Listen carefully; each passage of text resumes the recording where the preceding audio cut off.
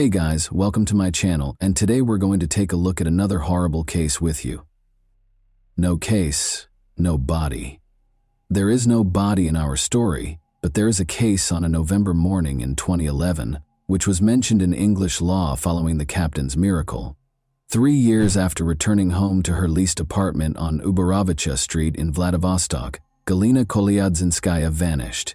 Her parents still think Galina is alive and are waiting for her return in April 2024. Her boyfriend Victor Cohen was found guilty of her murder, although no tangible proof of her purported death was shown at the trial. Following Victor Cohen's release from jail, the matter gathered traction and split the public in two directions.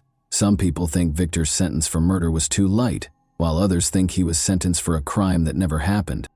Together, let's learn how a well-known criminal case involving the death and disappearance of an unproven man spread across the nation, sparking debate among onlookers and leading to the formation of organizations to look for Galina.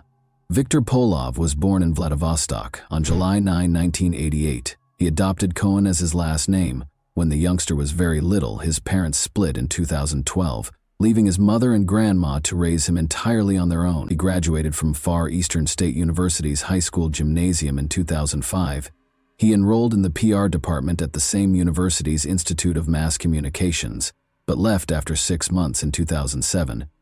Ilona, who had COVID, presented her sister Galina, who was 3.5 years older than Victor, to her classmate. Galina Kolyadzinskaya was born in Rostov-on April 22, 1985. Her parents relocated to Vladivostok when she was 13 years old. The girl stood out, had a theatricalized way of dress, and was characterized by her brightness. She was slim, intelligent, and highly creative. After completing her education, she attended an art school before enrolling in the Far Eastern Federal University's Faculty of Design. She captured Victor's heart, and he fell deeply in love for the first time.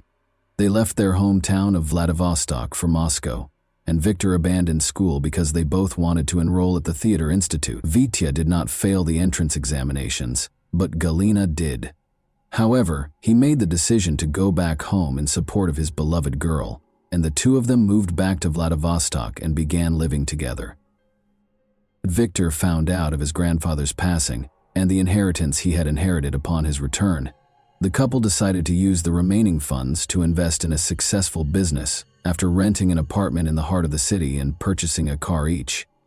The young couple was depressed as a result of their unsuccessful attempts to set up a shop for the fabrication of automobile tires, start a chain of donut shops, and even resell church kila. As time went on, the young people's relationship started to fall apart due to conflicts. The furious argument between the couple did not end there. Galina's pals once saw Victor grab his fiancée by the neck during a fight between them, but sometimes Galina did the same. She might break the furniture in their leased apartment or strike her partner. Galina eventually began attending nightclubs more frequently, and Victor developed an interest in other women as a way to escape the issues in his present life. After another trip to the club, Galina was on her way home early on the morning of November 14, 2011.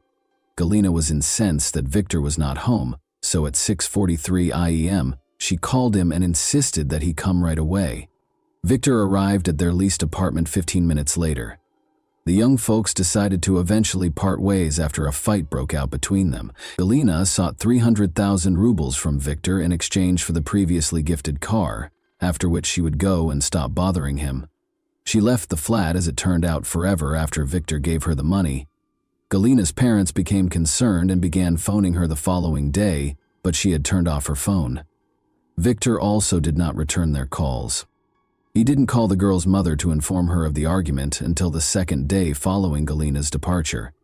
After extorting a substantial amount of money from him, she packed up her belongings and departed. "I'll never be seen by you again. Don't try to find me. Inform my mother that I'm doing well." Victor also told Galina's mother that he repeated what Galina had said in her final words. Galina's parents and friends were not shocked by her abrupt absence, because she was known for her flighty behavior and might go absent for days. He called her after she left, but the girl did not return his calls either, because the phone was initially only switched off. However, 3 days later, the police started looking for Galina Kolyadzinskaya when her father informed them of his daughter's abduction. The matter was enthusiastically taken up by specialists, and Victor was initially called to the station for a discussion. Since he saw Galina last, he was able to address a number of questions throughout the interrogation. Victor said that he had another woman and frequently argued with his girlfriend, whom he had become distant from. Victor claimed that he was tired of his scandalous lover, who could throw her hand at him or slather his car with yogurt when she was envious. Galina once declared while intoxicated that if her opponent kept dating her, she would rip his hair out. Galina wasn't killed by me. We did argue with her. After packing her belongings and taking all of our money, 300,000 rubles, she departed. Her whereabouts are unknown to me, Victor demanded. The investigating team also looked at both of the young people's automobiles and the apartment where they shared housing, but they were unable to find any evidence of Galina's murder or blood traces. During the questioning, Victor was even put through a lie detector test. Although the young man's evidence was muddled, it was not shown that he was responsible for Galina's disappearance.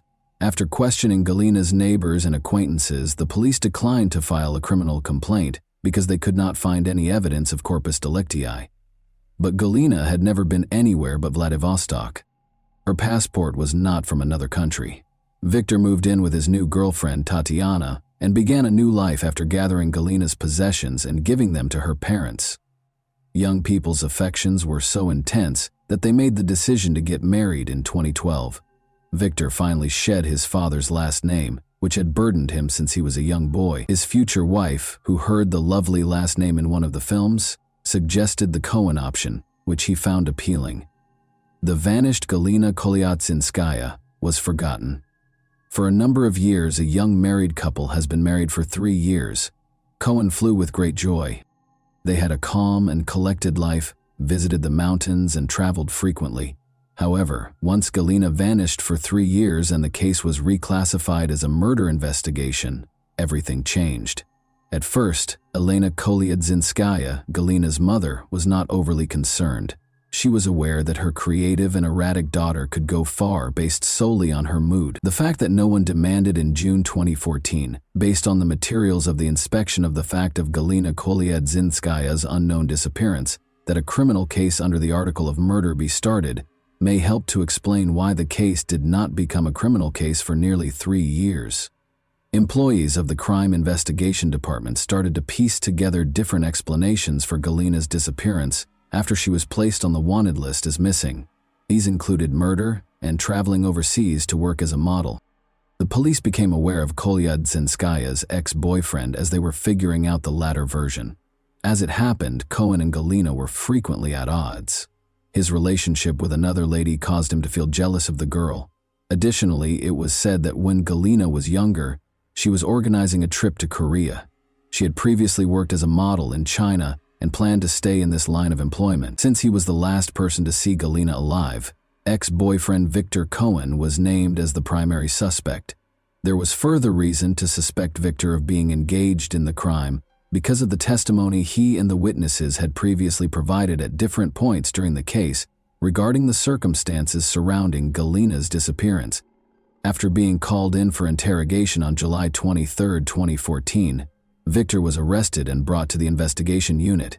He admitted there that he had strangled Galina following another argument on the morning of November 14, 2011, then dismembered the body in the restroom, placed the remains in 3 plastic buckets, and transported them to a wooded area close to the Variag factory. There, he built a fire with tires, burned the body, and scattered the ashes in various locations. Throughout the interrogation, Victor Cohen acted with assurance. He cursed a lot and didn't use appropriate language when he spoke to the investigator about you.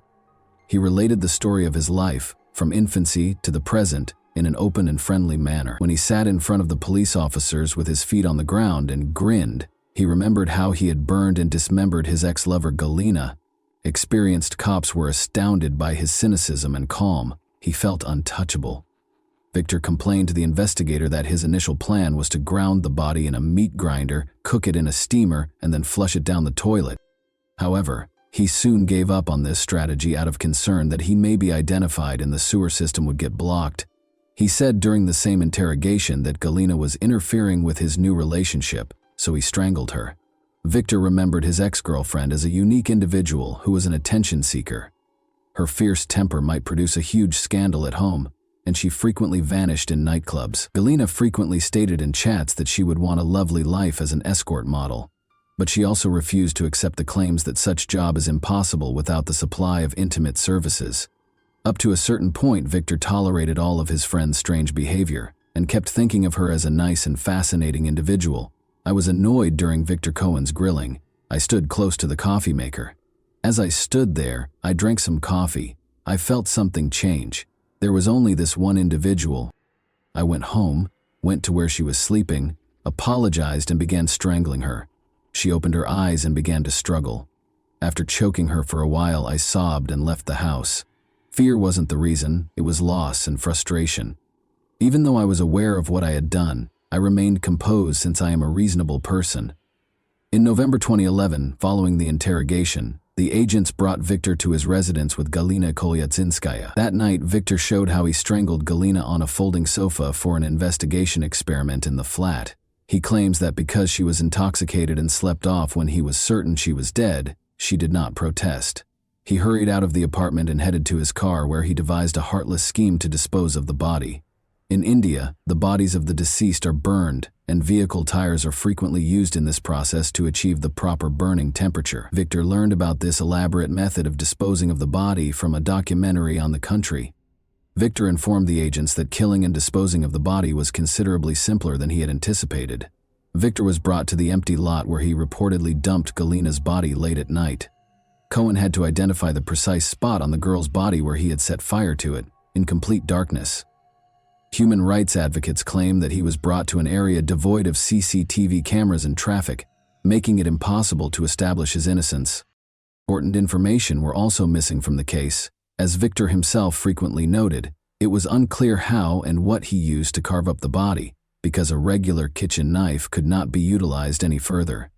It was unclear how he was able to place Galina's remains in 3 buckets, how he transported them out of the door where everyone could see them, and why no one noticed. The Bygalovs, who rented the apartment to Galina and Victor, were then questioned by the inquiry. When they found out that the cops were in the apartment, they acknowledged that they couldn't get in touch with Victor. They discovered the apartment was empty when they got there to inspect their accommodations. The ceiling was free of occupants and their possessions. They discovered black streaks on the wallpaper, which were probably caused by storing automobile tires, and brown splatters that the couple believed were from coffee or tea. However, Victor Cohen, the captive, was unaware that a video camera was recording his interrogations. He later withdrew his testimony after realizing he had said too much on camera. He claimed that during his interrogation at the Karbasheva Street Operative Investigation Unit, they used illegal interrogation techniques to coerce confessions from him, and that Victor was threatened with harm if his wife Tatiana visited the same station. He went on to say that the operative cops had made up the tale he told during the hour-long interrogation, and that his phone billing from that evening was used to pinpoint the location where the bodies were burned. However, does the CCTV footage from the investigation unit actually show torture? At 6 o'clock in the evening, Tatiana Cohen drove up to the building. She was not permitted inside, so she remained outside. Around 6:30 p.m., Tatiana also entered the facility, and 20 minutes later, Victor was taken in for interrogation. At 6:38 p.m., the questioning began to be recorded. After 8 minutes of torture, he quickly produced a confession and conjured up a vivid, gory tale in great detail. Following the initial court hearing on August 11, 2015, Victor Cohen was found guilty of Galina Kolyatsinskaya's murder. According to the court's August 11, 2015 verdict, he was given a sentence of 9 years and 10 months in prison, which he was to serve in a strict regime penal colony. Tatiana, Victor Cohen's wife, became his most devoted defense attorney after he was accused of murder because she believed he was innocent. Every inhabitant of Vladivostok kept up with the news and even attended Victor Cohen rallies. People separated into accusers and defense. Even after hearing the heartbreaking news that her husband would have to serve nearly 10 years in prison, Victor's wife remained steadfast in her defense and refused to back down. During the court session, the revealing footage that was retained in the criminal case was revealed. Victor claimed that interrogators used torture and threats to get confessions out of him during court procedures, which led to the case becoming well known. Victor was discharged from the hospital with a diagnosis of ear barotrauma and concussion. His lover had been burned, dismembered, and strangled in cold blood by a young, attractive man with large brown eyes. Nobody was able to accept it. A man with charisma could pursue a career in acting. In fact, he was admitted to the Theater Institute of Moscow. Victor refused to study, as we already know, and he was characterized favorably by friends, classmates, and even casual acquaintances. Attorneys based their case on the fact that no human DNA was detected at the location where he burnt the body, or in the flat where the crime was allegedly committed, according to the inquiry. Witnesses even claimed to have seen Galina in the city after she vanished. The public was stoked by Elena Kolyazynskaya, Galina's mother, who genuinely thought her daughter was still alive. She stated in every interview that Victor was innocent and that Galina would return shortly to explain her disappearance and where she had gone for so long. Victor Cohen argued that the circumstances surrounding the murder that were submitted to the investigators were wholly made up after the guilty verdict. Ultimately, no biological evidence was discovered at the purported location where the victim's remains were burned. Additionally, the forensic analysis of Cohen's residence and vehicle produced unconvincing findings. Additionally, the defendant supported Galina's parents, who believed their daughter was still alive. Ivan Mikolev, the defendant's attorney at the time, claimed that there was no objective evidence in the investigation. Nothing was found when the earth at the clearing where his client is said to have burned the body was examined. There were no biological traces found during the examination. Some of the case materials were later discovered to be missing as well. The lie detector data, camera footage, and inspection reports of the apartment and automobile that were acquired back in 2011 led Cohen's defense team and family to assume that the case had been reclassified to absolve him of guilt for the unsolved homicide. It was never discovered that Galina disagreed with the court's decision. Victor filed an appeal and started arguing that he was not a party to the incriminating crime and that the police had coerced him into making the confession. Tatiana Cohen started a massive campaign to defend her husband.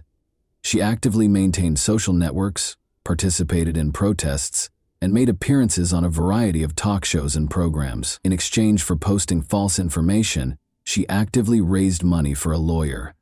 The case was sent to the Court of First Instance for a second trial in a separate court after the Court of Appeals rejected the verdict on December 7, 2015, citing violations of the Code of Criminal Procedure. Victor Cohen was also found guilty of Helena Kolyazynskaya's murder following the Court of First Instance's retrial. As a result of the June 21, 2016 judgment, he was given a sentence of 9 years and 9 months in jail, with the option to do his time in a severe regime colony. Victor Cohen served his term after the Court of Appellate Instance upheld it on November 28, 2016, despite the fact that the conviction had been challenged once more. Following the appeal, Tatiana remarried, divorced Victor, and stopped having any affairs. It came out that her position as a wife was a well-planned game, since Tatiana started seeing someone else right after Victor was arrested. This was not what everyone had anticipated. Tatiana declined to respond. The court decided even though Helena Kolyazynskaya's body was not located. Victor Cohen was duped based on circumstantial evidence, and there was a lot of it. First, Victor's confession, in which he states that he chose to grind the body in a meat grinder in order to dispose of it after the murder. In 2015, he went to the Maxim shopping complex and actually purchased a meat grinder and a pressure cooker at the Technica Dome store. Records from the store's database pertaining to meat grinder purchases made on November 14, 2011, were seized as part of the investigation, and among them was the last name Polivavi. The time on the invoice and the receipt from the store's database match. Additionally, the store administrator attested in court that the database was not altered with the intent to fabricate information. Furthermore, the verdict was significantly influenced by Victor Cohen's cell phone bills. Victor remained in the apartment from 11 a.m. to 6 p.m. on November 14, 2011, probably dismembering the body and transporting it in buckets to the woods close to the Varyag facility at night. Victor kept saying that after Galina departed, he contacted her, but her phone was unreachable. Victor last spoke with Tatiana on the phone at 11:51 p.m., right outside the Varyag facility. Victor's phone bill, however, indicated that he did not call Galina between 10 a.m. and night. Furthermore, it's clear from listening to the court proceedings when Galina Kolyazynskaya and Victor's billing is disclosed that, following Galina's disappearance, she received calls from friends, family, and even Victor's mother, but not from Victor. If it were Victor, someone would at least convey a message to his missing friend, especially because everyone is searching for Galina and Victor is suspected. Victor, however, didn't. He knew, of course, that there would be no response. Sales receipts for 320-liter plastic buckets with locks and lids that were purchased on the same day as the meat grinder were also included in the case. Sadly, the receipts don't include a last name, so it can't be confirmed that Victor Cohen purchased them. However, how could Galina fit into buckets that held 320 liters? The enamel found in the bathroom was another piece of circumstantial evidence. Galina was dismembered in the bathtub by Victor, who then used a metal brush to scrub the tub so hard that he obliterated the enamel after covering everything with foil to conceal the bloodstains. Victor claimed in the confession video that Galina had damaged the bathtub's enamel by frequently using acidic or alkaline cleaning solutions. Following her disappearance, witnesses who said they saw Galina at Sheremetyevo Airport in Moscow and at a shop in Vladivostok were later proven to be untrue. CCTV footage from the airport shows that no such girl was discovered. One of the witnesses was the subject of a criminal case under the article on giving false testimony. My only and primary concern when researching this case was why no additional clues were discovered. Even the slightest details are impossible to foresee and conceal. After all, there must be some evidence left if Victor killed Galina. The response was straightforward. Victor refused to allow the police to enter his apartment over the first few days. He moved in with Tatiana right away, and the apartment's owners were unaware of the situation. It wasn't until December 8th that he finally took his possessions. When the policemen arrived to see how he was doing, nobody opened the door. It took 12 days for the cops to enter the residence. Instead of using luminol, they just made things right. The apartment's owners began remodeling on December 10. Only on December 27th were the two vehicles examined. Remind yourself that on November 14, Galina vanished. Victor thus had a month and a half to clean the car's interior and roughly 3 weeks to clean the flat and hide his tracks. Therefore, why were neither Galina's remains nor DNA traces discovered? Experts have concluded that, under artisanal conditions, it is still conceivable to completely burn the person, which is precisely what occurred in this instance. Wild animals may have scattered the black fragments Victor claimed to have scattered in the forest close to the burning site, depriving the inquiry of the final piece of evidence. Galina was dismembered and placed on tires, where Victor set the fire at the proper temperature to burn the bones. Black pieces of burnt bone were all that remained of her. Citing the length of time that had passed, he did not mention the precise site of the campfire. He had simply forgotten. We would need to use a sieve to sort through a sizable portion of the forest in order to locate the body's remains. However, why? Nothing is known about Helena Kolyatchinskaya if the murderer is not apprehended for almost 13 years. The statements of the man found guilty of her murder recount the final day of her life. Where may Galina have gone if Victor Cohen hadn't killed her in the first place? It is nearly impossible to become lost in today's environment unless you are a professional in the intelligence service, according to seasoned retired investigators who spoke casually with journalists. Galina had to be located in 13 years. She could not avoid leaving traces, even if she lived abroad under a phony identity. She would have been identified as she would have needed to be fingerprinted, even to replace her documents. Victor Cohen claims to have been tortured and married someone else, but he never once says that Galina will return, that he is waiting for her, or that she will prove his innocence. He is fully aware that the primary witness is not present and cannot be. Victor never once claimed that he was innocently imprisoned, that 10 years of his life had been taken from him, or that his cherished wife, Tatiana, had left him because she didn't want to wait for him there. He has no resentment of the system, no desire to defend his honor, and no intention of suing to establish his innocence. He is aware that no one will ever find the body. He destroyed it with fire. No proof exists. He acts as though he has done time for his crime, and this allows him to fabricate all these tales of the disappearance. He's clean now. What are the possible claims? He served time after being found guilty. Everything has been redeemed by him. Even in such detail, an innocent individual would not be so heartless as to implicate himself. Many people nationwide are still in shock at what transpired. Even though the case has now been concluded, they are continuing searching independently for Galina Because Galena's parents are still hoping for daughter to return home, they utilize forums to advertise and occasionally share pictures of girls who look a lot like her. And that wraps up today's chilling story. If you enjoyed this video, don't forget to like and subscribe so you never miss a new upload. Also, let me know in the comments, what part of this story shocked you the most? Thank you for watching, and I'll see you in the next video.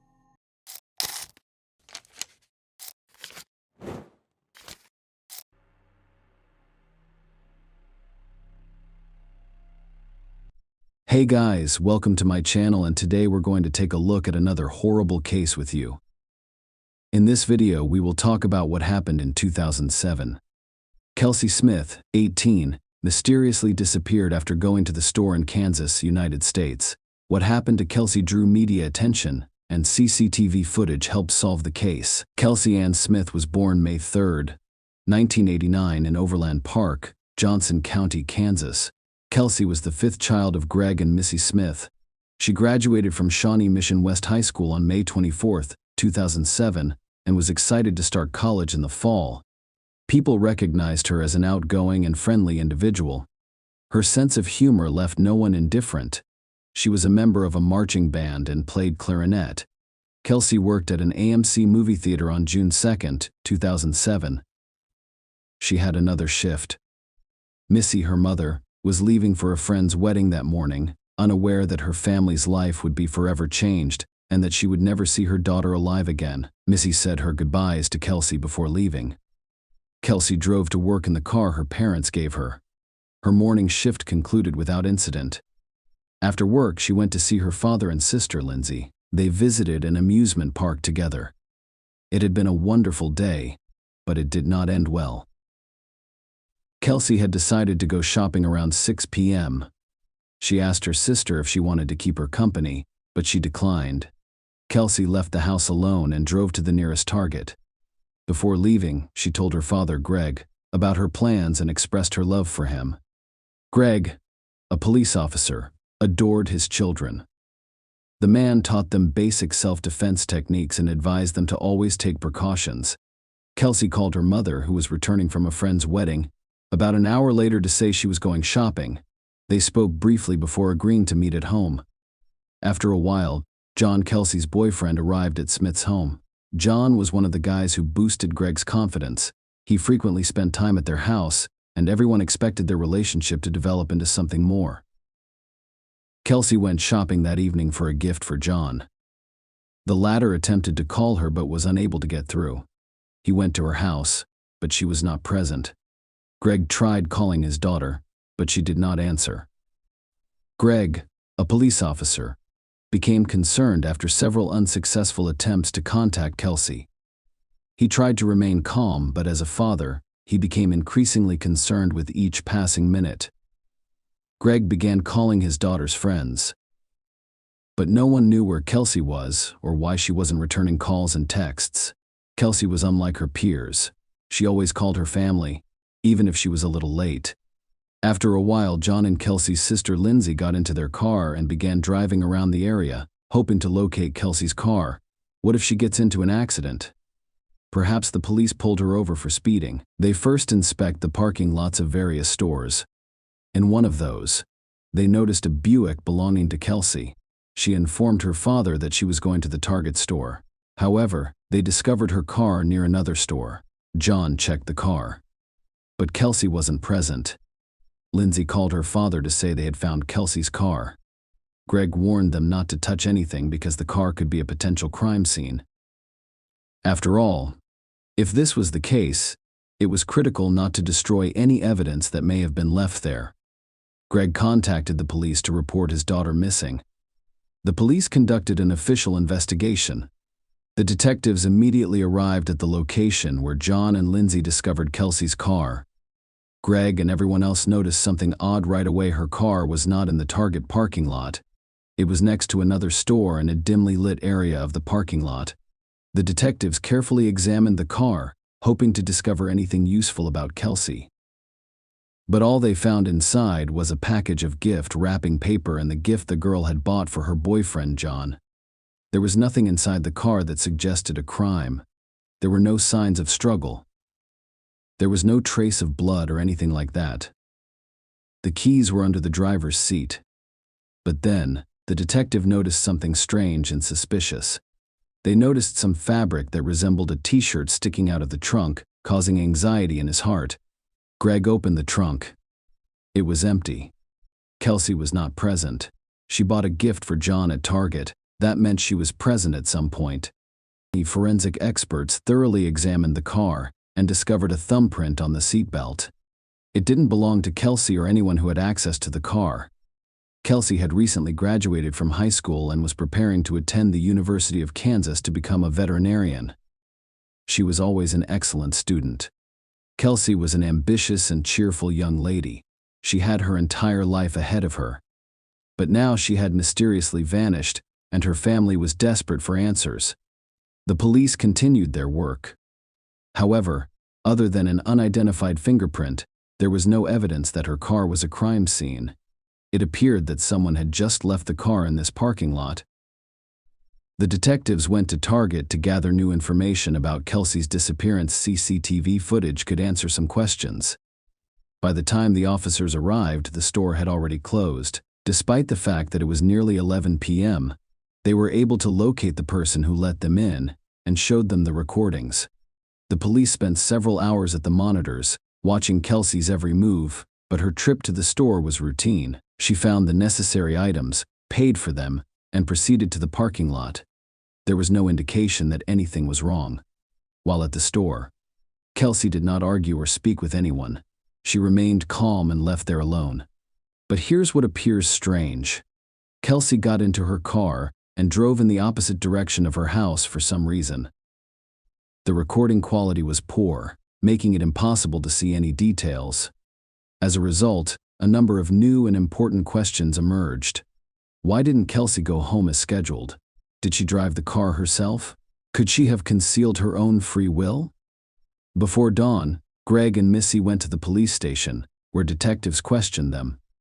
As a cop, Greg was aware that this was a common practice. When investigating such cases, detectives must rule out the possibility that someone in the family is involved in the crime. He knew that if he and Missy answered the questions quickly, they would no longer be suspects and the police would be able to focus on other leads. The couple answered all of the questions. Kelsey's parents were not the suspects. The police wanted to investigate the next person for his involvement in Kelsey. His disappearance was caused by her boyfriend John. After all, Kelsey had spent the majority of her free time with him over the last few days. He was the last person she had contact with. They needed to know where John had been before he went into Kelly's house and informed her father that he couldn't contact her partners, which is frequently linked to what happened to their soulmate. As a result, the detectives decided to put pressure on the suspect. They began asking him the same but differently phrased questions to see how he would respond and whether he would change his story. It lasted approximately 2 hours. But John insisted that he was not involved in Kelly's disappearance and that their relationship was fine. He answered all of their questions and let the detectives examine his phone. The officers were inclined to believe that John was not lying and had no involvement in Kelsey's disappearance. Still, the detectives did not remove him from the suspect list. Kelsey's family could not simply sit and wait, so they began an unofficial investigation. Greg was well aware that if his daughter had been abducted, the chances of finding her alive decreased with each passing hour. Greg, Missy, and John gathered willing volunteers and divided them into groups to search the area. Each volunteer carried a bundle of printed missing person flyers and walked around the designated streets, asking if anyone had seen Kelsey. Greg also called radio stations and requested some airtime. He inquired about his daughter's disappearance and advised anyone with any relevant information to contact the police or the Smith family. An hour after the radio stations reported Kelsey's disappearance, TV channels broadcast the news. It improved the odds of finding Kelsey as soon as possible. Her classmates joined the search. They moved from one door to another. Perhaps someone from the house heard or saw something suspicious, or something that did not appear suspicious at first glance but could aid in the investigation. Any information was critical. One of the questions the police had to answer was where Kelsey was for the 3 hours between when she left Target and when John and Lindsay found her car. To answer this question, the investigators returned to the surveillance cameras. The parking lot where they discovered Kelsey's vehicle belonged to another store. Fortunately, there were cameras there as well. However, due to the poor quality of the recordings and insufficient lighting in that area of the parking lot, the detectives were unable to see anything that would help them determine where Kelsey had gone. They observed how her car drove into an unlit area of the parking lot, after which the headlights turned off. The driver exited the vehicle and drove away shortly after, but it was just a silhouette of a person. It was unclear if it was Kelsey or someone else. The police were disappointed. Kelsey's family thought it was a good sign. The family members understood that she had no reason to hide. The most important thing to them was finding Kelsey alive. The police had no new leads yet, so they decided to look at the target surveillance camera footage again. However, the detectives now use higher quality monitors. They retracted Kelsey's every move while she was in the store, but she discovered nothing suspicious. Everything appeared normal. Kelsey purchased the necessary items and exited the store like any other customer parking lot. What could have happened there to cause Kelsey's disappearance? Despite the poor recording quality, the detectives discovered a suspicious detail. After leaving the store, Kelsey went to the parking lot to park her car and opened the back door to store the purchased items. Then she approached the driver's door. At that moment, the investigator noticed a blurry spot following her. The police believed Kelsey had been attacked when she got into the car, indicating an abduction. The investigators repeatedly watched the recording. However, due to the viewing angle and recording quality, they were unable to see the full picture. The door closed in about 15 seconds, and the car left the parking lot. Perhaps her car turned in the opposite direction from her house because she wasn't driving, or someone threatened her. Detectives didn't want to tell Kelsey's parents that their daughter had most likely been abducted. The police had only a video recording of the abduction as evidence. However, it was impossible to see who did it. This person wore a white t-shirt and dark shorts. Thus, the investigators returned to the target's CCTV footage. But this time, they're hoping to see someone in a white t-shirt and dark shorts. And then they noticed something new. A man in a white t-shirt and dark shorts followed Kelsey everywhere she went. He maintained his distance so Kelsey would not suspect anything, but he was always present. It was clear that this man was following Kelsey. When Kelsey approached the checkout to pay for the goods, he made his way to the exit without hurry. He obviously left the store first and waited for her in the parking lot. Soon after, the police were able to obtain a clearer image of his face. It wasn't a perfect quality, but they hoped someone could recognize this person. The police asked the community for help in identifying the man. The number of calls with potential leads surpassed 1,000. It took a long time to review this amount of data. Detectives attempted to filter out information that was unlikely to be relevant to the investigation. The police interrogated several people who resembled this man, but none of them were the one they needed to locate. The breakthrough in this case came after the police located Kelsey's phone. After she vanished, her phone was found in a wooded area near Longview Lake, Missouri, about 15 miles from Target. By this point, the FBI had joined the investigation. They focused the search in the area where Kelsey's phone was last active. Around 200 people took part in it. Kelsey was discovered 4 days after her kidnapping, and only 45 minutes after her cell phone company provided information about her cell phone activity that is worth paying close attention to. We will address this issue later. Unfortunately, she had died. The criminal attempted to conceal the evidence of the crime by hiding her body beneath the leaves and tree branches. Kelsey was naked, revealing the motive for this crime. Her belongings were a few feet from her. During the forensic examination, the experts determined that Kelsey died from strangulation. The criminal committed suicide with her own belt. The police had to deliver the worst news of her parents' lives. Kelsey's death devastated her family and friends. The criminal was still out there, and the police needed to find him as soon as possible because they feared he would kidnap another person. At this stage of the investigation, the police only had CCTV footage. As a result, the researchers decided to conduct another study on them. Knowing that someone had abandoned Kelsey's car in the parking lot at 9:17 p.m., the officers decided to look into what was going on in the Target parking lot at the same time. They saw a man rush up to a dark pickup truck parked in the parking lot, get inside, and drive away. It was around 9:22 p.m., however, it is possible that this was just a coincidence unrelated to the case. The pickup truck left the Target parking lot after it had already gotten dark. But what if the person driving the car arrived during daylight hours? The investigators reviewed the recording, which confirmed their assumptions. The blue pickup truck arrived in the Target parking lot at 6:55 p.m. Kelsey pulled into the parking lot a minute later, parking next to this pickup truck by some evil coincidence.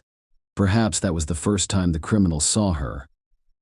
The police released images of the pickup truck and the man who was following Kelsey in the hopes that someone could identify him, and it resulted in people calling the police station to say they knew the man in the picture. One of the callers introduced himself as a colleague and the other as a friend. Both callers gave the same name, Edwin Hall. He was 26 years old, owned a pickup truck, was married with a son. The police investigated Hall's past and discovered that, while he had no adult convictions, he did have a juvenile record for threatening his adoptive sister with a bread knife when he was 15 years old. If Hall was the one who kidnapped and murdered Kelsey Smith, he may have attempted to flee after his image appeared in the media. As a result, the police went to his home right away. When the cops arrived, they noticed Hall packing things into his car. He intended to flee with his family, but the police apprehended him first. They arrested Edwin Hall and transported him to a police station for questioning. He told detectives that he had no involvement in Kelsey Smith's disappearance and death. He said he had no idea who she was. However, everyone knew he was lying because Target's CCTV footage clearly showed Hall following Kelsey. When they told him about the recording, they were able to refute his claims. He admitted that he watched Kelsey because he admired her legs. However, Edwin continued to deny any contact with Kelsey after she left the store. He agreed to give the police his DNA sample and fingerprints so that he would be removed from the suspect list. Hall was certain he'd left no trace. However, he was mistaken in believing that his thumbprint matched those found on the seatbelt and Kelsey's car.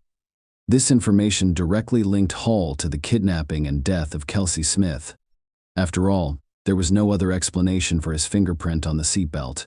Hence, regardless of what Edwin Hall said, the police knew he was the one who approached Kelsey in the parking lot. After the detectives informed him of the fingerprint match, he decided not to wait for the DNA results and confessed all, to avoid the death sentence. Hall agreed to reveal all of the details of the crime he committed.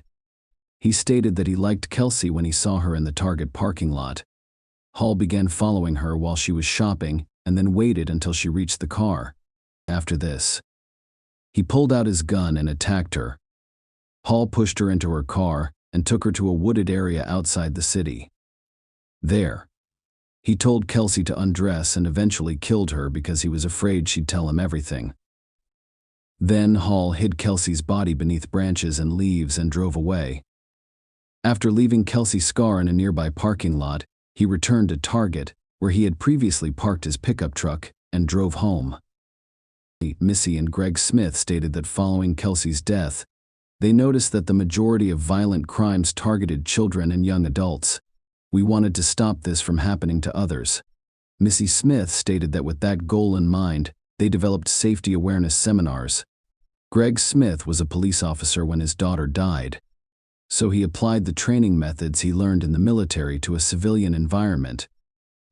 The Kelsey Smith Act was passed in Kansas in 2009, and similar laws exist in 23 other states. However, in 2016, it failed to pass the United States House of Representatives.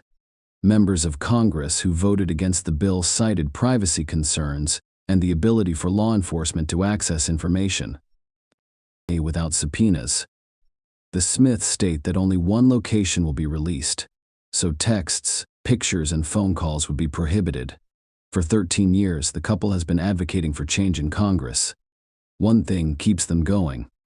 It's Kelsey, without a doubt.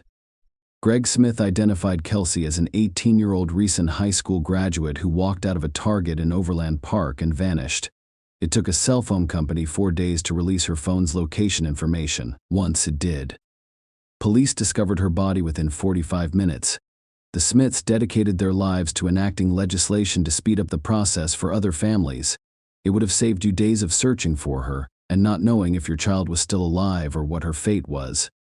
Missy Smith stated that if law enforcement determines that an emergency exists, the Kelsey Smith Act requires wireless communication providers to disclose a device's location information.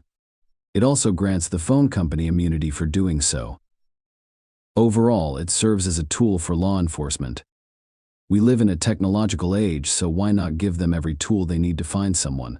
According to Greg Smith, the legislation states that the information should be released if officers believe the phone was used to call 911 within the previous 48 hours, or if there is reason to believe someone is in danger of death or serious physical harm. In September 2008, the jury found Edwin Hall guilty of all charges. During the trial, he apologized to Kelsey's family and expressed deep regret. The court sentenced him to life in prison without the possibility of parole. Kelsey, who would have turned 34 on May 3rd, has become the face of a movement to force telecommunications providers to be more responsive in emergency situations, particularly as GPS and cell phone technology have improved and evolved over the last 16 years. Share your opinion with us in the comments, and subscribe to the channel for more.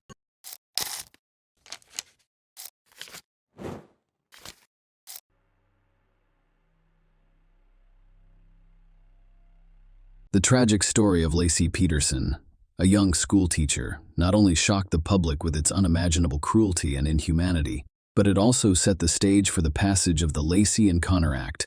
Connor was the name of her unborn son, who died alongside his mother, and the law was intended to protect children from violence before birth and punish those who endanger their lives and health. The case is far from unique, but the fact that a pregnant woman was abused by someone close to her, who was supposed to protect and care for her, is shocking and puzzling. Several television documentaries have been produced about the case. Despite circumstantial and controversial evidence, no one questioned the defendant's guilt. And he, in all of his appearances, demonstrated that he is not sorry or repentant for what he did. This is one of those stories that gives you chills all over. But let's try to figure out how the guy who was considered a model family man decided to commit such an atrocity. Who was Laci Peterson? Laci Denise Peterson, maiden name Rocha, was born in May 1975 in Modesto, a small town in the central part of California. Dennis Rocha and Sharon Anderson had known each other since high school, and their teenage romance resulted in marriage and the birth of 2 children, Brandon, the eldest, and Laci, the daughter. Curiously, the mother named her daughter after a local beauty queen that she admired. The family owned their own farm, so the children learned to work in the fields and care for animals from a young age. The girl was extremely close to her mother. They worked together to create a beautiful garden filled with flowers and fruit trees. Then Laci considered connecting her future life to this occupation and pursuing a specialized profession. When the kids were still small, the family faced a crisis, and no matter how hard the spouse tried, they were unable to save the marriage and soon divorced. By mutual agreement, the children continued to live with their mother in their hometown. 2 years later, Sharon remarried. Her chosen one was a childhood friend named Ron Grant Ski. Ron treated his wife's children as his own, and in fact replaced their birth father, who was uninterested in the heirs' lives following the divorce. The girl even started calling him Daddy. A few years later, the couple had a daughter named Emily Laci, who grew up to be a kind, sociable, and open girl. She always had a large group of friends. She did well in school and was a member of the cheerleading team. After graduating from high school, the dark-haired beauty passed her exams and was accepted into the prestigious California State University. She decided to pursue her childhood dream of becoming a landscape designer. Laci has always been a creative person who enjoys drawing, so she found her chosen profession, which is Scott Peterson.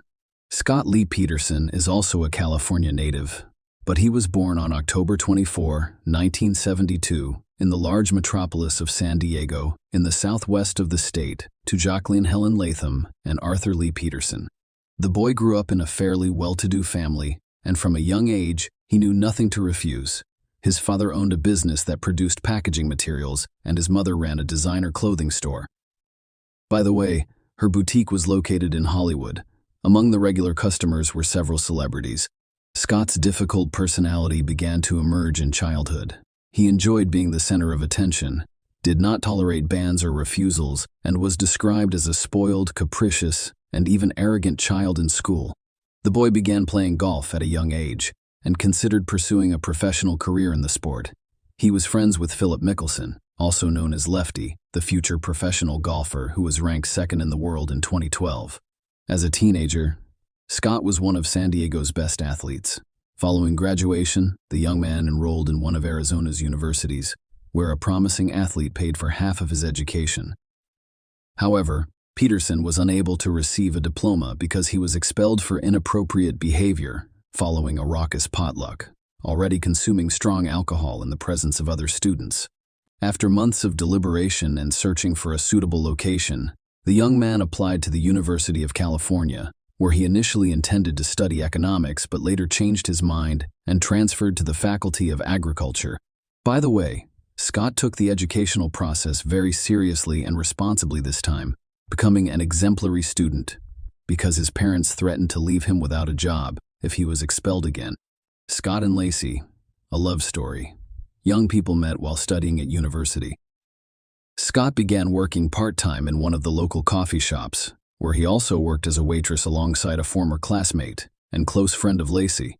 Lacey frequently stopped by to eat and see her friend, and when she noticed the handsome young man, Scott noticed the smiling petite brunette and began to give her his full attention. One day, Lacey went to the coffee shop but didn't see her friend. She decided to ask Scott what was wrong. They quickly started talking. However, because Scott had to work, Lacey wrote her phone number on a napkin so they could contact each other later. Scott called her back that evening, and Lacey was thrilled. After speaking with him, he informed her mother that she had contacted her future husband. A few days later, he asked his new acquaintance out on a first date, and Lacey readily agreed. It's worth noting that Peterson had another passion besides golf, fishing, so he invited Lacey to go deep-sea fishing in an open body of water. She accepted the offer, but she became seasick on the boat, forcing the couple to quickly return to shore and family life. Nonetheless, after that not-so-great first date, the couple began to meet, and a few years later, they decided to move in together. Scott had finally abandoned his dreams of a professional sports career and decided to start his own small business. In the summer of 1997, he used the startup capital to help his parents. After Lacey received her diploma, the couple held a traditional wedding with a white dress veil and vows at the altar. They only invited family and close friends to the celebration. And as a venue, they chose the popular Sycamore Mineral Springs Resort, which is located on the ocean in Western California. Following their wedding, the couple moved to San Luis Obispo, a small resort town between Los Angeles and San Francisco. They decided to open their own sports bar, but the idea was doomed from the beginning. There were rumors that Scott's parents once again assisted with the execution of the business plan. However, they later denied it, claiming that their son was a poor businessman who they discovered while he was still attending university. Anyway, the couple's business was not very successful. They initially had constant problems, first with the institution itself, then with the management, but they eventually managed to spin the number of visitors up over time, and by 2000, when the Petersons decided to sell the institution, it was already a well-known and popular destination. The couple decided to settle in Lacey, their hometown, and start a family. They bought a small, cozy house in a good neighborhood, a car, and a dog. And about a year later, the young woman told her husband the happy news that they would soon be parents. Lacey had already decided to change her career path and accepted a position as an art teacher at a local school. Her husband was having difficulty finding work and was forced to accept a position with a fertilizer and organic fertilizer company. Lacey tried to be the perfect wife in order to bring comfort and peace into her and her husband's new home. She kept everything in perfect order, loved cooking, entertaining guests, and had a lovely flower garden on the lawn. Scott appeared to be supportive of his wife in all aspects, and from the outside they appeared to be the perfect couple. He accepted the news of the upcoming addition to the family with joy. When the couple discovered they would have a boy, they actively began to choose a name for him. The future parents chose the name Connor for their son, and everyone was sure that they were looking forward to the child's birth as a pregnant teacher. Lacey, who was 8 months pregnant at the time, mysteriously disappeared on December 24, 2002. Lacey's mother and stepfather, who had been unable to contact her throughout the day, raised the first alarms. She did not answer the phone or return calls, which was unusual for her. As it turned out, the husband had been unaware of his wife's whereabouts the day before. She had visited her parents as well as the beauty salon where her sister Amelia worked. She was cheerful as she prepared for the Christmas and New Year's Eve celebrations. Lacey allegedly went for a morning walk with her dog, but a few hours later, neighbors discovered the Petersons' dog wandering down the street, dragging a dirty leash behind him. At the time, no one suspected anything wrong. The neighbor, he said, simply thought the dog had escaped, so we took him to the owner's backyard. For the evening, the concerned parents called the police and reported him missing, requesting that they begin searching immediately because Lacey was pregnant, and if she was in trouble, she required assistance as soon as possible. However, she was never found that day or the next. A day later, word of the missing teacher spread throughout town, prompting hundreds of volunteers to join the search. People combed the area, pasting flyers with portraits of the girl and organizing search pages and social networks where they posted detailed information about the missing mother and stepfather.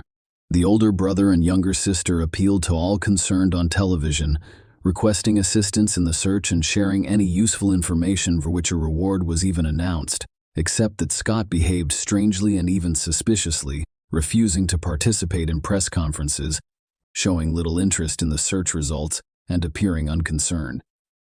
Mr. Peterson's behavior, according to the investigator in charge of the case, raised suspicions from the start. He was frighteningly calm, and the police officer's questions annoyed him. He asked no questions, acted arrogantly, and, most interestingly, confused his statements by changing them multiple times. Scott was the last person to see his spouse on the day she went missing. He went to the golf course in the morning to get some exercise and play while his wife stayed at home, intending to walk the dog and do some cleaning later. When he got home, he found the dog in the backyard, but Lacey was nowhere to be found. Scott did not go to the police because he believed his wife was visiting her parents. However, when she still did not show up, he became concerned and called his mother-in-law's house, where he was informed that Lacey had not arrived, and that's when the first inconsistencies in Scott's testimony became apparent. First, no one could confirm his alibi because he hadn't been seen on the golf course. Second, the father-in-law claimed, as confirmed by the taped conversations, that he had called Scott himself while looking for his stepdaughter. But he replied that he had no idea where she could be. Peterson then abruptly changed tactics, stating that he had changed his mind about playing golf and instead planned to go fishing at a secluded location in Berkeley Harbor. He explained the confusion over the phone calls by stating that all of the relatives were on edge and couldn't remember who had called whom or when during the inspection of the couple's home. A strange and frightening detail was discovered. Lacey's purse, which contained her house keys, phone, and some cash, had gone missing. She wouldn't have left the house without at least taking her dog for a walk to the nearby park. How would she lock the front door? This nuance was alarming, raising suspicions that Lacey had not vanished on the street, but rather from her own home. A grisly discovery. On April 13, nearly 4 months after the pregnant teacher went missing, local fishermen noticed something strange on the rocky shores of San Francisco Bay and decided to investigate further. As it turned out, their attention was drawn to the body of an infant that had washed up on shore. The boy's body had hardly decomposed, but it was severely disfigured, apparently as a result of the body being battered by the waves against the rocks for quite some time. His umbilical cord appeared to have been torn rather than cut. A day later, in a different part of the bay, a few kilometers from where the infant was discovered, a severely decomposed body of a young woman was discovered. The corpse was so disfigured that it wasn't immediately identifiable as human remains. But the most gruesome aspect was that the body was missing its head and most of its limbs. There were only a few fragments of clothing left on the body, including a special maternity bra It was simply impossible to identify the body, so only DNA testing could determine that it belonged to the missing teacher. According to criminalists, the baby was well preserved because he was in the womb the entire time, but the body rejected the fetus during the decomposition process. According to eyewitnesses who discovered the boy, something strange resembling a ribbon or rope was wrapped around his neck, and he had a large cut on his body. Although the autopsy results were never officially released, the experts claimed that the cut was caused by a wave hitting the body against a sharp rock, and that the noose around his neck was simply trash.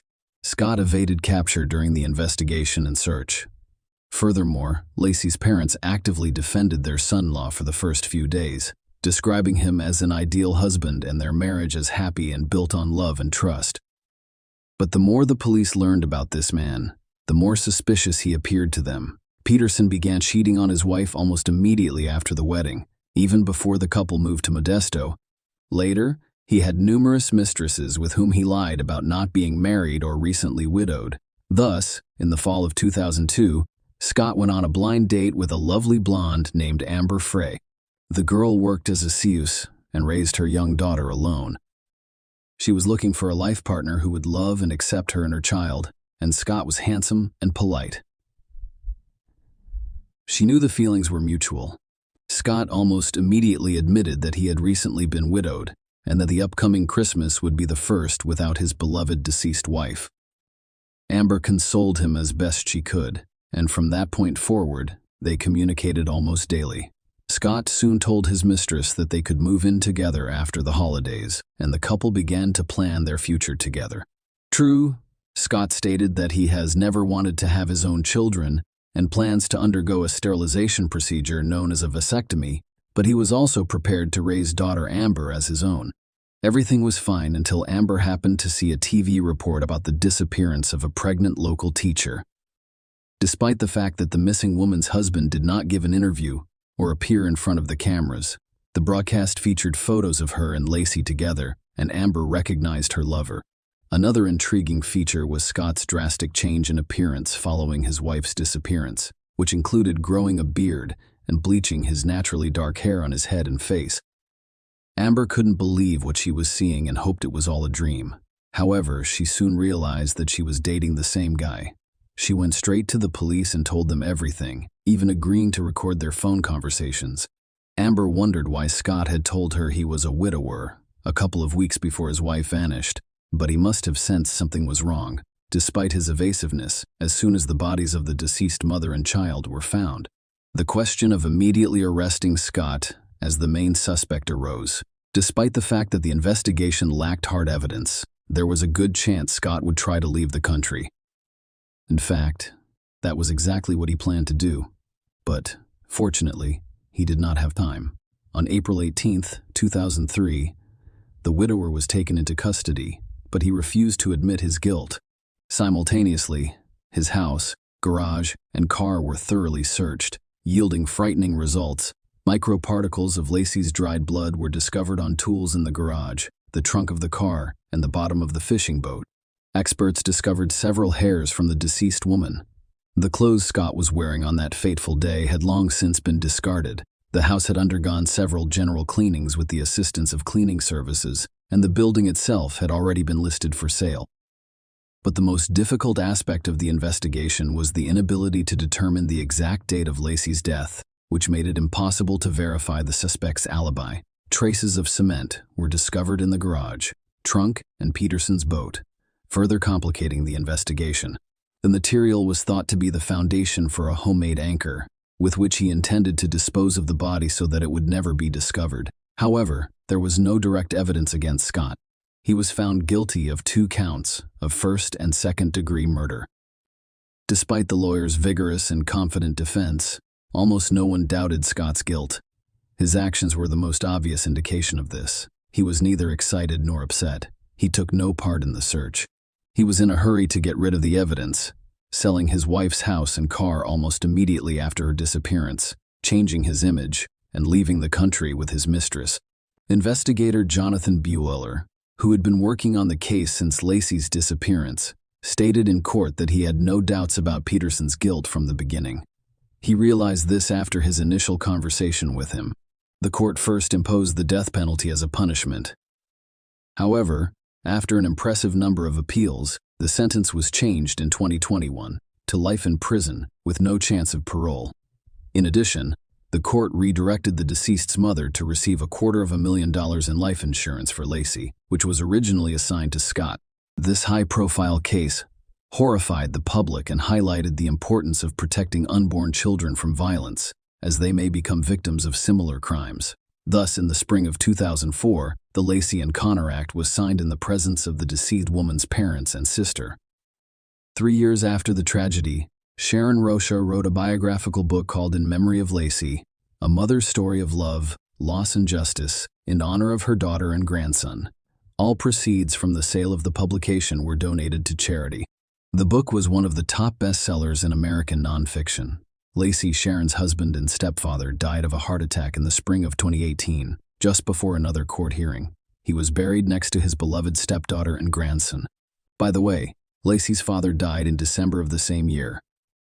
Share your opinion with us in the comments and subscribe to the channel for more.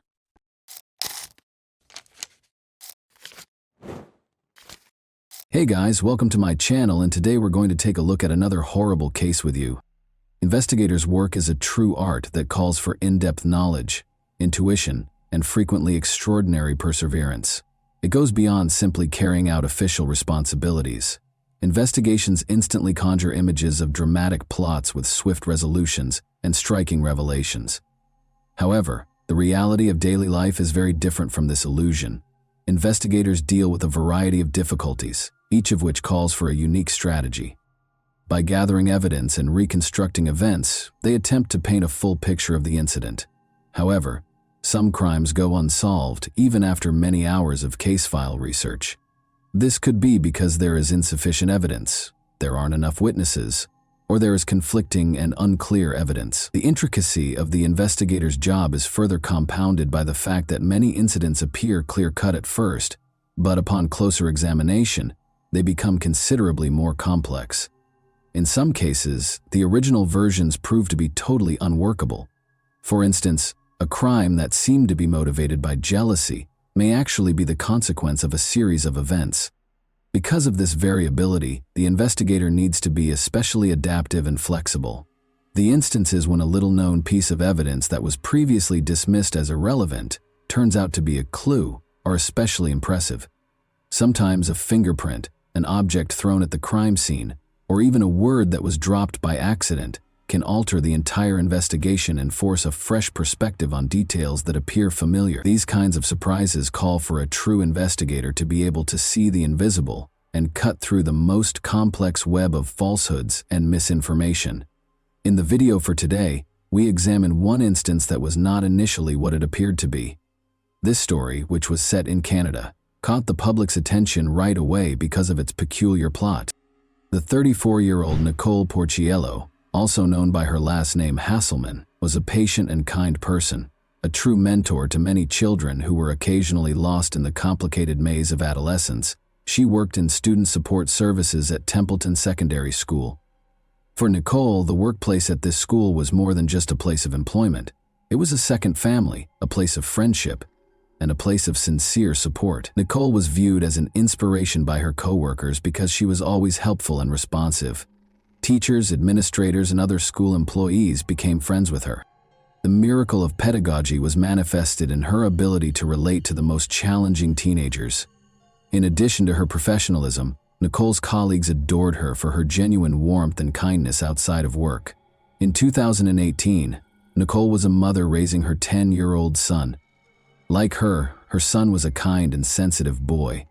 By investing in both with sincere passion and concern, Nicole was able to balance her career and raising her child. She tried to set an example for him by always opening her heart to the outside world and improving it slightly.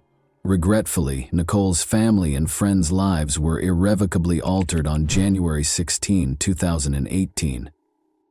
A 2017 charcoal gray Kia Sorento SUV was involved in a collision in the 8000 block of Barnett Highway on November 16 at around 10 p.m., according to Burnaby Police. Emergency personnel showed up on the scene. The car's mangled body appeared even more menacing after colliding with a lamppost. A man was trapped inside the car, his life now hanging in the balance. Their sirens broke the evening silence in the glare of the warning lights. In coordination with law enforcement and medical personnel, rescuers promptly surrounded the area. They came to see that time had turned into an unseen foe. Every delay has the potential to become tragic. They moved swiftly and accurately. It was a mastery refined by years of practice and training, not merely a skill. As this was going on, another team of rescuers activated specialized equipment. Hydraulic cutters seized the metal and violently tore it apart with a menacing crack, but the operators stayed composed and focused. It was astounding how much hope and faith in the team's professionalism could be sparked by this procedure, which at first glance seemed frightening and noisy. There was no movement from the man in the car. Physicians fumbled around him, prepared to give him medical care. After several minutes of arduous labor, the rescuer's commander finally signaled that the victim could be pulled out of the steel embrace.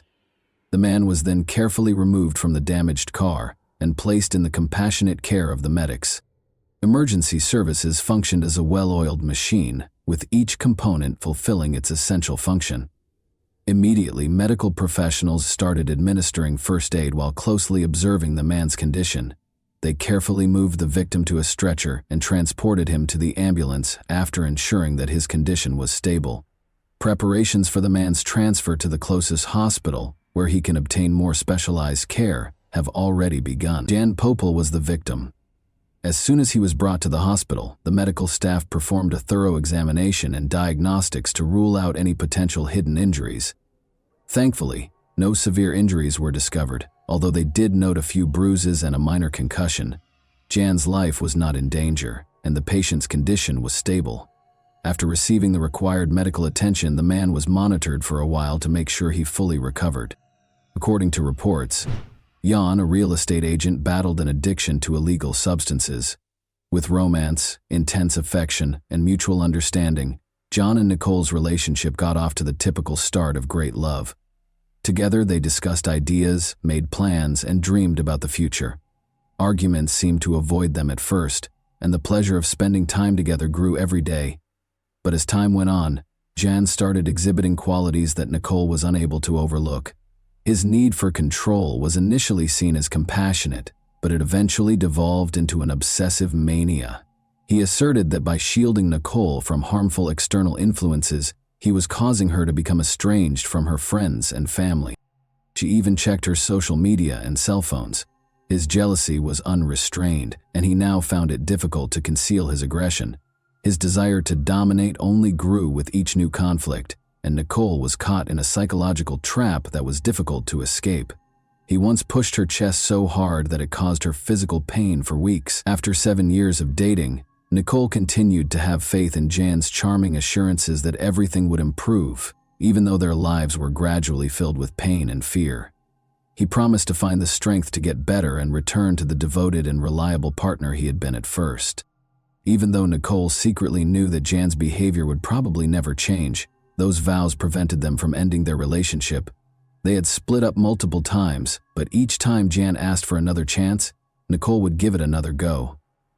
Their most recent breakup, which Nicole believed to be final, occurred 9 days prior to the car accident, but Jan wasn't going to tolerate the split. He was reluctant to part with Nicole. He was deeply envious. In addition to publishing compromising images of her, he parked his car in front of her home. Following Jan's removal from the vehicle, the police got to work documenting eyewitness accounts and investigating the accident scene. In an effort to piece together the sequence of events leading up to the collision with the lamppost, they meticulously documented every detail. The purpose of the questions was to ascertain the accident's actual causes. For the sake of safety and justice, it was their responsibility to discover the truth. After finishing their portion of the work, the firefighters were packing up their gear and getting ready to head back to base when one of the officers made an unexpected discovery. A woman who was unconscious but still breathing was found in a ditch 30 feet away from the vehicle. Nicole was the one. After being brought to the hospital, the doctors did everything they could to save her, but sadly it was not enough. A few days later, police released a statement stating that the mother and 34-year-old educational assistant who died last week after an SUV crash in Burnaby had injuries suggestive of foul play. The The woman had injuries that suggested foul play, but the man is expected to fully recover. Nicole was taken to a forensic laboratory a few hours after her death, where a skilled medical examiner with years of experience performed the autopsy on her body. Using professional tools, he carefully and methodically examined and repaired all of the wounds he saw covering her body. While some wounds were more superficial and might have been caused by a struggle, others were deeper and clearly directed with force. The examiner counted 47 stab wounds in total. 2 separate knives were used to inflict Nicole's wounds. In addition to documenting physical injuries, the expert searched for any marks that could provide insight into Nicole's death circumstances. Missing defensive wounds on the hands, for instance, might have suggested that the victim was immobilized or that the attack came suddenly. The expert understood that his conclusions were what would enable law enforcement to apprehend the offender and secure justice. All of the expert's observations and findings were combined into an official report after the autopsy was finished. In addition to being a document, this report served as a crucial link in the murder investigation's chain, giving the investigators the knowledge they needed to carry out their investigation. Following Nicole's passing, her friends, family, and co-workers were swept up in a sea of grief that struck them with an unanticipated and uncontrollable force.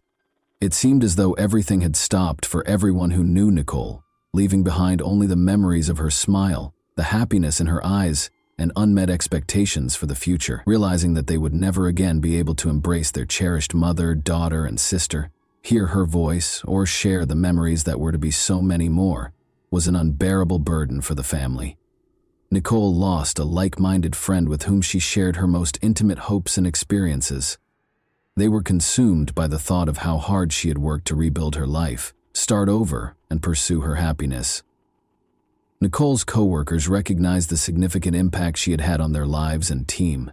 The emptiness left by her passing was nearly tangible, and every day served as a reminder of everything they had lost. Many of them were inspired by Nicole's joy and dedication to excellence, and this unexpected loss helped them to understand how fleeting human life is and how crucial it is to treat one another with more consideration. For Nicole Porcello's family, the holidays have been the most difficult time.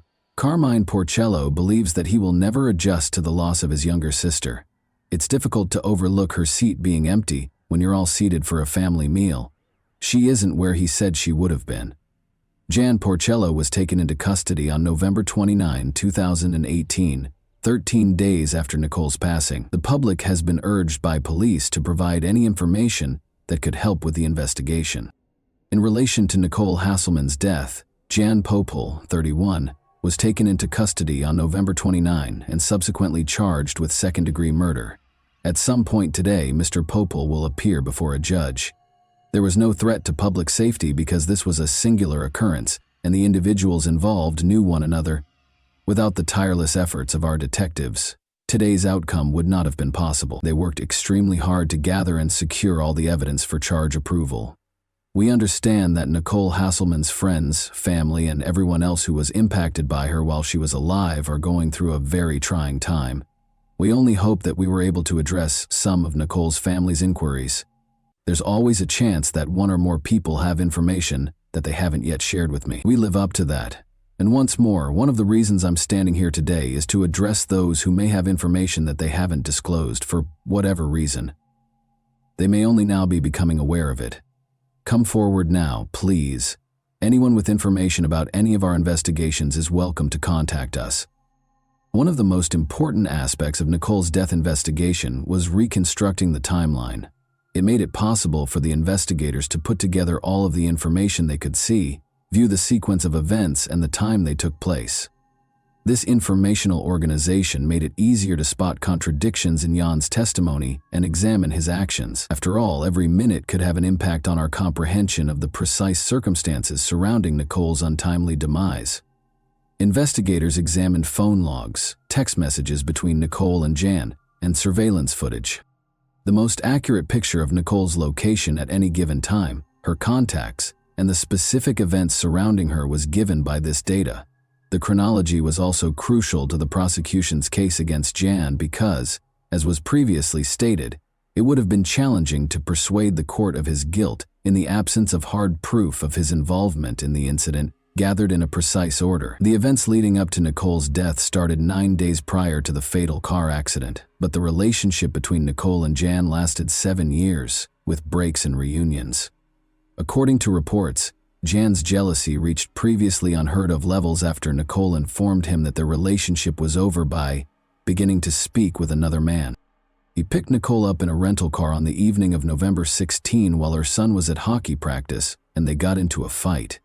After that, Jan took out 2 kitchen knives and started repeatedly stab Nicole, who was seated in the passenger seat, throughout her body.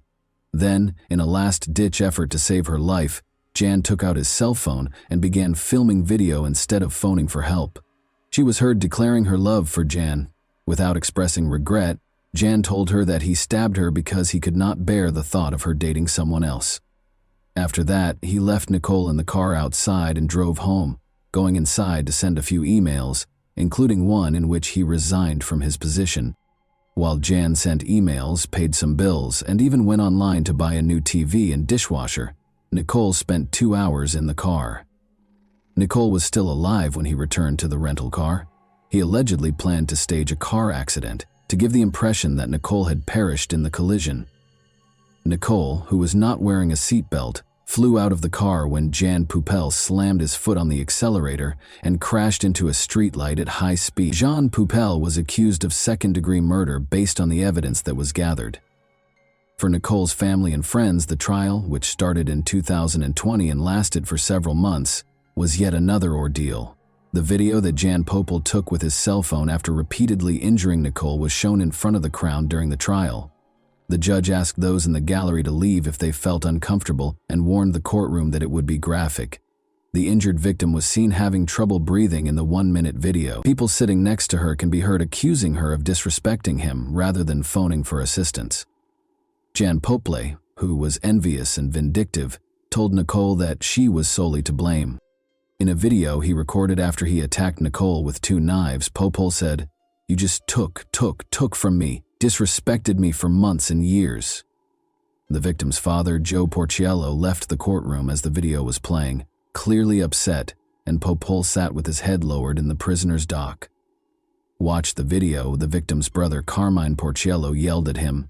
"Raise your head," the brother said. The judge ordered a 15-minute morning break after the video, acknowledging that the footage was distressing. 4 witnesses, including the father and brother, gave moving victim impact statements in court. The father characterized his daughter as the cornerstone of their family and a lovely soul. Speaking directly to Poupel, he declared, "You have destroyed our family." The brother claimed that the crime had turned him into a zombie and that he was furious with the accused, saying, "We cannot forgive you for what you have done."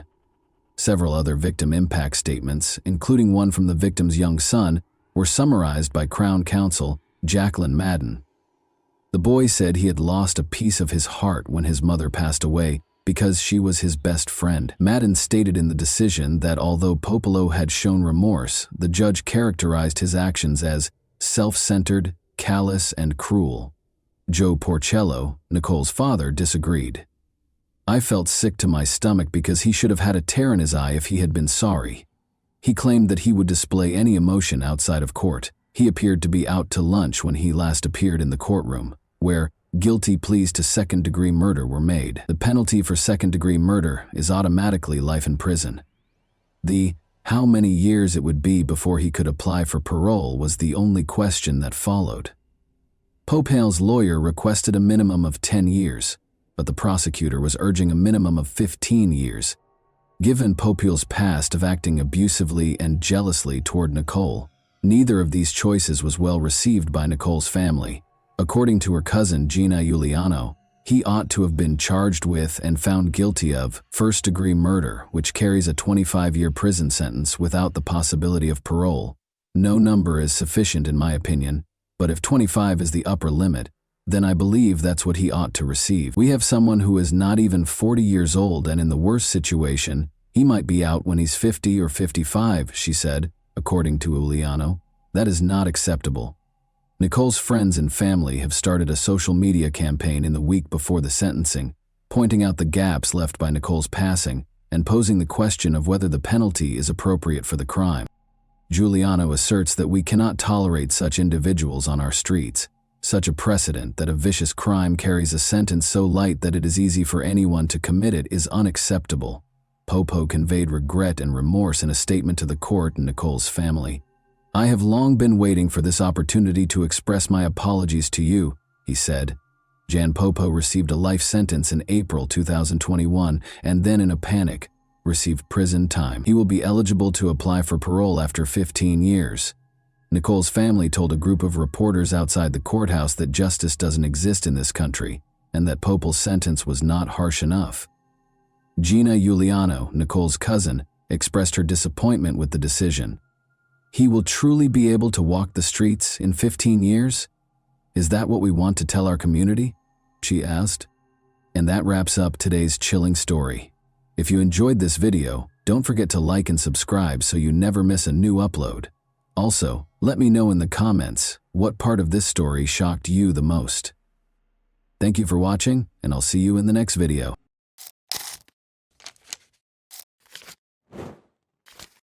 Hey guys, welcome to my channel, and today we're going to take a look at another horrible case with you.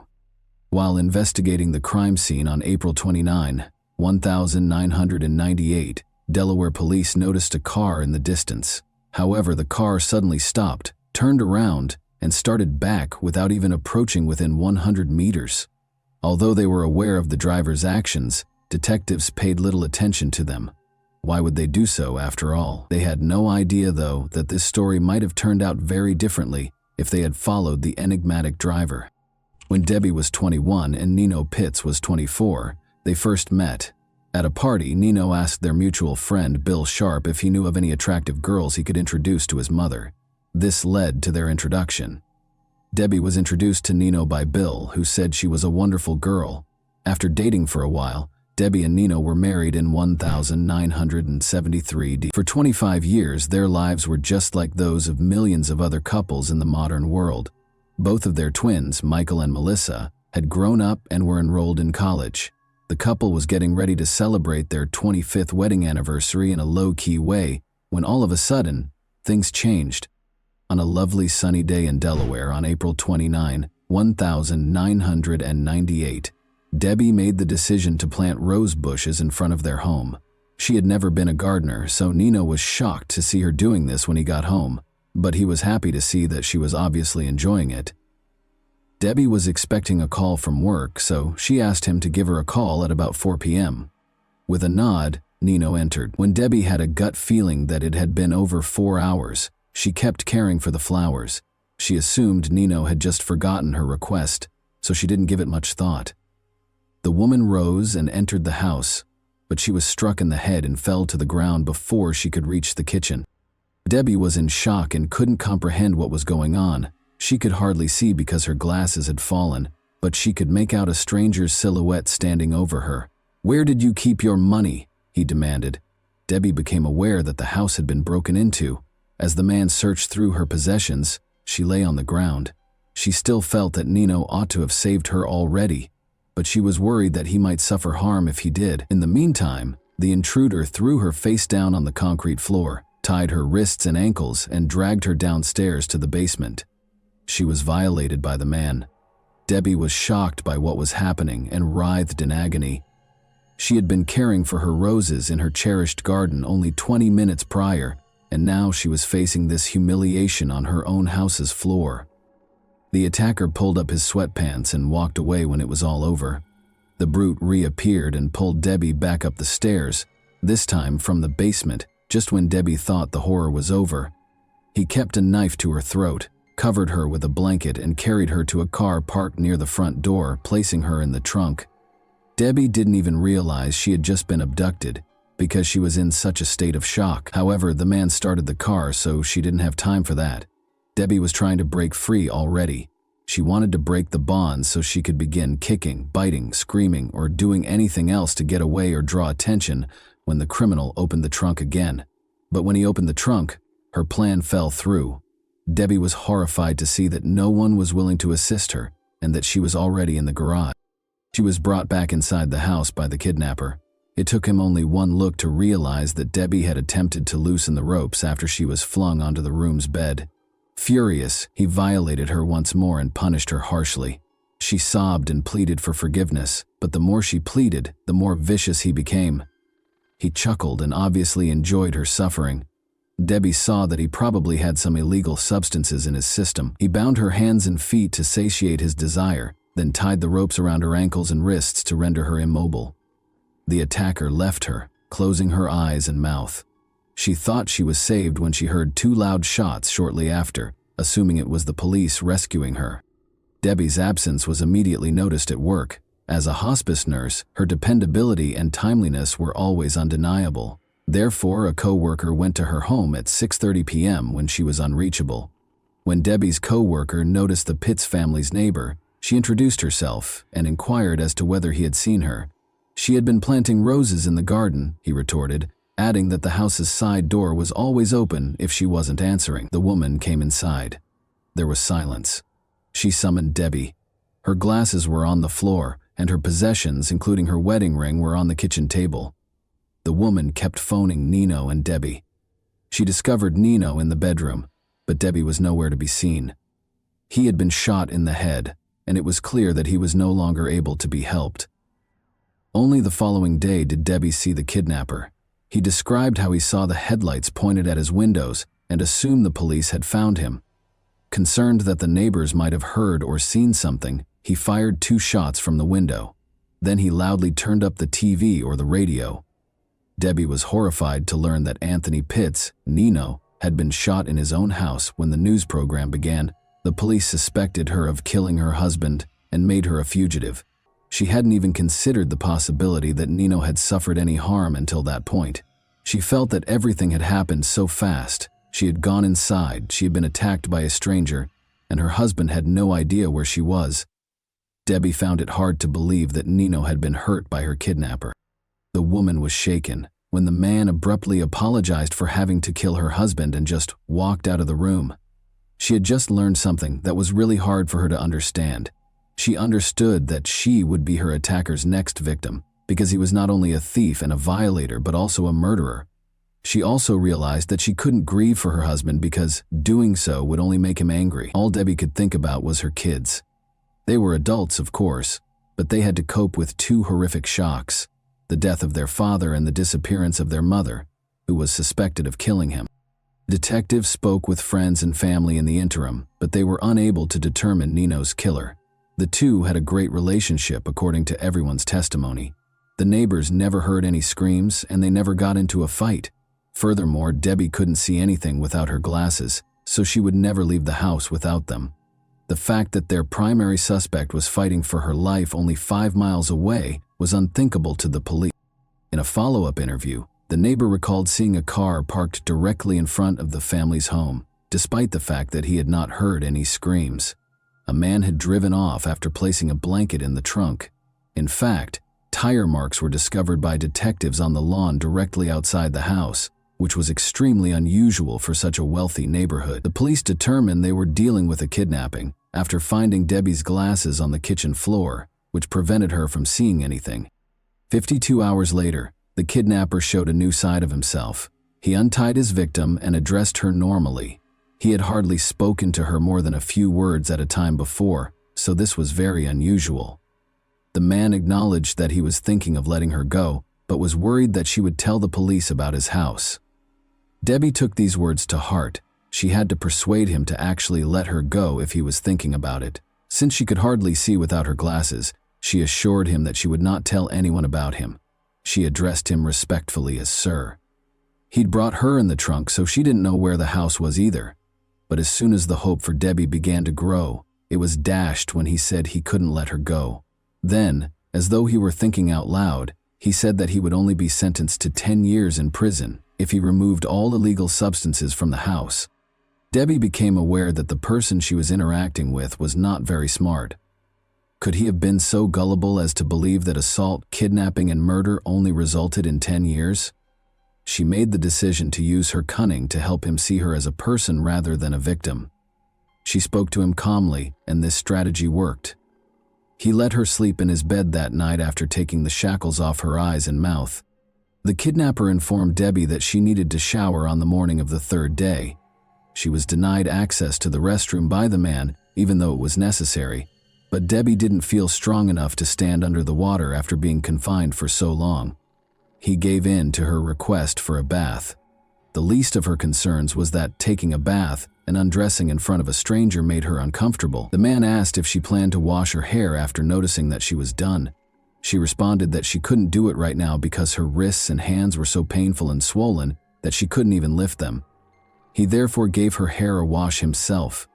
Debbie felt uncomfortable allowing her husband's killer to touch her hair because it felt like another act of violence. However, she controlled her emotions. The man raped her once more after forcing her to put on his clothes after the bath. The kidnapper didn't realize that Debbie needed to eat until the 4th day. She asked him to buy a newspaper when he went out to eat. Ironically, he did as he was told. They read the newspaper and ate together. Although she didn't express it, it stated that the police had no suspects and that Debbie had previously been brought up by her family, which deeply distressed her. The kidnapper, however, seemed extremely happy and even proud of himself. Since no one suspected him and no one knew where she was, he thought he had committed the ideal crime. The kidnapper told Debbie he was going to work on April 24, the 5th day she was held captive. Even though he came back within 20 minutes, presumably to see how she was doing, he had stated this several times previously. Still, Debbie made the decision that today was the day. She had to do something if she was going to get away. She complained of the terrible pain in her wrists and told him that he had to think of something else if he wanted to keep her alive. The man complained that Debbie was becoming too costly for him and consented to replace the ropes around her wrists and ankles with handcuffs. They cost $5 each, he said when asked what he meant.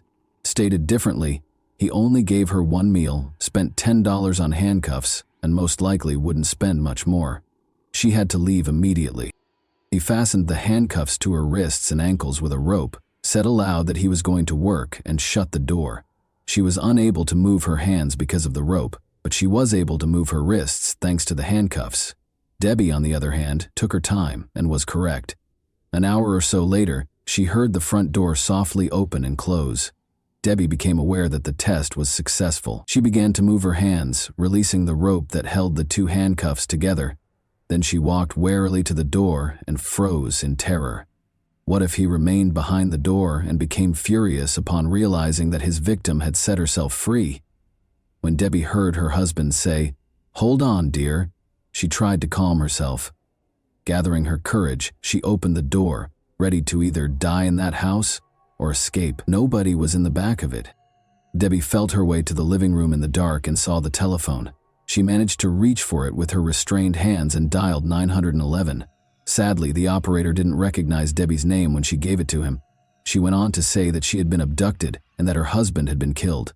When the operator inquired about the perpetrator's current location, she said that he was at work, but could come back before the police showed up. Thankfully, the police arrived in less than 6 minutes after tracking down the call. She was reassured and told that the police were on their way by the operator, who stayed on the line the entire time. All of the feelings Debbie had been suppressing for nearly a week erupted when the police finally broke in. Her husband's death, the kidnapping, the violence, and the surprise rescue all blended into one. After being transported to the hospital, Debbie finally got to see her kids and other family members who had traveled from across the nation to show their support for Michael and Melissa. It was an odd mixture of emotions. Although Nino's murder consumed everyone's attention, they were also relieved to see Debbie still alive. The owner of the home where Debbie was being held was easily identified by the police. Donald Flagg was a factory worker who spent his free time robbing and attacking women. Donald gave in without protest and admitted to everything. Additionally, he provided clarification on a few points that the police were unaware of. He was just strolling past the Pitts family's home that day when he noticed Debbie caring for the roses. He went inside and waited in the kitchen, his eyes fixed on her. Because of the nearby construction and the lawnmowers in operation, Debbie was unable to hear the shot. He became acutely aware that he had not taken anything from the house after the attacker abducted Debbie. He went back to the victim's home, missing a great chance to make money. But the police officers at the crime scene had already surrounded it. Investigators had no reason to pursue the driver when they noticed a car stop suddenly and turn around. They didn't know it was their suspect until much later. The man's attorney persuaded him to enter an insanity plea in spite of his confession. Debbie was forced to testify in court as a result. Luckily, she was well prepared by her psychologist. In order to get used to the attacker's face and avoid displaying too many emotions, he asked Debbie to call him by name and look at his picture more frequently. This performed flawlessly in court. Not only did she maintain her composure, but she even turned to face her tormentor, making him turn away. Donald Flagg was convicted in spite of the lawyer's best efforts. He was given 8 consecutive life sentences, plus an extra 166 years in prison by the judge. Additionally, he will spend 10 years in solitary confinement from April 20 to April 24, the same period that Debbie was held captive. Even Debbie is relieved that he won't hurt anyone else. She later expressed regret for not going to violence victim groups. She had to speak up, but her family didn't want to talk to her about what had happened because they found it too painful. Helping other assault victims helped Debbie find healing. She gave lectures, wrote a book about her experience that was required reading at some American universities, and even assisted the Delaware Rescue Service in changing its operations to find the caller much more quickly. Debbie even mustered the courage to confront Donald in prison and ask him the question that had been bothering her for so long. Was he going to murder her? Yes, he replied. He didn't intend to let her die. Bill Sharp, the same Bill who had first introduced her to Nino, got in touch with her after learning of Debbie's fate. During Debbie's challenging trial process, they had a face-to-face meeting and spoke. More specifically, Bill listened to Debbie and let her speak. He started going to therapy sessions with her, and the psychologist saw them together and realized right away that his help was actually helping her get better. Bill, who became Debbie's husband in September 2000, was a true comfort and support system. And that wraps up today's chilling story. If you enjoyed this video, don't forget to like and subscribe so you never miss a new upload. Also, let me know in the comments what part of this story shocked you the most. Thank you for watching, and I'll see you in the next video.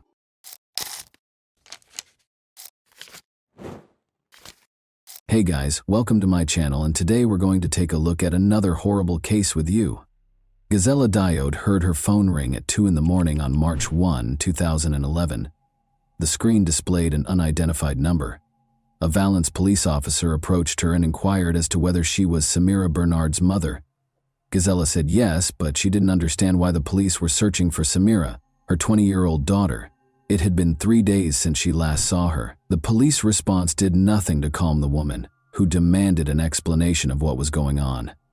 According to the call, Samira's boyfriend, Mile Columbia, 22, had vanished, so they were looking for her.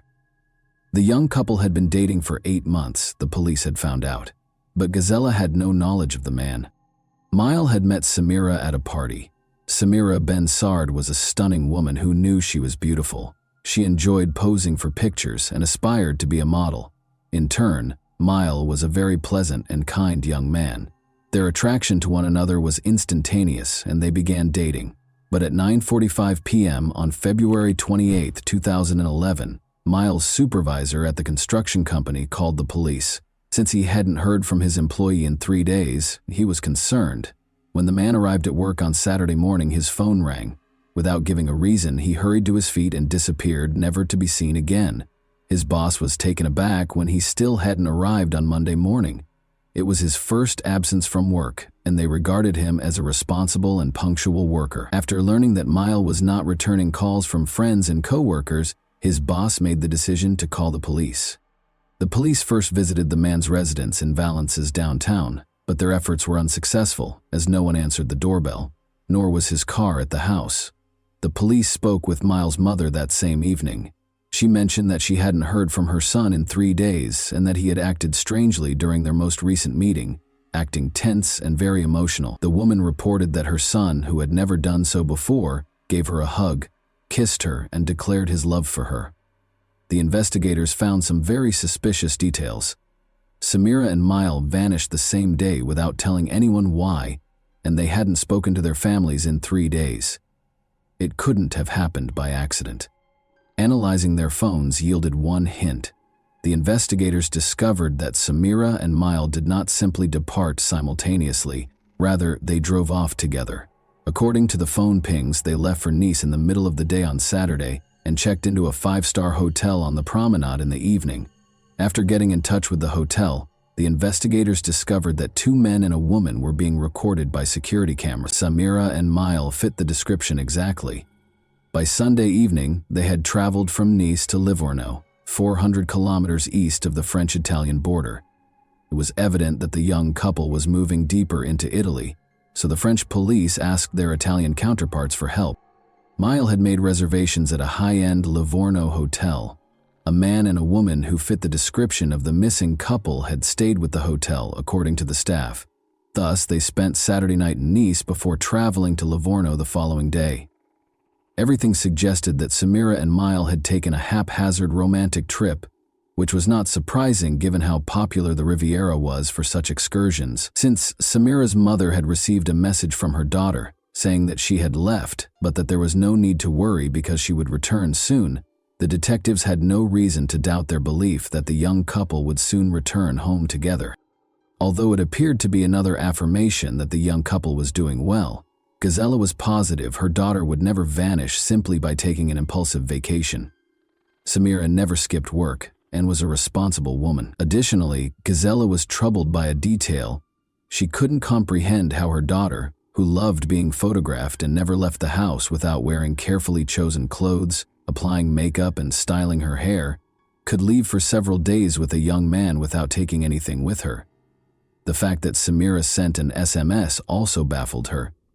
The problem is that she would typically just give her mom a call. Since they were close and could talk for hours, getting a text message didn't make her feel any better. On the contrary, it made her anxiety even worse.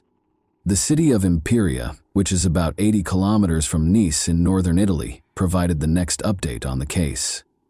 Massimo Bessin was traveling to work on Monday, March 3, 2011, when he decided to take a shortcut and turned onto a small street. Something odd caught his attention along the road. When he opened the door, he saw that it was a woman, but initially he thought he saw a mannequin. Massimo yelled something but got no answer, but the woman was obviously on the move. He summoned an ambulance in a hurry. She was identified by Italian police as the French woman who had gone missing. Her skull was pierced by a bullet that had been shot in the back of her head. At this point, the romantic trip theory could be disregarded. The French police couldn't understand. They first believed it to be a romantic escape, then it was a suspicious disappearance, and now they were dealing with a girl who had been injured in an attempted murder. Despite being critically ill, Samira was still alive. Her mother was notified and she was taken to the hospital right away. At first, Gazella didn't even recognize her own daughter when she got to the hospital. The sight is hard to describe. Samira looked like a 9-year-old girl with her head shaved bald. The woman found it hard to accept that her daughter had been shot in the head and ended up in Italy. Since the bullet was embedded in her daughter's skull, the doctors informed the mother that there was little chance of recovery. Gazella refused to accept this and made arrangements for Samira to be taken to a hospital in Marseille. She was told directly by a surgeon there that although he would do the surgery, he would not give her false hope. The patient would never fully recover, even if she lived. Samira had surgery for 10 hours. Despite surviving the surgery, she was unable to speak and did not recognize anyone when she opened her eyes. Like a child, she had to relearn everything. Samira was unable to provide any information regarding the events in Italy, but without her testimony, the police had to look for the perpetrator. There were numerous signs that the crime was being planned. The Italian police were unable to locate any of her possessions when they discovered her lying on the side of the road close to a landfill. No passport, no phone, and no purse were present. This suggested that the criminal did not want her name to be revealed, but the investigators had a lead. Samira's boyfriend, Mile Cambia, was the last person they saw her with. According to the police, Mile fled after committing the crime by crossing the border into Italy, but after Samira was discovered, he erred by using his bank card in France. Only 35 kilometers from his Valence apartment, he used it at a first-rate hotel in Les Turrets. Mile had returned to France the day before according to surveillance footage. But why didn't he return home to his family if he was innocent? He chose to stay in a hotel a few kilometers away instead. Investigators soon learned that he had used Samira's credit card, which was another error on his part. In other words, Miles stayed in a hotel and used the woman's card while the young couple went on an impromptu trip to another country where the woman almost died. The worst suspicions of the police were validated by everything. The detective talked to the young man's friends and family in an attempt to find a motive. Samira and Miles' relationship was evidently far from ideal. Miles was bothered by the fact that Samira was a very attractive woman and that many men were interested in her. Their disagreements frequently turned violent. In front of their friends, Miles had the authority to slap Samira, and once he even put out a cigarette on her. He was obviously not a particularly stable individual. However, the motive remained a mystery. Was everything prearranged, or did Miles act out of rage? Despite Miles' actions, all of their friends were aware that Samira was smitten with him. She'd just learned, though, that her boyfriend was married. He had cheated on his girlfriend on a regular basis after getting married to her when she was 18. He had many mistresses besides Samira. Despite being upset by the information, she didn't end their relationship because she trusted Miles' statement that they were divorcing and living apart. The investigator went to Miles' house after learning of this, but as soon as he stepped inside, he saw that Samira was wrong. The husband and wife were obviously living together. In addition, Miles would soon become a father. The name Combi was written on 17 ultrasound pictures of the apartment. A love triangle involving Miles, his wife, and Samira was clearly in place, and one of them was bound to vanish. Finding Miles was essential, and it was far simpler than the police had expected. 5 days after the disappearance, Miles Cambia turned himself in on March 4 at the Valence police station. The investigation was extremely fortunate to have this. Miles not only willingly arrived at the station, but he also came clean and admitted to shooting Samira. He went on to describe what had transpired. According to the young man, Samira was merely a friend with whom he could have fun. She knew there was no future in their relationship. Samira was unable to accept Miles' explanation that their romance was over. She never left him alone, calling him non-stop and occasionally dialing his number 150 times in a single day. He showed the investigator his phone, which showed evidence of about 1,000 calls from Samira in a month. Although Miles acknowledged that Samira's actions might be categorized as stalking, would this be sufficient grounds to shoot her? The young man soon began to fear for his life as the situation worsened. He described the events of the Friday night before they left for Italy. He was kissing another woman in a nightclub when Samira confronted him. After leaving the club in a hurry and using her key to scratch his car, she got into a fight with Samira's cousins. Miles was frightened by this incident, since they threatened to kill him and claimed to have weapons. Miles was terrified. After deciding that he needed to find a way to protect himself going forward, he hurriedly got into his car and drove out of the nightclub. He considered purchasing a weapon for his personal protection. When he received a call the following day, he left without thinking and went to buy a revolver. Still, none of this clarified why he had shot Samira. Miles clarified that his intention in traveling to Italy was not to murder her or carry out any other heinous deed. All he wanted was for their tumultuous relationship to end. In an attempt to defuse their tense situation and give Samira an explanation, he took her to Italy, but things didn't work out. Miles got out of the car after they argued once more. Samira trailed after him. Miles claims that he did not intend to shoot when he grabbed the weapon, only to frighten her, but the revolver accidentally went off. Then he dropped her to the ground, climbed back into the car, and drove off. He claimed to be afraid when asked why he didn't call for an ambulance. He didn't know what to do, so he went into hiding for a few days after she fell. The police already knew the rest of the story. In general, the man asserted that what transpired in Italy was an accident, and that he was the victim of his compulsive lover's pursuit. The police weren't entirely convinced by his explanation, so he was arrested for attempted murder. A few things didn't add up. Why would someone go abroad and stay in a 5-star hotel only to break up with someone? Why did he use her credit card after stealing all of her personal items, and who used her daughter's phone to send Samira's mother the message? Although it was hard to prove without Samira's testimony, the investigator was certain that the young man was lying. Thankfully, Samira was able to testify after some time and therapy. First, though, Samira spoke very slowly and in a weak voice. She gave her account of what happened 8 months after the attack on October 11, 2011. Samira's statements ran counter to what her ex-lover had said. He said they needed to talk when he arrived at her house. He persisted, so she gave in, even though she didn't want to. She accepted Miles' invitation to a weekend retreat. When she asked him where he wanted to go, he said, Spain. The fact that this upset her made him take her to Nice, and then to Italy. Mile abruptly swerved off the road on the third day of the journey, following 2 days of relaxation. He told her not to worry, saying he just needed to get rid of something, when she questioned why he had turned onto a road that led to a landfill. Mile halted the vehicle and exited. After letting her out through the passenger side door, he took out a revolver and aimed it at her. She was going to die, he said. She yelled, "Shoot if you're a man," and he pulled the trigger. The revolver was discovered by forensic experts on February 7, 2012, 1 year after the attack on Samira, and this finding totally disproved Miles' allegations. He claimed that the gun in his hand suddenly detonated. Ballistic analysis, however, demonstrated that such an occurrence was impossible. The shooter must carefully prepare before firing, pull the trigger back, and then fire. 2 separate actions, the expert explained. The revolver won't just fire when you wave your hand.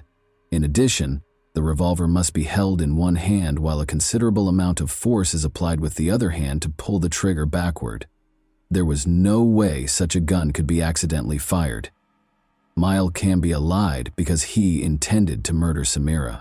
Detectives were finally able to piece together the murderer's plan after months of investigation. Mile left work on February 26, 2011 at 9 in the morning. He bought a weapon because he was determined to prevent a recurrence of the scene from the night before. He loaded it, tested it, pulled the trigger, and fired it as he made his way into the woods. Everything had been planned by him. Samira was to vanish across the border after spending a romantic weekend in Italy.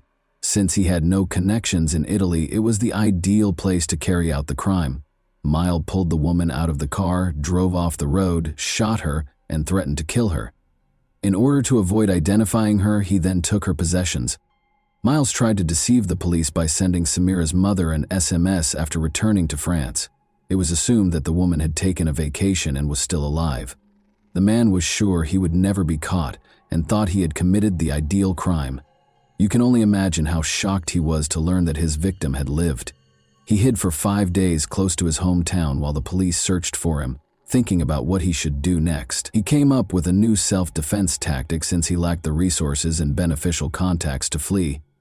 Mile Cambia made the decision to tell his version of events to the police. The trial of Miles started in the city of Valence on February 10, 2014. For the victim and her family, the trial was a true ordeal. Miles stuck to his version of events, much to their astonishment. He maintained that everything that transpired in Italy was a regrettable accident, and that he was the victim in this instance, having been harassed by Samira. According to his friends, he had never been violent and bought the revolver out of fear after Samira's cousins threatened to kill Mile and destroy his car and apartment. He took his phone with him when he drove to Italy, keeping nothing hidden. He was emotionally worn out from Samira's incessant calls and just wanted to take the woman on a trip to help her relax. It is also important to note that Mile charmed the jury with his exaggerated displays of civility and respect throughout the trial. His plan worked, and he received a 13-year prison sentence. The lenient sentence raised questions about whether Miles' actions in court and the jury's decision to impose a relatively short sentence were related. After all, it is hard for people to convict a charming young man with impeccable manners, and they frequently associate criminals with unpleasant personalities. Samira feels that this penalty is excessively light. She will always be confined to a wheelchair because she loved a man who chose to kill her, but by the time he turns 40, he will be free and able to lead a normal life. According to the surgeon, Samira recovered 80% of her abilities in a year of therapy, but the effectiveness of rehabilitation drastically decreased after that, leaving her reliant on assistance for the remainder of her life. She acknowledges that he paid her back in this way, because she was prepared to do anything for love. And that wraps up today's chilling story.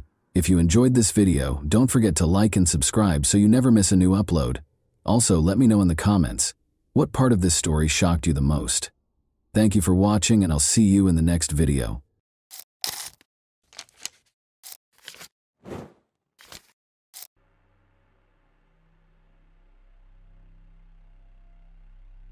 Hey guys, welcome to my channel, and today we're going to take a look at another horrible case with you.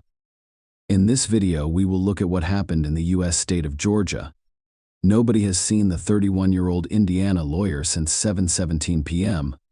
On February 24, 2022, a surveillance camera captured her outside her mother-in-law's home in Johns Creek. The police and her family have made significant efforts to determine where Sierra went and what happened to her.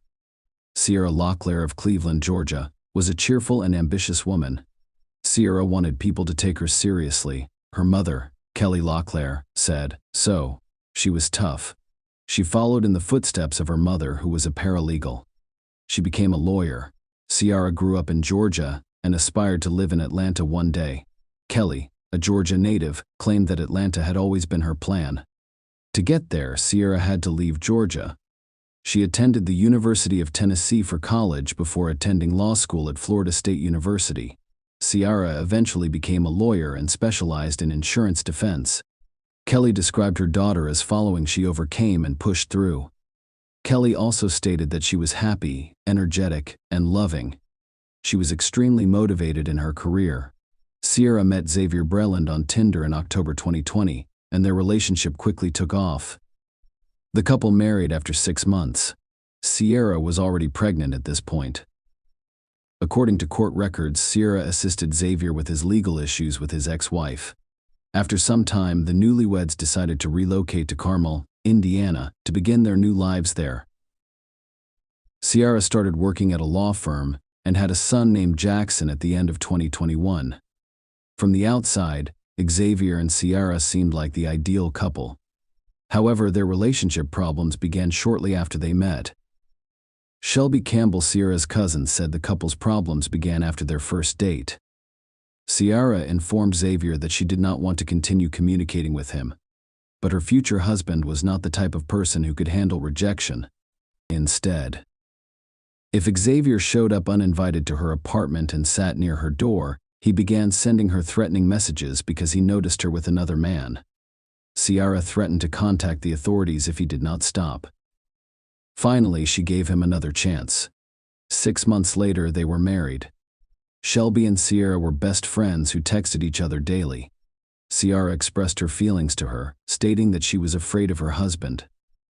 For example, one of her messages read, "Well, I'm struggling with it in a big way. I don't want to give up on someone I love and abandon him and our family.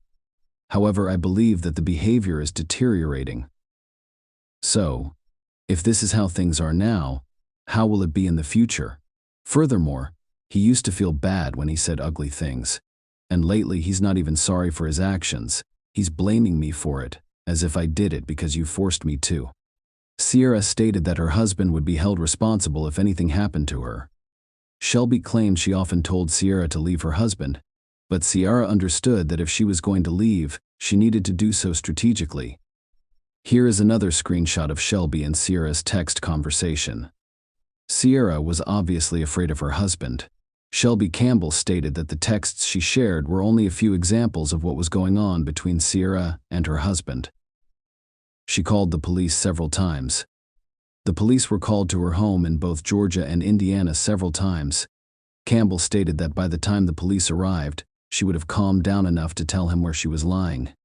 Shelby claimed that after one of those incidents, an investigator called Sierra's mother and informed her that he knew she was lying about what was going on when she called 911, and that he had seen the same pattern many times before. He was worried about what would happen to her. Sierra was preparing to leave her husband. She opened a secret bank account and transferred money there. The messages had a strong impact on the woman. Sierra stated that she loved her husband but couldn't afford to stay in the relationship. Her parents, Kelly and Nick Locklears, were aware that their daughter's family situation was far from ideal. They wanted Sierra to break up with Xavier and assured her that she could always return to a safe place, i.e., her home. Sierra's fateful trip to Georgia began when she and Xavier loaded their baby and large dog into Sierra's 2017 white Volkswagen Tiguan and drove 11 hours south. According to her family, Sierra arrived at her parents' home on February 19th. She spent the night with family members who hadn't seen her since she moved to Indiana. It seemed like a quick trip to see her family.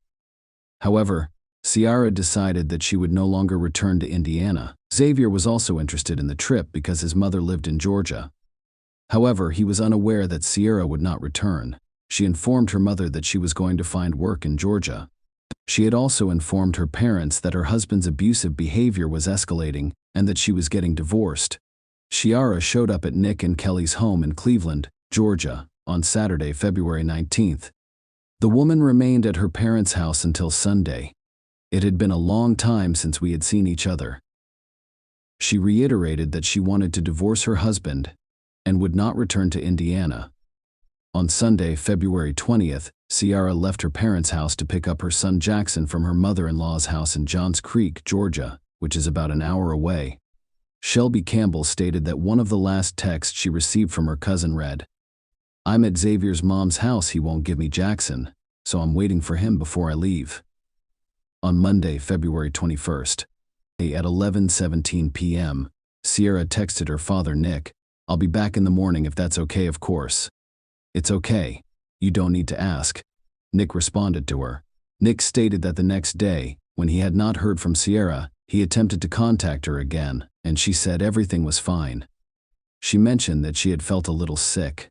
Nick said he contacted her again on Wednesday to see if she was feeling better. He did not get a response. He texted her again on Thursday, February 24th. No one replied. By Friday, the Locklears were concerned because Sierra had not responded, which was unusual. Then, on Saturday evening, February 26th, Nick received a call from an unknown Indiana number. "I didn't immediately panic because I assumed they were still in Georgia," Nick said. "So I responded, and they said it was the police, and that's when they informed me she was missing." The policeman stated that Sierra's husband had reported her missing. The family was shocked. They assumed Sierra was still in Georgia, even though she had not responded to their messages, which was unusual for her. Shelby Campbell is perplexed as to why he did not contact anyone to inquire about her safety. "He did not contact anyone. He did not make us aware at all." After speaking with the Carmel police, Sierra's father called her, and Xavier answered. That is how Nick described his brief conversation with his missing daughter's husband. I asked, "If Xavier, tell me the truth. What is going on?" Sierra told me that if anything happened to her, you were responsible, so just tell me the truth. He then hung up, telling me to go to hell. Nick then called Xavier's father, who lived next to Sierra and Xavier in Carmel. The father responded, "No, I never saw her," as Nick had said. According to a press release issued on March 2nd by the Carmel Police Department in Indiana, Xavier Breland reported Sierra as missing to their office on Saturday, February 26, 2022. During the investigation, detectives discovered a video recording that showed Sierra's last known location. On February 24th at 7:17 p.m., she was at her mother-in-law's house in Georgia. Nothing unusual happens during the video. According to the official missing person report from the Carmel Police Department, Sierra left their home in the Brookstone Park of Carmel subdivision in Carmel, Indiana, shortly after 10 p.m. On February 25th, walked to the nearby store. She was reportedly wearing a black top and purple shorts in temperatures nearing 20 degrees that night. According to police, Sierra never arrived, and there is no surveillance video of her entering the store. They were also concerned because she had left her phone, work phone, and burner phone behind, along with her ID, credit cards, and 5-month-old son. Family members stated that she had a burner phone to contact them in an emergency. There was no evidence of Sierra's return to Indiana. Her family knew she wanted to stay in Georgia. Furthermore, Sierra would not have left without informing them. Even more suspicious was that she had abandoned her 5-month-old son. Her mother thought it all sounded absurd.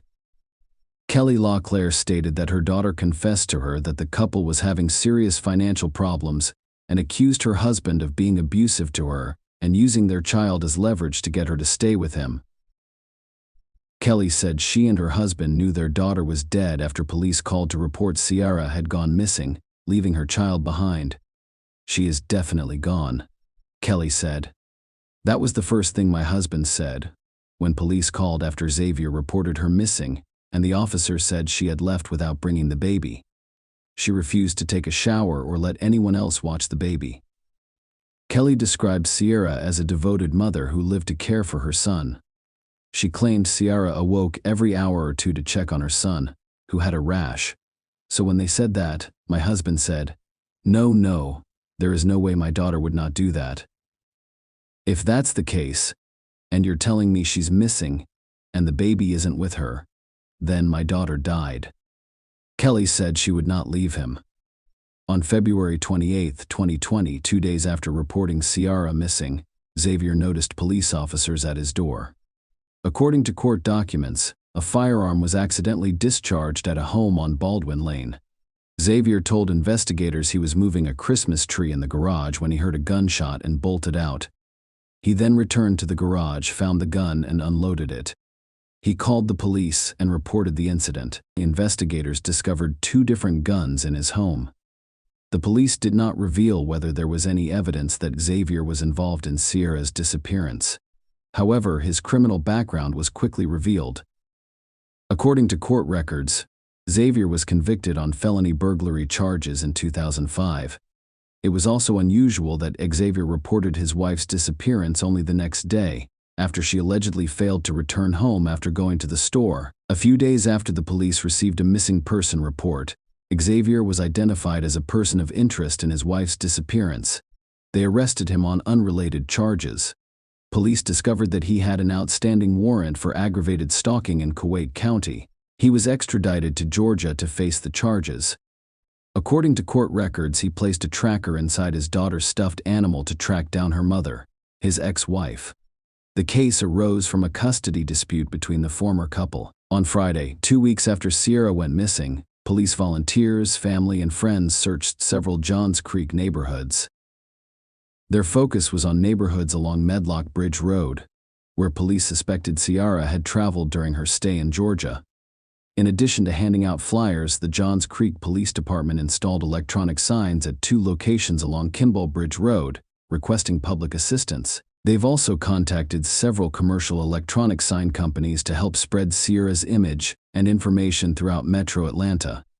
The family asked anyone who saw the white 2017 Volkswagen Tiguan with the Georgia plate RMB 5869. During that time, contact the police. The license plate of the vehicle was framed by the Florida State University Law School. The police said that forensic investigators searched the car for evidence and then released it. Ciara's last known location was at her mother-in-law's house in Georgia, so the police assumed her disappearance was related to something that happened in this house. They traced Xavier's route back to Indiana but couldn't confirm Ciara was in the car. Xavier was the only one who stepped out of the white Volkswagen at gas stations and shops. It is unclear how much cooperation Xavier Balin's mother provided during the ongoing investigation. However, law enforcement officials confirmed that evidence was collected from the residence using a search warrant in their pursuit of answers. Investigators from Johns Creek used forensic professionals and cadaver dogs to conduct the search. The emphasis was on finding potential bloodstains, signs of a struggle, or any other clues that could shed light on the events surrounding the couple's visit. Despite the use of a canine unit, authorities reported that the search yielded no discernible scent trail at the residence. The specifics of the evidence gathered during the search remain unknown as the case is still being investigated. In March 2022. Investigators obtained a jailhouse video that shows Xavier Bralin telling his children that Ciara would not be returning home because she had been kidnapped. It contradicts his statement to the Carmel police about her disappearance. "Someone kidnapped my wife." He told one of his children at the end of the call, "You know what it means to kidnap an adult, she isn't coming home." However, Xavier was booked into the Coweta County Jail in Georgia on March 16, 2022. After being extradited from the Hamilton County Jail for aggravated stalking, the case was unrelated to Ciara's disappearance. The charge stemmed from an incident in Georgia in March 2021 in which he hid a tracking device to stalk the mother of his child. At the time, the woman he stalked had a restraining order against him. In August 2022, he was found not guilty. However, he was arrested again and extradited to Indiana. This time, the charge was for unlawful possession of a firearm by a serious, violent felon. At Brooklyn's initial hearing, he pleaded with the judge to reduce his bond to a level his mother could afford. The court reduced his bond to $35,000. While prosecutors wanted it increased to $50,000, all I needed was an opportunity to get my life back on track, Breland informed the judge. Breland stated that he could get a job as a truck driver if he was released from jail. After reviewing the case, the judge set the bond at $100,000. In February 2023, Xavier Breland was released after posting bail. This court decision had consequences, which I will discuss later. He was repeatedly interrogated about Sierra's disappearance but denied any involvement in it. His version is unchanged. She disappeared after going to the store. Several locations have been suggested for the search for evidence in Sierra Breland's disappearance. Georgia alone has over 85,000 acres of state parks, nearly 2 million acres of land managed by the United States Department of the Interior, and more than 300,000 acres of undeveloped land. Fulton County contains 440 acres of parks. There are also hundreds of thousands of acres of railroad and utility easements, both active and inactive. Georgia has 37,295,360 total acres. Approximately 15% to 20% are covered in vegetation. Sierra Breland and her husband drive through areas other than Tennessee, Kentucky, and Indiana. According to Johns Creek Police Lieutenant Gregory Todd Hood, if we knew her exact last known location, we would direct the investigation accordingly, without going into detail. Kelly Locklear stated that law enforcement has gathered evidence and statements from multiple states, but they are essentially pieces of a puzzle without a complete picture. Some items were removed from Xavier's mom's home, according to court documents from a civil case in which Xavier's mother sued Xavier's sister. Crime scene investigation removed the carpet and mattress from Xavier's mother's home on April 21, 2022, as part of their investigation. According to documents from the familial civil dispute, 5-month-old Jackson was placed in state care immediately after Xavier Breland's arrest on March 1. Sierra's parents, Nick and Kelly Locklear, have since been able to spend time with the baby and are working to bring him back to Georgia. Multiple organized searches have been conducted over the last year, some of which targeted specific areas, but no one knows what happened to the new mother. As investigators continue to piece together the facts, officers have been busy handing out flyers and even using electronic signs to raise awareness.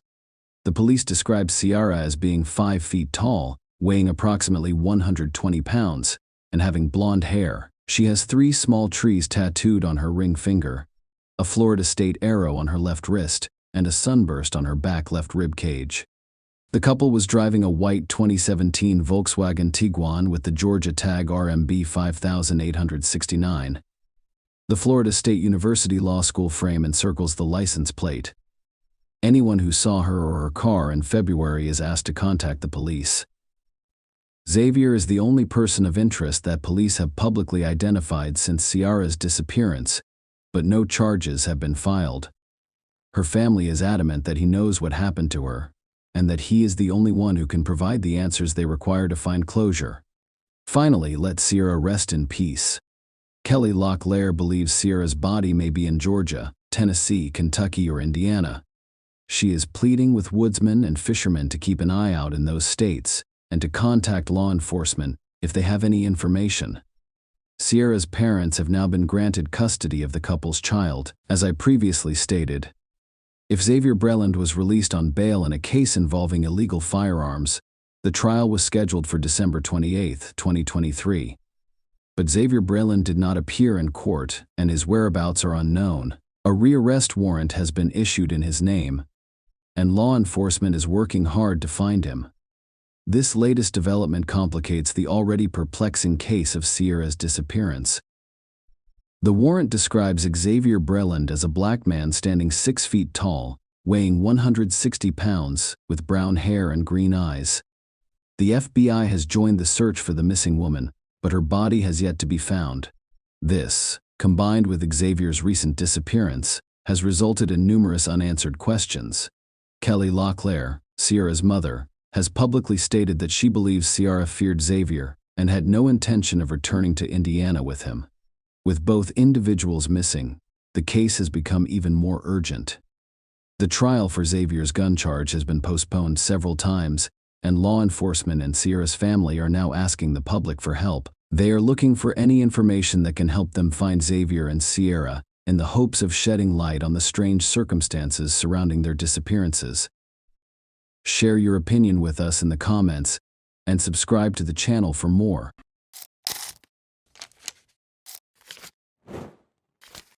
Hey guys, welcome to my channel, and today we're going to take a look at another horrible case with you.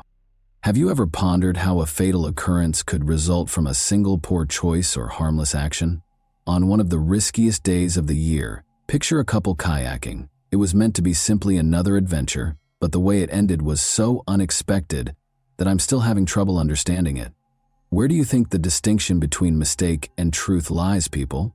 How can a single word or deed alter everything? Will this story leave you wondering about every detail, or will you be able to form your own opinion?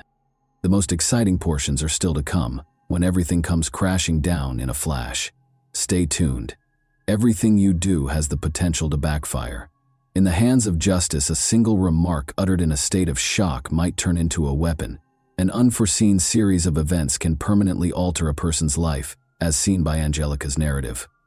For outdoor pursuits, the Hudson Valley is a perfect location. Those seeking excitement are drawn to the breathtaking scenery and fast river.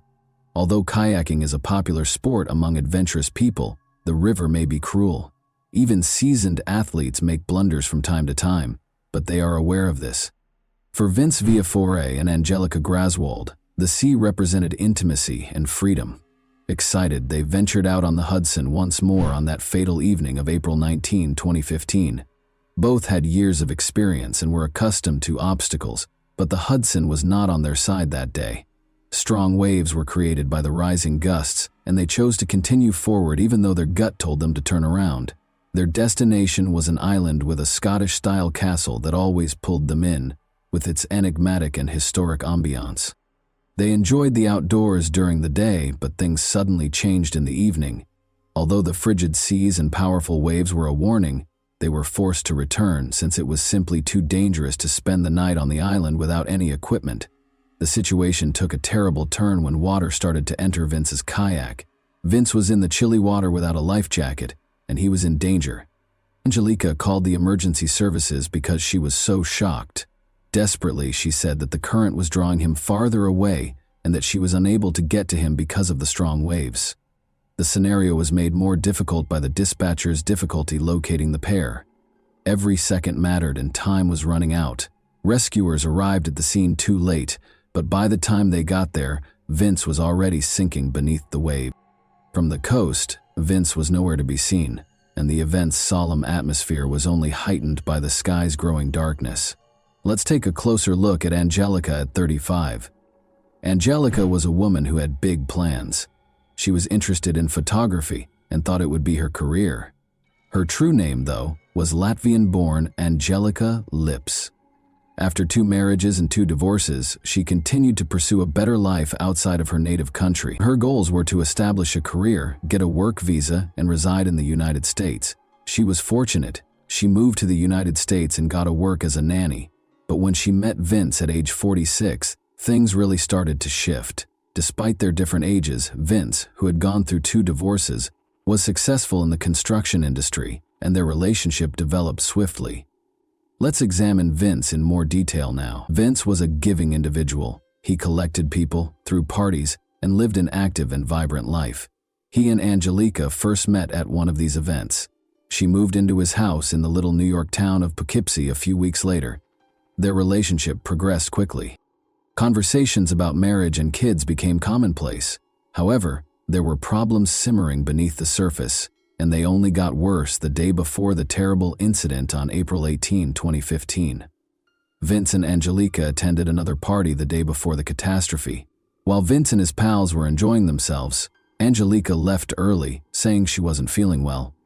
She appeared aloof and hardly engaged with people. The tension between them became apparent to Vince's friends, and it eventually turned into a small but noticeable argument. But there was nothing noteworthy that night. That evening, they parted ways and didn't get back together until the next morning. At that point, Vince revealed his kayaking ambitions. He was adamant that they reconcile and go out on the Hudson River to enjoy some time together. There, Let's revisit that fateful day. Angelica accepted the plan in spite of the chilly weather and growing wind. For a photo shoot, the pair intended to go to Bannerman's Castle, which is situated on an island in the middle of the river. In the hopes of getting some amazing pictures, Angelica packed stylish attire for a variety of photographs. The wind was getting stronger, and it seemed to portend problems, but by noon they were at the water's edge, ready for another adventure. Around them, huge waves swelled, and every movement was stiffened by the cold. Even though Angelica could see that the weather was getting worse, they continued because of Vince's intransigence and love of adrenaline. Angelica would never forget what Vince said before they left. "This will be your life's journey." The meaning of those phrases would become hauntingly new. The trip to the castle proceeded without incident a few hours later. To set the tone, Angelica informed the cops that they had had a few beers together before leaving.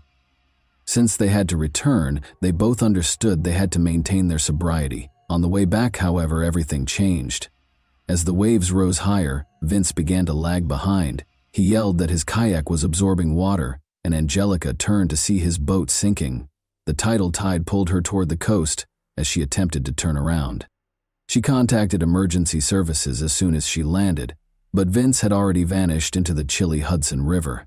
The night of April 19, 2015. Marked the start of a search that continued into the following day and into the night.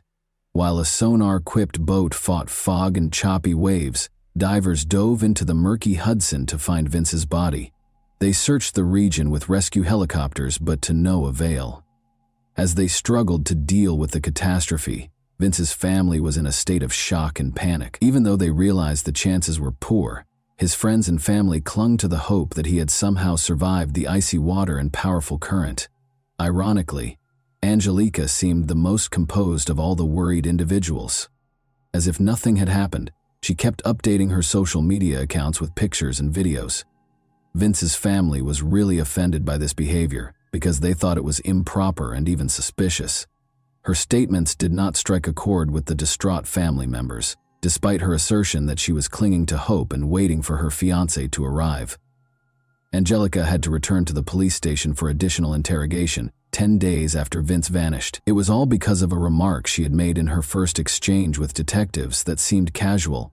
On the way back, she may have unintentionally taken the drain plug out of Vince's kayak, she said.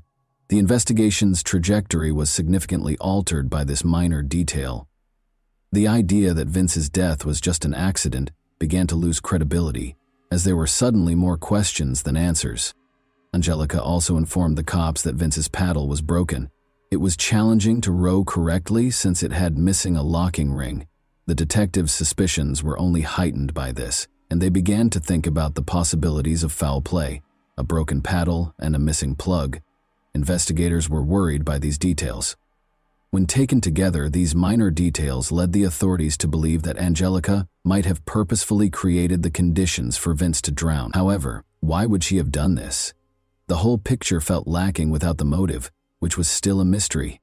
Investigators began contacting those who knew both Vince and Angelica in an attempt to learn more about her potential motivations. Angelica had lived with Michael Coven for a number of years before the police got in touch with him. Although Michael acknowledged that he couldn't totally rule out such a scenario, he was astonished to hear of the accusations surrounding Angelica. He disclosed that there was a darker side to her cool-headed and collected exterior. At times, especially after drinking, Angelica would become combative and initiate disputes, which Vince, Michael claimed, quietly put up with. But only a few weeks prior to the catastrophe, Vince told a buddy that he was seriously considering getting married to her. He characterized her as aggressive and manipulative, particularly when she became unruly when being questioned. Although Angelica acknowledged that there were disagreements in the partnership, she insisted that they were only about their personal lives. The detectives were put on hold by her evasive remarks and imprecise wording. Fauci, an increasing amount of evidence suggested that Vince's death might have been a premeditated tragedy rather than an accident. The motivation proved to be more important than first thought. In addition to interpersonal problems and resentment, Angelica had a particular financial incentive. She was the principal beneficiary of Vince's roughly $500,000 life insurance policy. It was a substantial amount that could provide her with a new beginning and resolve her financial issues. Since Angelica didn't have a job at the moment, this money may have a significant impact on her future. Due to these fresh disclosures, Angelica was no longer the heartbroken fiancé but rather the main suspect. She insisted on her innocence in spite of this. Nevertheless, she was arrested on charges of second-degree criminal wrongdoing and released on bail of $9 million, 0 cents, which, considering her foreign nationality, she could scarcely afford. Angelica was kept in detention pending trial because investigators were concerned that she could try to escape. According to Angelica's defense, her remarks during the 11-hour interrogation were not legally enforceable. Since Vince's body had not yet been found, her lawyer maintained that it was impossible to verify any foul play or deliberate crime in the absence of forensic proof.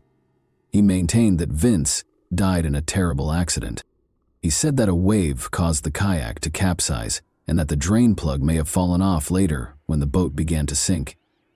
The defense set up an experiment on the Hudson River to bolster their version of events. There was a person sitting in a kayak of the same model who looked like Vince. Even on a calm day, the tests showed that the ship was resting very low in the water, only a few inches over the surface. This proved that even if the plug hadn't been loosened, big waves could readily fill the kayak with water.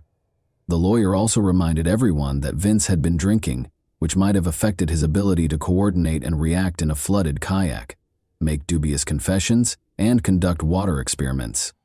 This led to a great deal of discussion. Even though Vince's body had not been found, the inquiry was moving forward. The drain stopper, a tiny hole little larger than a fingertip, was the primary source of conflict. The idea that such a minor detail might have led to such a tragedy was difficult to accept. Since Vince's kayak had a drain opening on top, it seems doubtful that enough water could have entered the boat for it to sink. As doubts grew, Angelica's attorney demanded more studies to help solve this riddle. A precise simulation was carried out using the same kind of kayak, a mannequin that had the same size and weight as Vince, and circumstances that were very similar to those of that fateful day. According to the studies, the kayak didn't fill with water fast enough to capsize even after the drain plug was removed.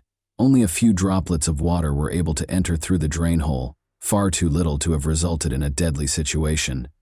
This implied that Vince's kayak could have easily made the final mile or two back to shore even without the plug, but the prosecution turned its attention to the paddle after the experiment appeared to totally refute the plug argument. Angelica stated that the paddle was broken and lacked the locking ring, which investigators thought might have made it more difficult for Vince to maneuver the kayak. The defense, however, refused to concede even in this case. They showed that the paddle's operation was unaffected by the ring's removal. It was still robust and totally functional and could be used efficiently. This did not alter the fact, though, that Angelica confessed to touching Vince's paddle and the plug while being questioned. This admission served as the impetus for the accusations against her. Even the smallest elements, like touching the paddle or unintentionally brushing across the plug, were used by the police to suspect Angelica of intentional acts because they appeared to be part of a well-planned crime. However, the defense persisted in its struggle in spite of the prosecution's seeming rational argument. According to Angelica's lawyer, during the interrogation, her comments were taken under emotional stress. After reviewing all 11 hours of the recorded interview, the defense called in a false confessions expert who came to the conclusion that the police had used significant psychological pressure. According to the expert, the investigators employed traditional methods intended to force a confession. Question. During the questioning, they forced her to repeat words that supported their story, played the parts of the good cop and the bad cop, asked leading questions, and didn't give her time to process the situation. Angelica was frequently perplexed. Her emotions became more erratic and her answers became less specific. The expert contended that her statements should have been interpreted cautiously because she was in a condition of shock. Her brief statement that she had previously considered ending the relationship was one that the investigators took note of because it was taken to be an admission of intent to hurt Vince. The defense actually argued that this statement had nothing to do with what happened that day. It simply alluded to their long-standing marital problems. Although Angelica discussed freedom in a more general context, the police decided to take a different tack. According to the interrogation specialist, Angelica never used terms like crime or death in such contexts, and the investigators' manipulation of her admissions was more likely to be the consequence than the truth. However, after they got what they wanted, the investigators ignored these information and rejected whatever else Angelica said. The defense contended that the drain plug in Vince's kayak had been broken for months prior to that fateful day. Angelica claims that they had gone kayaking multiple times without the plug, and that there had never been any significant issues. Although there were hazardous circumstances on the river that day, the disaster was caused by the weather rather than any deliberate activities. However, the prosecution did not waver in its position. It all made sense to them. A woman fed up with the partnership, looking for money, arranging an accident to earn insurance payouts, and becoming independent. The questioning of Angelica seemed to go on forever. She felt trapped and had lost all sense of time. She initially made an effort to resist, but her determination waned as the officers kept bringing up the drain plug problem. Her account of the plug, whether it was present or not, got confused, which the investigators decided to take advantage of. The pivotal moment occurred when a tired Angelica requested to go home to feed her cat. The moment the investigators had been waiting for came when tears filled her eyes. They increased the pressure since they could feel how vulnerable she was. Despite the fact that she never explicitly admitted to a crime, the police persisted in asking her a series of leading questions. According to an expert who later watched the interrogation video, Angelica looked worn out, overburdened, and obviously unable to think straight. Her erratic answers were the usual outcome of emotional exhaustion rather than a deliberate admission of guilt. The expert claims that she only wanted to get away from the constant interrogation, which caused her to provide a number of evasive responses that served as the foundation for the case against her. Vince's body, meanwhile, was still unaccounted for. His friends and family were left in limbo, their suffering getting worse every day. His body was not found in the Hudson River, close to the same Bannerman's Island the couple had visited on the day of the tragedy, until the morning of May 23, 2015, over a month after he vanished. Drowning was verified as the cause of death by the autopsy. There were no indications of struggle or foul play. There were traces of alcohol in Vince's blood, but not much, indicating that the severe weather and the cold water temperature had the biggest effect on him. A few days after the body was discovered, Vince's kayak was found. As expected, the paddle had no locking ring, and the drain plug was gone. However, its functionality remained unaffected by the ring's absence. None of these circumstances by themselves could have caused drowning, the defense argued. It was a confluence of factors, including the chilly water, high winds, absence of a life jacket, and drinking. The catastrophe was brought on by this combination rather than anything Angelica did. But the prosecution wasn't going to back down. They concentrated on the contradictions in Angelica's claims, interpreting them as proof that she was responsible for Vince's demise. They had a simple theory. She purposefully damaged the kayak in order to put Vince at danger of dying. But Angelica's attorney maintained that Vince's own carelessness was to blame for the regrettable mishap. Under the influence, he decided to go out on the sea without a life jacket and, in bad weather, he took that gamble even though he knew he had little chance of surviving in the icy water. Even though Angelica insisted she was innocent, the case changed course when the prosecution saw that charging her with willful injury would not stand up. It was insufficient to persuade a jury that breaking a paddle or pulling out a drain stopper were simple crimes. In addition, the defense made strong arguments and experts attested to the possibility that such a disaster might occur in given conditions. The prosecution reached a standstill and made a plea offer to Angelica. She consented when they suggested that she enter a guilty plea to involuntary manslaughter, which would only carry a few years in prison rather than a life sentence. Angelica was found guilty of involuntary manslaughter and given a 4-year prison sentence. She only had a few months left to serve, though, given the time she had previously spent awaiting trial and throughout the legal proceedings. As part of the plea agreement, Angelica spent less than 4 years in jail, 32 months, before being released on parole in December 2017. Although she was given a 4-year sentence, she actually served less than half of that amount because of time served and early release. Therefore, the parole system permitted her to become released earlier in late 2017, even though her term was legally 4 years. Tensions persisted, even after she was freed. The result was too difficult for Vince's family to accept. They were outspoken in their displeasure with the light sentence, believing that Angelica was the cause of their son's death. However, Angelica insisted that the truth was known only to her and to God. She insisted that Vince's death had been a terrible accident and that she was not to blame. She encountered fresh difficulties after being freed. She had trouble finding work and faced deportation. Angelica's guilty plea prevented her from claiming Vince's insurance benefits. She was compelled to return to her own country 16 months later, where she started to reconstruct her life and put the trauma of those incidents behind her. She claimed to be completely recovered from the experience, enrolled in a university, obtained employment, and carried on with her life. People, this is a story with many unanswered questions that may never be resolved. A complicated and intense picture is painted by Vince's passing, Angelica's actions, and the contradictory testimony. In these circumstances, it's simple to be influenced by the narrative of the prosecution or by public opinion, but it's crucial to keep in mind that the truth isn't always clear. In my opinion, the legal system is capable of errors.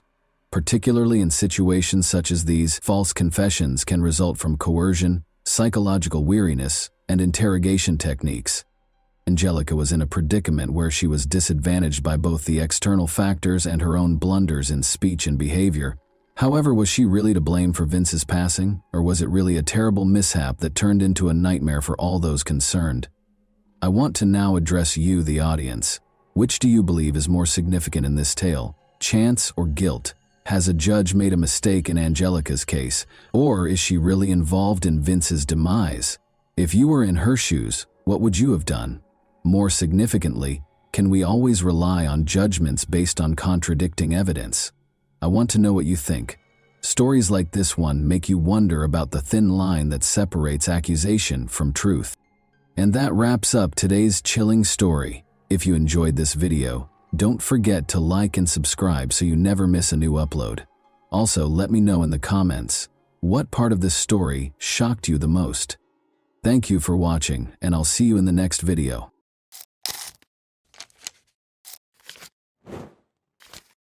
Hey guys, welcome to my channel, and today we're going to take a look at another horrible case with you.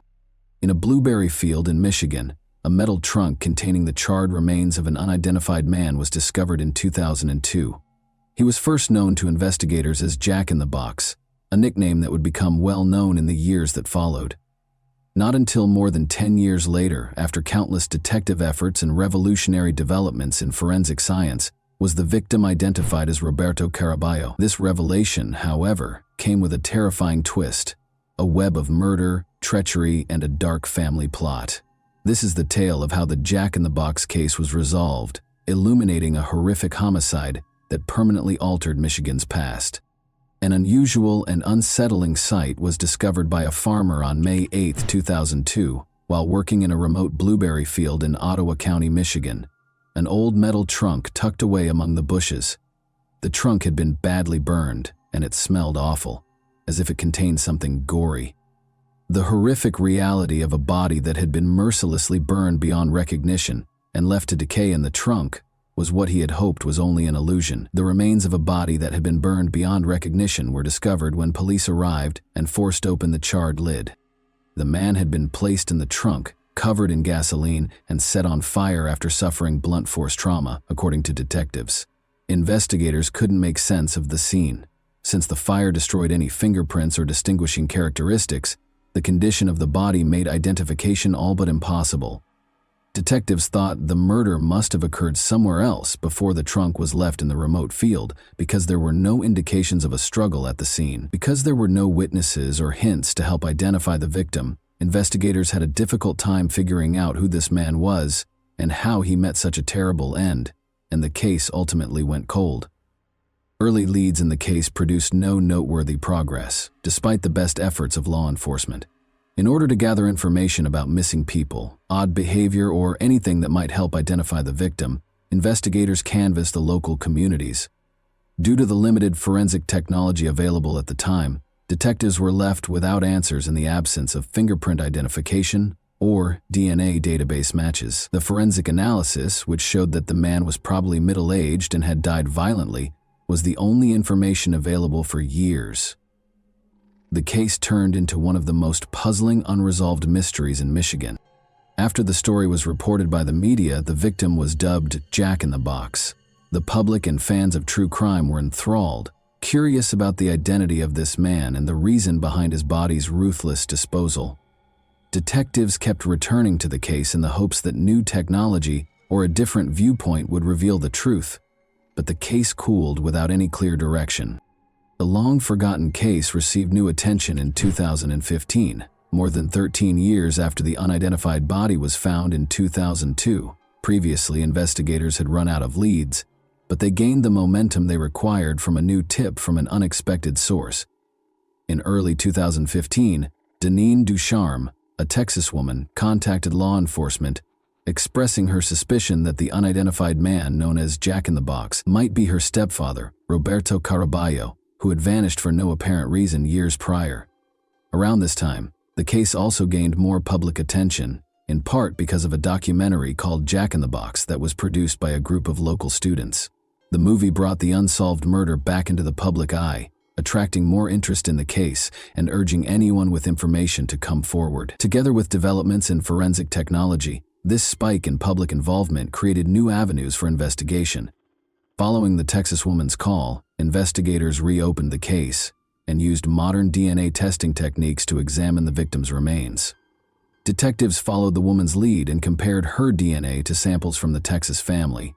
The woman's suspicion was validated by the findings, which showed that Jack in the Box was in fact 37-year-old Roberto Caraballo, who had resided in Charlotte, Michigan at the time of his disappearance. This discovery changed the course of the case from an unsolved mystery to a targeted investigation, enabling detectives to concentrate their efforts on identifying the people who caused Caraballo's untimely death.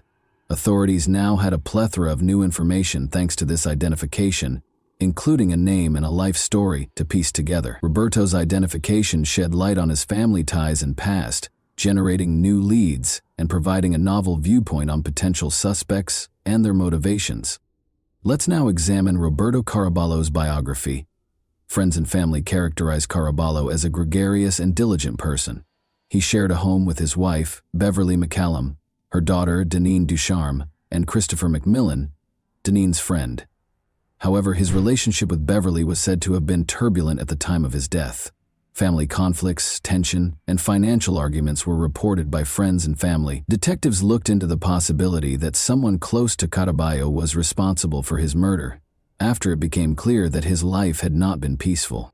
Authorities focused on Caraballo's immediate family after his identity was established, especially his wife, Beverly, her daughter, Deneen, and her friend, Chris McMillan. Prior to his body being transported to the Ottawa County field, the investigation found that Caraballo had been murdered in the basement of their Charlotte, Michigan home. Investigators believed that Beverly McCallum, driven by family strife and financial gain, had planned the murder. Witness accounts and interview reports presented a terrifying image of premeditation. The murder was thought to have been meticulously planned by McMillan, Deneen, and Beverly. Although no life insurance policy was verified, there have been rumors that Beverly might have hoped to profit monetarily from Caraballo's passing.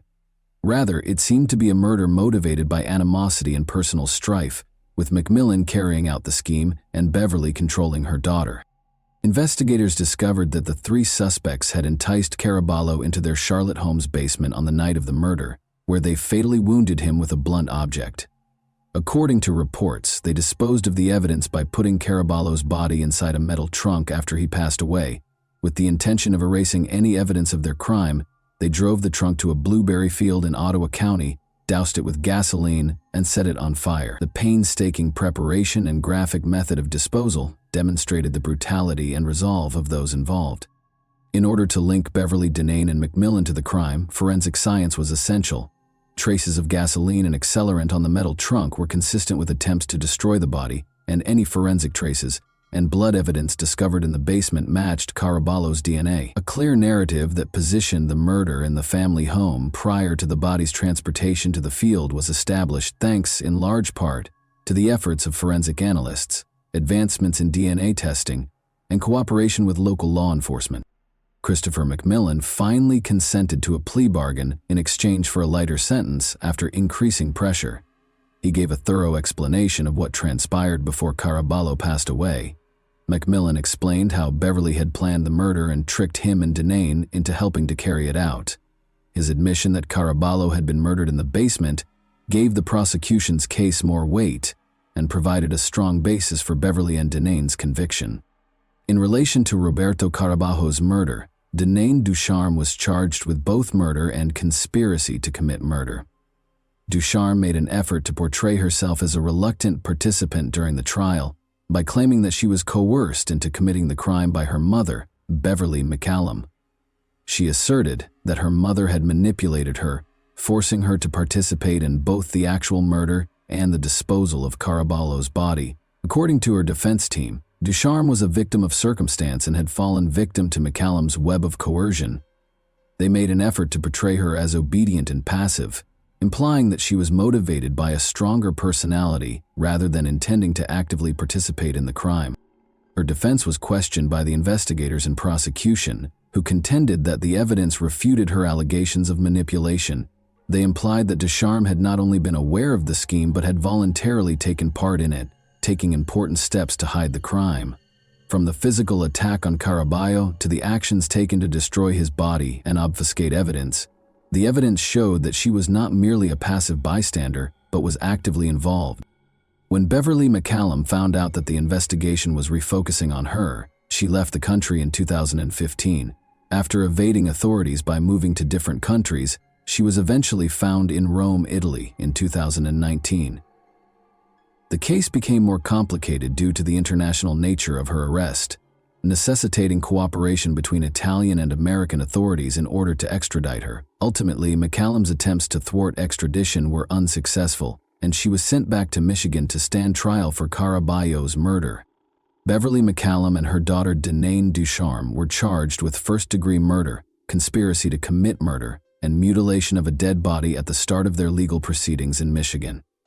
According to the prosecution, the murder was premeditated, and Beverly was the one who carried out the heinous deed, driven by both malice and financial greed. Beverly allegedly carefully planned Caraballo's murder and enlisted her daughter Denane and friend Christopher McMillan to carry out her plan, according to the prosecution.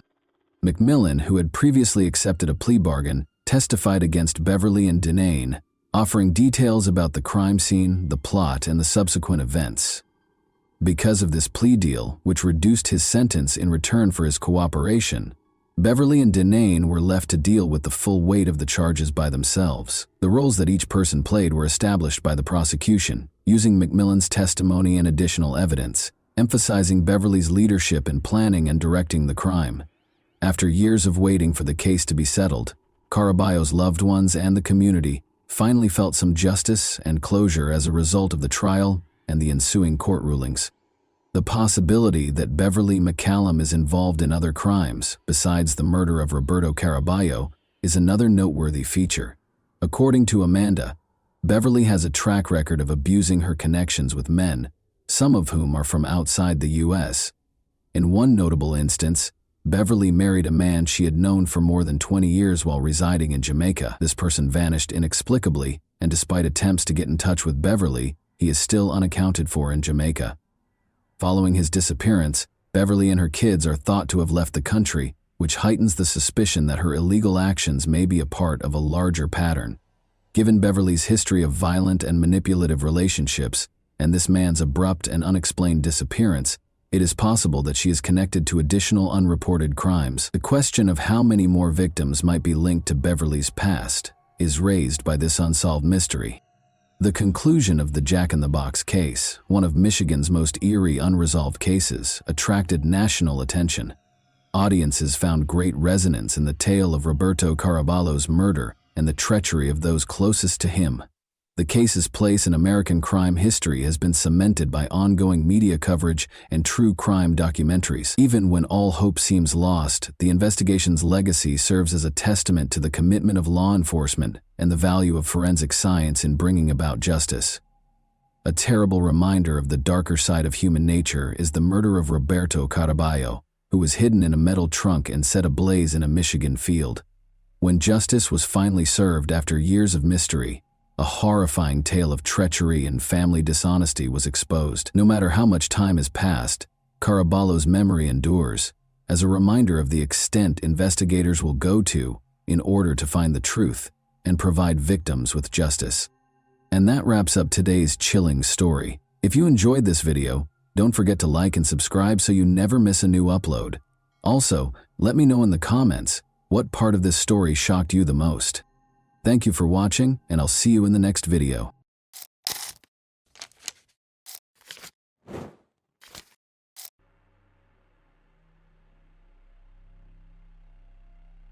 Hey guys, welcome to my channel, and today we're going to take a look at another horrible case with you.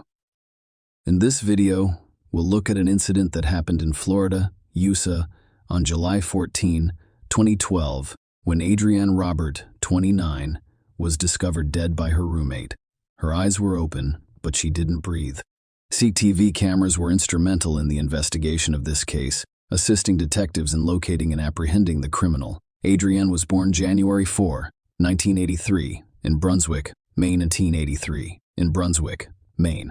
She graduated from Leavitt High School in Maine in 2001 and from the University of Maine at Augusta in 2005.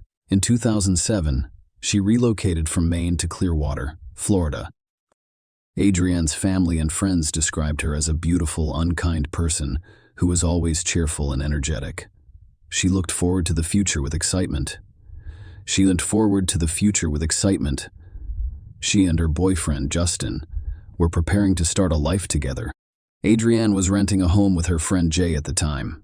The relationship with Justin was progressing, and in July 2012, they found a home where they planned to live together.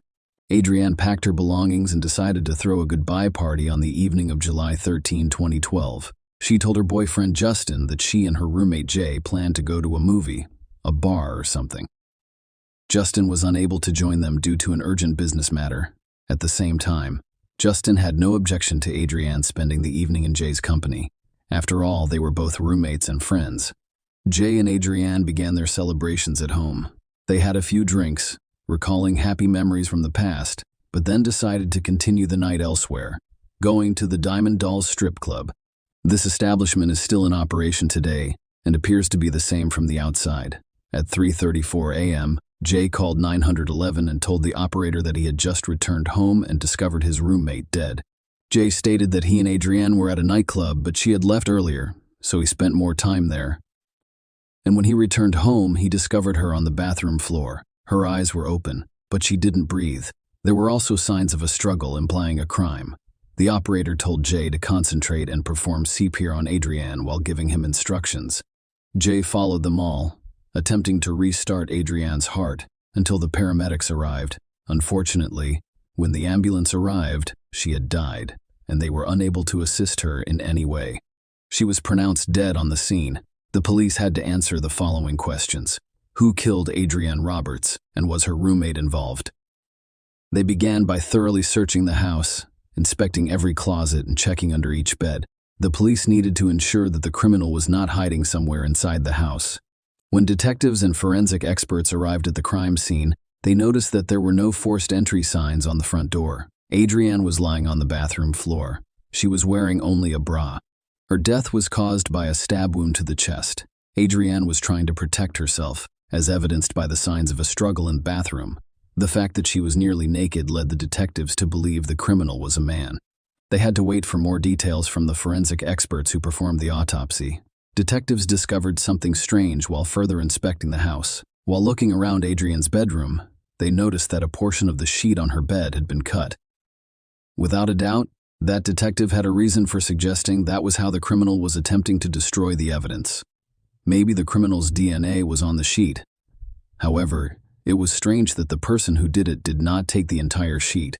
After all, the remaining portion of the sheet did contain some DNA. They discovered something similar to seminal fluid and sent the samples to the lab for testing. Adrienne's car was also discovered to be missing from the parking lot next to the house, implying that it had been stolen by a criminal. The police searched for potential witnesses to the crime and placed an ad on the victim's car. To resolve this case, detectives needed to learn every detail of Adrienne's final hours. But first, They had to inform her family of the tragic news about her. Adrienne's parents were shocked by what had happened to her. They couldn't believe someone had taken away their beloved daughter. Adrienne's boyfriend, Justin, learned about the incident the next morning. When he noticed that the police had cordoned off Adrienne's house, he knew something was wrong. The detectives informed him that Adrienne had died last night. Criminals frequently returned to the scene of a crime. Given this, and the fact that Justin was in a relationship with Adrienne, the detectives began to investigate him for possible involvement in the crime. The closest individuals become the first suspects. It is a common practice, and there is nothing surprising about it. On the same day, a few hours later, they discovered Adrienne's car a few blocks from her home. The headlights were turned on, and the keys were inside the ignition. The abandoned car only confirmed the investigators' assumption that the criminal used the victim's car to flee the crime scene. Forensic experts carefully examined the vehicle's interior, hoping to find something that could help solve the case. Investigators turned to CCTV footage to determine who was driving Adrienne's car. Unfortunately, the location where the police discovered Adrienne's car lacked cameras. Nonetheless, there were cameras on nearby buildings. Looking through the recordings, the investigators noticed a man wearing shorts, a baseball cap, and long hair. It was around the same time that the 911 call came in. He was slowly walking in the opposite direction of Adrienne's car, and it was critical to know where he was going next. There was another surveillance camera around the corner. However, the investigators were greatly disappointed. This man went the opposite way. As a result, they lost track of his location. They replayed the recording dozens of times, hoping to catch something they hadn't noticed before. However, it was difficult to see anything but the general features of this man. Because the recording was done at night, interviewing witnesses provided the police with new information to consider while sitting on the porch of his house at night. One of the neighbors noticed Adrienne and a man running down the sidewalk. It was unusual for several reasons. First, it was late at night. Second, it did not appear that they'd gone for a run. Adrienne wore a dress rather than sportswear. Furthermore, she had shoes in her hand. The man running after her was not dressed in sportswear, but it did not appear to be stalking because Adrienne was not screaming or calling for help. As a result, the neighbor placed little importance on what he saw. As I previously stated, the investigators needed to reconstruct the sequence of events preceding the 911 call about Adrienne, the victim's roommate. Jay was invited to the police station for questioning. After all, Adrienne accompanied him to the club, and he later discovered her on the bathroom floor, or so he claimed. During a conversation with the detective, Jay stated that he and Adrienne had a few drinks at home before going to Diamond Dolls. They used to go there to relax and get away from their daily problems. According to Jay, they went there on foot because they had already consumed alcohol and didn't want to drive in such a state. As a result, the police decided to focus on Diamond Dolls, as visitors with questionable reputations frequent such locations.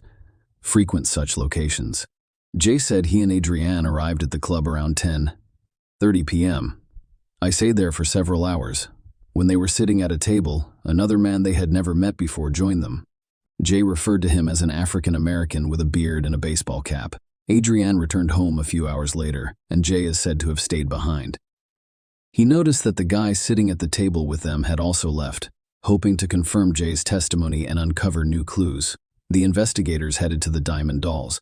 They were confident that the club had surveillance cameras that would allow them to determine whether Jay was telling the truth or had something to hide. The wide-angle camera aimed at the road recorded everyone who entered and exited the club that evening. Looking through the footage, the investigators discovered the moment Jay and Adrienne arrived at the club. They were relaxed, and nothing unusual was happening. The other camera was positioned at the club's entrance. Furthermore, the recording quality was quite good. It enabled the police to make. The CCTV footage verified Jay's testimony. He exited the club alone at 2:53 a.m. He stepped outside, crossed the parking lot, and walked to his house. Adrienne also left the club earlier than Jay, at 1:38 a.m., according to security cameras. When Adrienne entered the club, the most observant viewers likely noticed something was wrong. She was dressed in a dress and what appeared to be a jacket. However, when she returns home, she only wears a dress. Adrienne had left the club and was about to head home. But 4 seconds later, a man wearing a baseball cap emerged from the club. He dashed out after her to return the jacket she had left inside. After he handed Adrienne the jacket, they appeared to be discussing something. We'll never know what they were discussing at that point. Instead of returning to the club, this man followed Adrienne out of the parking lot, where they turned right. As you can see, the street isn't crowded. There are almost no houses here. Did Adrienne feel in danger at that time? Perhaps. We will never know for sure. Investigators concluded that the man caught on camera at the club and the man seen near Adrienne's abandoned car were not the same person. Given all of the circumstances surrounding her death, they concluded that the perpetrator was most likely the man they saw on the club's key TV footage, and that the man in this recording could be a random passerby. In any case, the police were investigating all possible scenarios and hoped to provide answers to Adrienne's parents as soon as possible. Her family traveled to Florida to pick up her belongings. The investigators met with Mark and Dolores and promised to do everything possible to locate and prosecute the criminal. Adrienne's parents described her as a friendly person who had no enemies. She got along well with her boyfriend, Justin, and her roommate, Jay. Investigators believe Adrienne had no real connection to the person who murdered her. Soon, the laboratory report arrived. Although the criminal cut out a portion of the sheet, in an attempt to avoid responsibility, forensic experts discovered male DNA there. Furthermore, it appeared not only on the sheet but also on Adrienne's body within the walls. When the investigators compared the obtained DNA to the database, they were disappointed that there were no matches. Thus, the police had an unknown man's DNA and CCTV footage from the club where Adrienne spent her final evening. At this point in the investigation, detectives considered the footage to be the most important clue in solving the case. They examined the recordings again, but this time they watched not only the night recordings but also the day recordings, which yielded results. Approximately 8 hours before Adrienne died, investigators saw the same man Adrienne was talking to in the parking lot and who left with her. The police now had a better view of his face. But that is not all. I was trying to figure out how this unknown man got into the club. The investigators noticed that he had arrived by taxi. The phone number printed on the taxi's body was visible on the recording, and the car's brand was easily identified. This man could now be identified much more easily. Detectives discovered the phone number used to order a taxi, which was captured on video near Diamond Dolls, and discovered it belonged to Thomas Frederick. When they compared his driver's license photo to the image of the man on the CCTV footage, they realized they were looking at the same person. Thomas Frederick had become the primary suspect in this case, and the police needed irrefutable evidence to arrest him. The recordings from the cameras alone were insufficient. As a result, they secretly watched Frederick. The police were afraid of scaring him away, so they decided to obtain his DNA without his knowledge. The officers monitored him for a week and a half, waiting for the right moment. They followed him to work. They spent the entire night watching him at his house. They were always there, patiently waiting for him to give them something, and it paid off. One day, Frederick threw a cigarette butt on the road. They collected the cigarette buttocks and sent them to the lab for DNA testing. It was necessary to determine whether Thomas Frederick was responsible for the traces found in Adrienne Roberts' home. While awaiting the results of the tests, police officers continued to keep an eye on him in secret, fearing he would flee the state. Everyone was eagerly awaiting the laboratory's report shortly after it was issued. That concludes. Isn't it strange that the DNA on the sheet on the walls of the house and Adrienne's body belonged to Thomas Frederick? After receiving this information, police officers arrested him and transported him to the police station. During the interrogation, the man stated that he frequently visits different clubs and bars and almost always meets new people there. When the police showed him a photo of Adrienne Robert, he stated that he met her at Diamond Dolls. Adrienne allegedly treated him to a drink, after which they danced and talked. Frederick said he went to work after the club, but the CCTV footage contradicted his claims. When the detectives pointed out the inconsistency, it revealed that he had left with Adrienne. He stated that he and Adrienne walked together to the end of the street before departing in different directions. Sounds convenient, right? Especially when it is said by someone who could face life in prison. When asked if he had ever been to Adrienne's house, Frederick said he couldn't remember because he had drunk too much. As a result, he began to contradict his own statements. Or perhaps Frederick had only a few memories from that night. He remembered they had arrived at the end of the street and then parted ways. The man remembered going to work after the club, but he couldn't recall being at Adrienne's house. The investigators knew he was lying because they had a witness who saw Adrienne running barefoot with her shoes in her hands, and this man running after her, When they told Frederick about it, he said Adrienne asked to walk her home and then said she needed to hurry up. She took off her shoes and ran. The man claimed he had no choice but to run with her. He claimed he didn't pursue her and instead kept her company. The detectives grew tired of hearing his constantly changing stories and accused him of attacking Adrienne. They told him that his DNA was on the sheet, Adrienne's body, and a variety of other items in her home. Frederick realized he could not get away with it. He claimed he was acting in self-defense. Now his memory has returned. He claimed he and Adrienne went to her house and had consensual intercourse. Adrienne became ill shortly after, and they went to the bathroom, where she vomited. Then they started fighting. Adrienne took out a knife, threatened him, and attempted to injure him. He exercised his right to self-defense, resulting in Adrienne's death. Frederick allegedly panicked and had no idea what to do, so he chose not to call 911. Instead, he fled because he knew they'd blame him for the woman's death. Thomas Frederick was charged with first-degree deprivation of life. When he appeared in court for the trial in January 2014, the prosecutor gave his version of what happened that night. Adrienne and Jay drank some alcohol at home before heading to Diamond Dolls in good spirits. Thomas Frederick sat down at a table alongside them. They thought the man was a fairly ordinary person. They were chatting casually and simply relaxing. Adrienne needed to move her belongings to her and Justin's new home the next day, so she decided to leave early. Jay chose to stay at the club. Frederick decided to take advantage of the situation by following her. She did not want him to accompany her, so she attempted to flee from him, but she couldn't. He chased her all the way home, and when she went inside, he broke in, stole a knife from the kitchen, and did what he came after Adrienne for. According to the prosecutor, the injuries on her body indicated that her encounter with Frederick was not consensual. He then decided to end Adrienne's life so that she could report him to the police. He attempted to cover his tracks by cutting out the area of the sheet where his seminal fluid remained. However, it did not prevent the police from obtaining the criminal's DNA.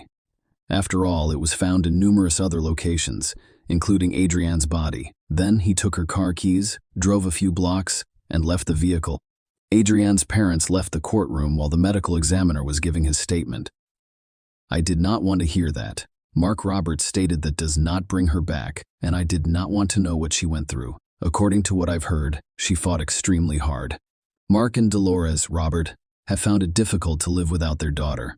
It will undoubtedly take some time for us because we have recently lost the most important thing in our lives."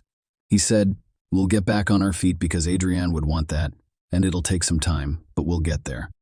Thomas Frederick's defense attempted to make Adrienne look bad. At the trial, his lawyer stated that Adrienne also invited Frederick to her home to engage in consensual intercourse with him.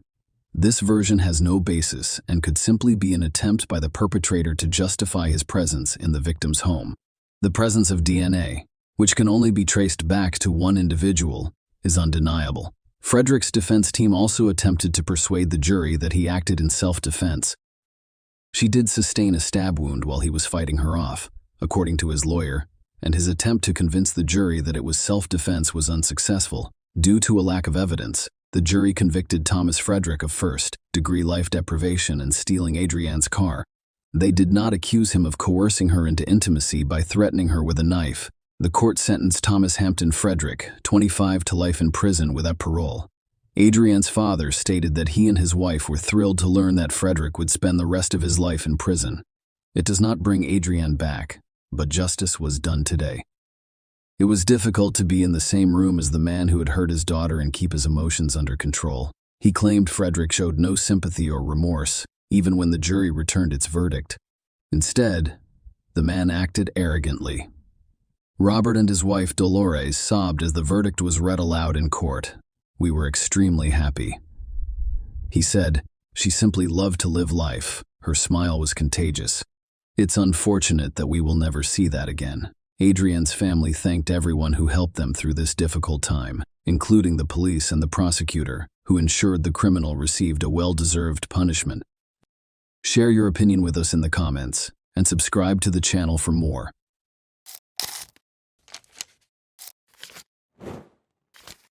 Hey guys, welcome to my channel, and today we're going to take a look at another horrible case with you. When When 16-year-old Carol Hutto got a phone call at 7:45 p.m. on December 13, 1976, it made her happy and excited. She hurriedly informed her mother, Norma Hutto, after the call that she would return in roughly 30 minutes after visiting a nearby store that was just a 10-minute walk away.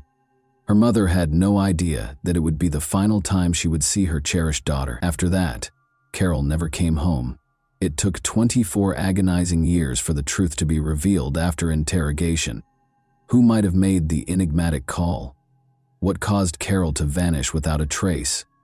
We'll examine the 1976 cold case of Carol Hutto, a mystery that remained unsolved for an incredible 24 years. Carol vanished from Largo, Florida, a vibrant city renowned for its sunny weather and welcoming community. With a population of more than 82,000, this city in Pinellas County offers a combination of urban conveniences and stunning natural surroundings. Largo offers a wealth of enjoyable activities and a rich history. Both local residents and visitors find it to be a welcoming environment. However, a crime that occurred here in 1976 altered everything. Let's go back in time to February 6, 1960, when Edward and Norma Hutto welcomed a lovely little girl into the world in the small Florida town of Largo. Carol Dean Hutto was her given name. Everyone in the family lavished her with love and care because she was the youngest. Carol was adored by her classmates at Largo High School, where she grew up, thanks to her kind and compassionate disposition. Carol came from a large family. Although not much is known about her half-brother, Jerry Arent Hutto, it is evident that Carol and Jerry had a unique and intimate relationship. Jerry always made an effort to grant his sister's wishes because he loved her very much. Jerry's strong sibling bond was demonstrated by his willingness to do everything Carol asked for. In addition to Jerry, Carol had two sisters, Melinda Darlene and Pamela Beal Hutto, and two brothers, Maurice Barnett and Frank Hutto. Carol was a girl who made her mother and her family happy. Attending exhilarating NASCAR races and amazing wrestling fights were among their favorite hobbies. Her mother remembers her as a devout Christian who was selective about who she hung out with. Unfortunately, Carol never had the opportunity to live out her aspirations, despite having a big heart full of adventure. Carol Hutto, her mother Norma, and her half-brother 17-year-old Jerry Irwin were at her Corvette drive home on December 13, 1976. It all appeared to be a typical evening. They were all having a good time, laughing and telling jokes. Jerry was getting ready for a date, while Norma was busy making dinner for the family. But as the house phone began to ring, their evening took an unexpected turn. When Norma went to answer the phone, she saw that it was Carol's buddy. She gave Carol the phone, and they spoke to each other for a few minutes. However, Norma abruptly canceled the call when she returned. Curiously, Carol's mood abruptly changed after the call. Norma noticed that she was getting really enthusiastic and pleased. Carol rushed to her room, straightened her hair, and looked in the mirror to see how she looked. After 15 minutes or so, she informed her mother that she was going to a neighboring store, which was only 10 minutes' walk from their home. Carol was almost out the door before Norma could ask the store what she wanted, but Carol promised herself she would return shortly before she left. Jerry, Carol's half-brother, likewise said goodbye to Norma and left the house for his date. Carol could generally walk there and return in 20 minutes or less because the store wasn't that far away. Norma therefore anticipated that Carol would return home in 30 minutes, but an hour had gone by and Carol had not returned. Carol was taking longer than expected, and Norma began to worry whether she had run into her friends on the way and was conversing with them. However, when Carol hadn't returned after 2 hours, Norma's anxiety increased. Carol had never missed her curfew before, so her disappearance was worrisome as it was growing dark outside. When Jerry got home at around 10 o'clock at night, Norma, who was rather worried, asked if she had seen Carol. But Jerry had no idea where she was, and neither did Norma. Jerry was even more concerned when he found out that Carol had not come home since she left. He should go out and find her, Norma insisted. He began searching the streets and yelling her name, but got no answers. The store employees said they hadn't seen Carol today, so they raised the alarming subject of where she might be if she didn't go to the store as planned. He even went to the store next to their house, where Carol was meant to go. Unfortunately, Jerry came home and told Norma that he had been unable to locate Carol. They chose to wait until morning in the hopes that Carol would return home by herself, despite their worries. But when the morning sun came out, Norma's anxiety increased because Carol was nowhere to be seen. Norma made the decision to report Carol missing to the police without further delay, but the police told her that they couldn't declare Carol missing because it had been less than 24 hours since she vanished. At this point, they also thought about the likelihood that Carol had fled her house. However, Norma was not prepared to believe that Carol would ever run away from her family or leave her house by herself. She was convinced that her daughter had suffered a terrible fate. Norma and Jerry didn't want to wait for the police to take action because of this. They made the decision to act independently and actively look for Carol on their own. In order to find out if anyone had seen Carol the night before, they went around their area and spoke with neighbors. No one had seen Carol returning home that evening, although most of the neighbors recalled seeing her when she left at around 8 p.m. To see if Carol had spoken to anyone or visited any of her friends' homes, Norma and Jerry also went to each one, but they were unable to locate her. Norma was profoundly impacted by Carol's abrupt departure, and the community as a whole rallied to lend a hand in any way they could after learning that their little Carol was missing.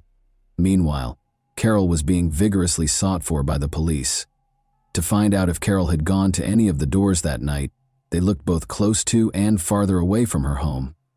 Regretfully, nobody was able to verify that they saw her at any of those places. The store Carol was intended to visit had a security camera outside, which the police observed. But after watching the video, they were unable to discover any proof that Carol had been at the store the night she vanished. It was difficult to follow Carol's travels since security cameras were not as widely used as they are now, and only a small number of stores had them installed. However, a fatal discovery was made very quickly.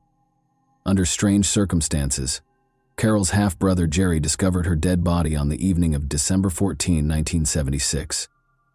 Desperate to find Carol, he had been scouting the area alone. He followed his search till he came to a building that was still under construction at the end of the block. This structure was beside a lake at 418 Imperial Drive. The body of Carol was found there, according to Jerry. How exactly he had found her in this particular location was still unknown. Carol's partially undressed body was discovered floating in the ocean. For Jerry, this was a startling and extremely unsettling sight. After reporting the discovery to the Largo police right after, he had the challenging duty of going home and telling Norma the devastating news. It was immediately clear that Carol's death was not an accident when the police arrived to carefully remove her body from the lake in order to preserve any possible evidence. Her injuries and the concrete block that was used to drown her suggested foul play, meaning that she was killed on purpose and that someone tried to conceal her body. Her body was dumped in the lake after the authorities concluded that the attack had most likely taken place in the abandoned construction house. Carol's watch was a key piece of evidence. It was stopped at 10:36 p.m., suggesting that the murder occurred sometime between 10:30 and 10:45 p.m. Some disturbing details emerged when Carol's lifeless body was sent for a comprehensive autopsy. Carol was strangled, which probably caused her to lose consciousness but did not immediately cause her death, according to the coroner's findings.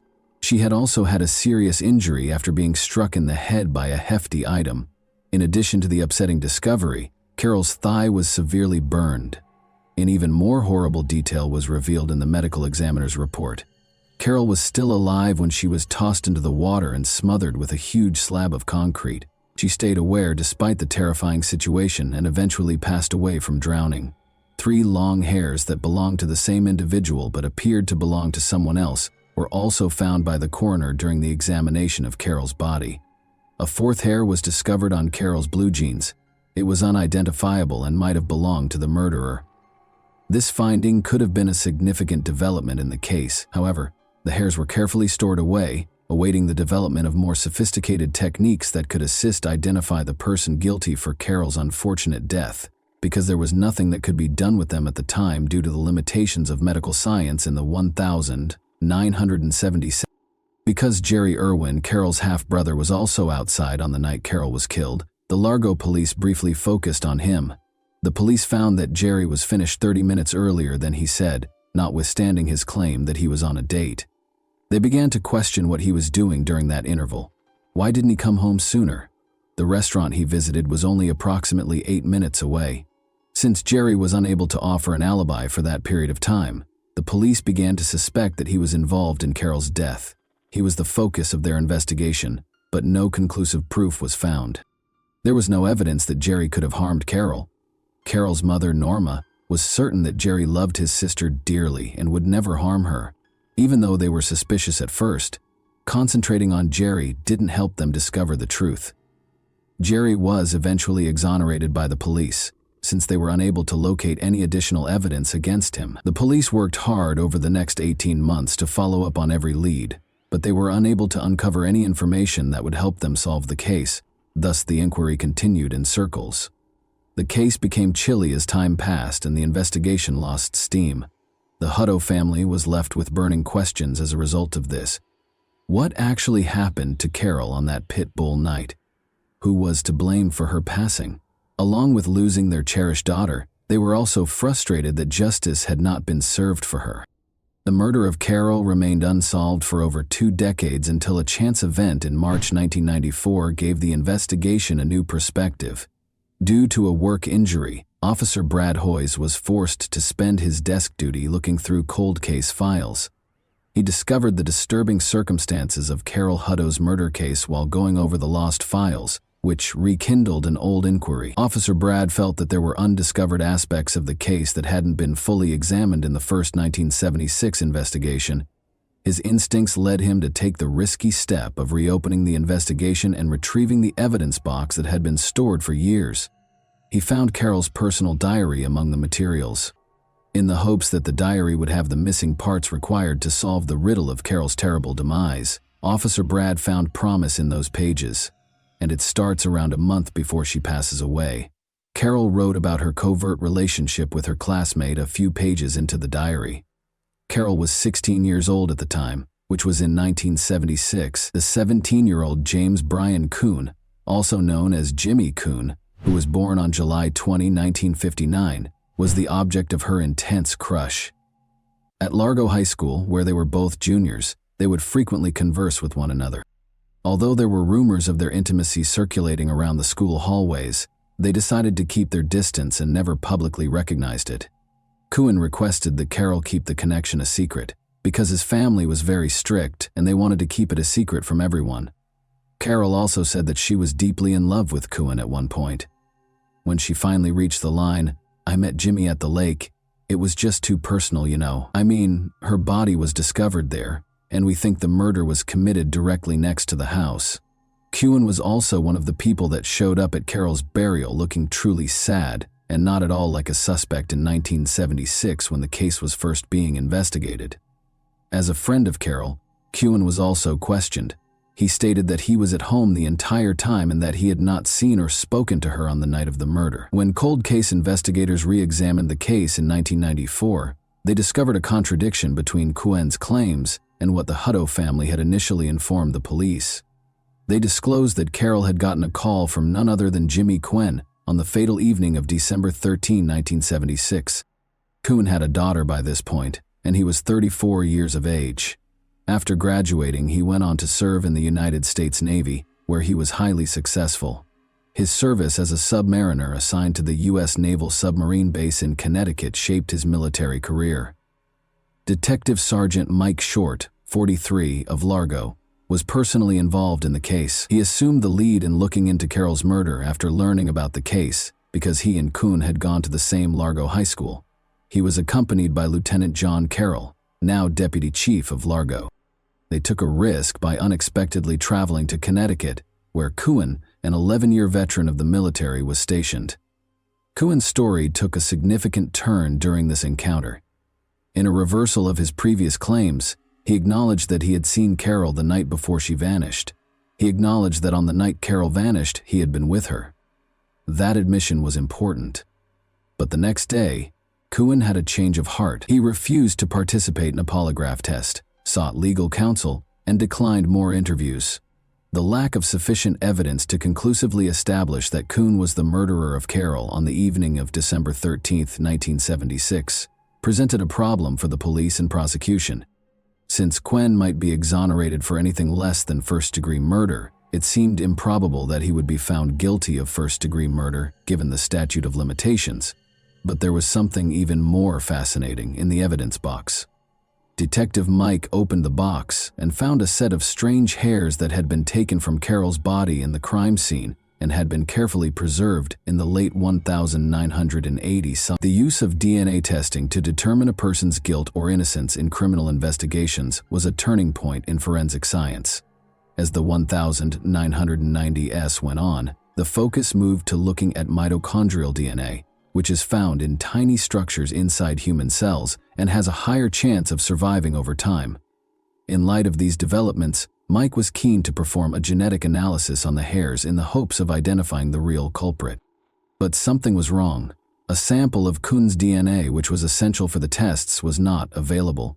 The police required a valid search warrant to get Kim's blood in order to gather this crucial piece of evidence. They made the strategic decision to move forward with the goal of spending as much time as possible with the suspect. Detective Mike made the decision to enlist the Naval Criminal Investigation Service, or NCIS, as reinforcements in 1998. They believed that Kuhn might become uneasy and make a confession as a result of the naval officer's presence. Detective Mike stood outside the police interrogation room on July 15, 1998, as Navy investigators Dave Early and Tom Asimos sat down with James Kuhn, their murder suspect. They first took Kuhn's blood sample for additional testing after securing the required warrant. Then, in an effort to reassure and console Kuhn, Asimos and Early started talking to him. In order for him to open up and progressively disclose the truth, they wanted to establish trust. The NCIS officers were now certain that Kuhn was about to reveal what had transpired on the evening of December 13, 1976. Unexpectedly, they were able to bring Kuhn to tears as he brushed away his tears and eventually disclosed the tragic truth about how he killed his girlfriend, Carol Hutto. Despite the lack of concrete evidence, the seasoned cold case investigators weren't persuaded by Kuhn's honesty, despite the fact that he seemed distressed. Carol's injuries, especially to her head and neck, were not consistent with a straightforward mishap like tripping and falling. Rather, the nature of these injuries suggested strangling, forced trauma, and bleeding. Though he insisted it was an accident, Kuhn had admitted to being the cause of Carol's death. He accepted responsibility for her death, claiming that he did not assist her and that he tried to hide her body and the evidence. Kuhn was consequently arrested and held pending trial. But he gave a different account of what happened the night before his trial.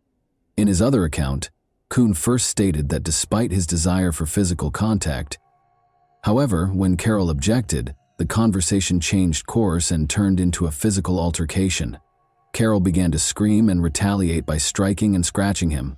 Kuhn hit her with a 2x4 piece of wood and even tightened his hold around her throat because he was afraid her cries would attract attention. Carol collapsed to the ground, senseless, as he finally released his hold. As a result of his uncertainty and terror, Kuhn decided to conceal her body in an effort to make it seem as though someone else had attacked her. He also burned her thigh in an attempt to cause confusion. Detectives reached the same conclusion in Kuhn's various renditions of events, regardless of the specifics. Carol was beaten, dragged to the water, and flung face down. To keep her body submerged, a concrete block was used as weight. It's interesting to note that Kuhn's second story seemed more credible and fit the evidence better. The circumstances surrounding Carol's unfortunate fate and the physical evidence seemed to support this version of events. On February 9, 2000, the day of the trial, the prosecution sought to convict Kuhn of first-degree murder. Although his attorneys admitted that he was partially responsible for the act, they maintained that manslaughter or perhaps third-degree murder would be a more appropriate punishment. After receiving the case, the jury deliberated for just 22 minutes before rendering a decision. Kuhn was convicted of murder in the first degree. The fact that the offense was committed in 1976 gives Kuhn the opportunity to enjoy freedom again. Judge Philip Federico of the Pinellas Pasco Circuit Court interpreted the state legislation of that year. After 25 years, a person convicted of first-degree murder may be eligible for parole under these provisions. It's interesting to note that Carol's mother, Norma Hutto, felt compelled to speak to Kuhn at the sentencing, even though Kuhn declined to do so.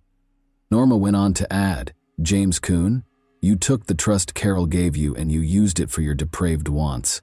She also mentioned how Carol had trusted him and called him out. She brought up the fact that Kuhn had attended Carol's funeral disguising his true motivations by acting like her friend and feigning distress. Norma expressed her wish that he would never be released from prison and that he was unworthy of a fresh start, pointing out that he had denied her daughter the opportunity. A hopeful mother, Norma had a bright future in mind for her newborn daughter, Carol. She looked forward to the day Carol would graduate from Largo High School with pride. She envisioned her 16-year-old daughter in a gorgeous white gown, walking down the aisle to begin a happy life with her husband and perhaps even starting a family. But all of those hopes were dashed in a single night, and it was fervently hoped that Kuhn would never be allowed to leave prison. Let's now discuss Kuhn's case. Do you believe that he truly felt regret for his actions, and do you think that he deserved a life sentence? And do you think Kuhn's behavior with Carol was premeditated or just an accident?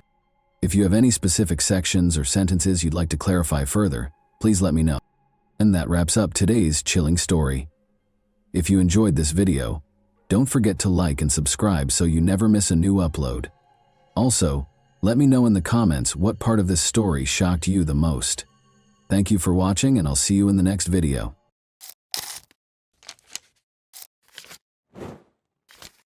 Hey guys, welcome to my channel, and today we're going to take a look at another horrible case with you.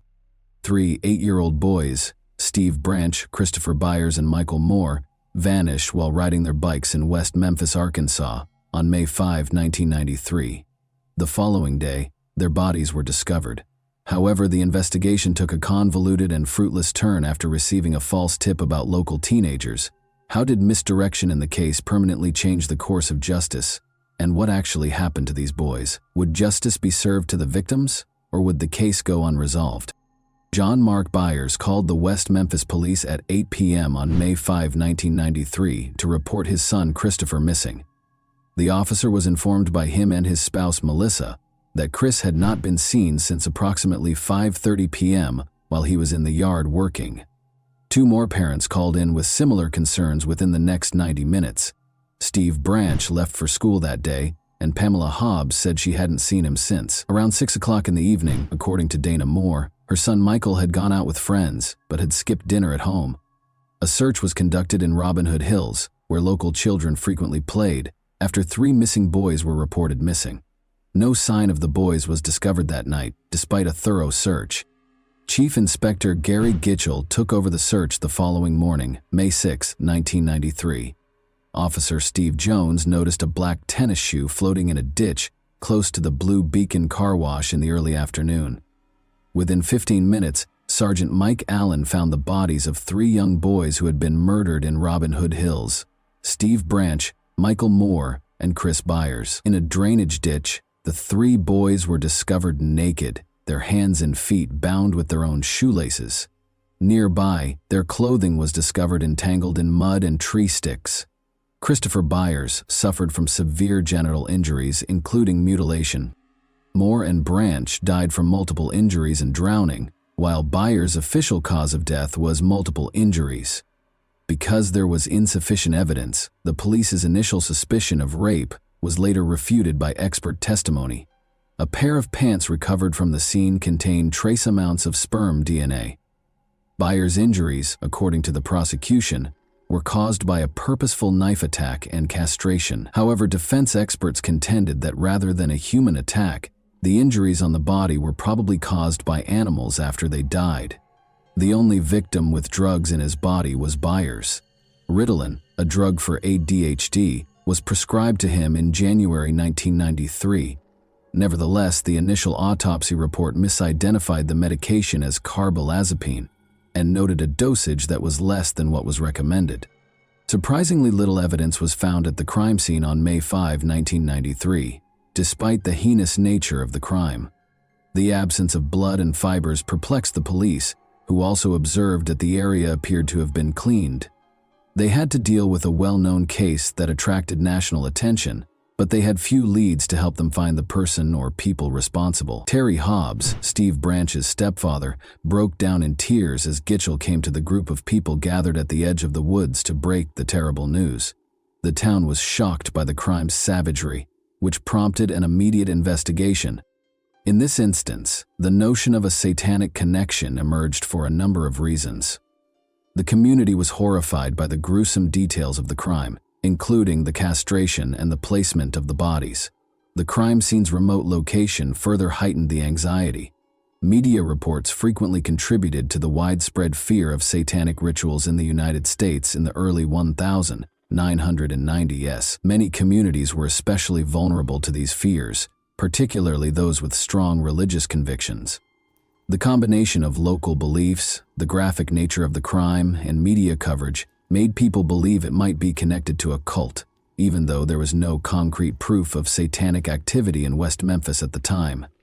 More rational explanations, like the possibility that the boys were harmed by a person they knew, were frequently eclipsed by this suspicion. Chief Inspector Gary Gitchell's announcement that the police were looking into a number of theories, including cult activity, fueled the fire.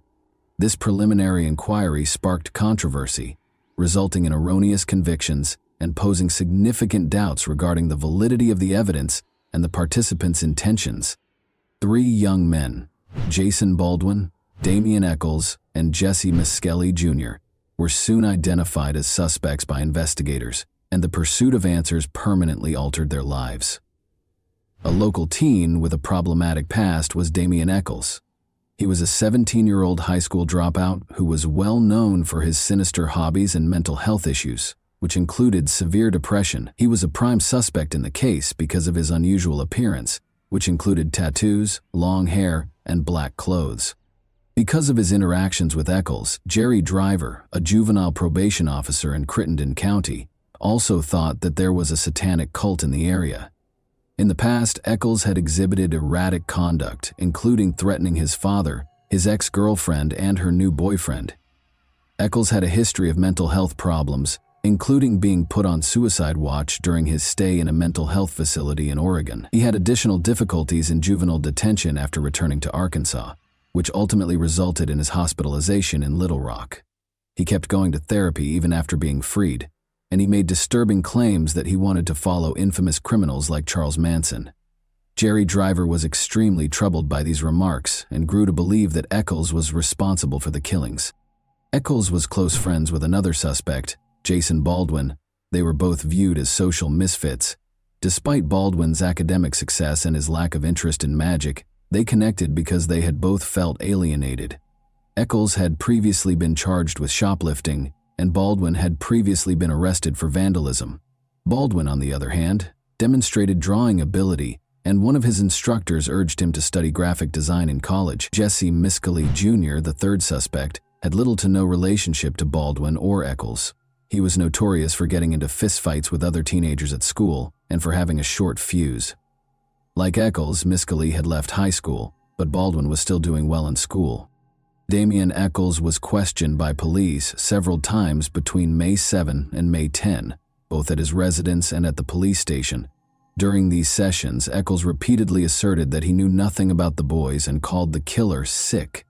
Eccles maintained that on the evening of May 5 he was at home chatting on the phone with friends, but when he implied that the murderer was probably a local, it sparked questions about his personal involvement. Even though Eccles cooperated with the police, the results of his polygraph suggested that he might have been lying or deceiving, which fueled more conjecture. Investigators also focused on Jason Baldwin, who denied any misconduct, but they kept examining both teenagers. When local waitress Vicki Hutchison stated that she thought the killings were connected to a cult, the case took a different turn. She was keen to help the police and advised them that she could make friends with Eccles in order to conduct additional investigation. Miskelly got to know Eccles when he worked as a babysitter for Vicki Hutchison. After introducing him to Eccles, Hutchison started questioning Miskelly about the case. Miskelly reportedly joined Hutchison at an occult event, or Sabbat, where she observed strange rituals and sexual activities involving young people. As a result, Miskelly was taken to the police station to be questioned. When Aaron, Hutchison's son, stated that he had gone to the woods with the killed boys and said he had witnessed 5 men acting strangely, the matter became more complicated. This added complexity to a story that was already unreliable due to inconsistencies. Her answers to the police's polygraph test showed that she was telling the truth. Chief Inspector Gary Gitchell and his team made the decision to question Jesse Miskelly Jr., a suspect in the killings of the 3 young West Memphis boys, on June 3, 1993. About 9 in the morning, they came up to him. The $35,000 reward for information that could result in arrests was highlighted. Jesse denied having anything to do with the killings during the polygraph examination. Detective Bill Durham thought he was lying, though. After being interrogated extensively, Jesse finally stated that he, Jason Baldwin, and Damian Eccles were responsible for the killings. The officer yelled at him and insisted he knew more than he was confessing, according to Jesse's later account. He found it difficult to claim his innocence and started repeating what the detectives had told him.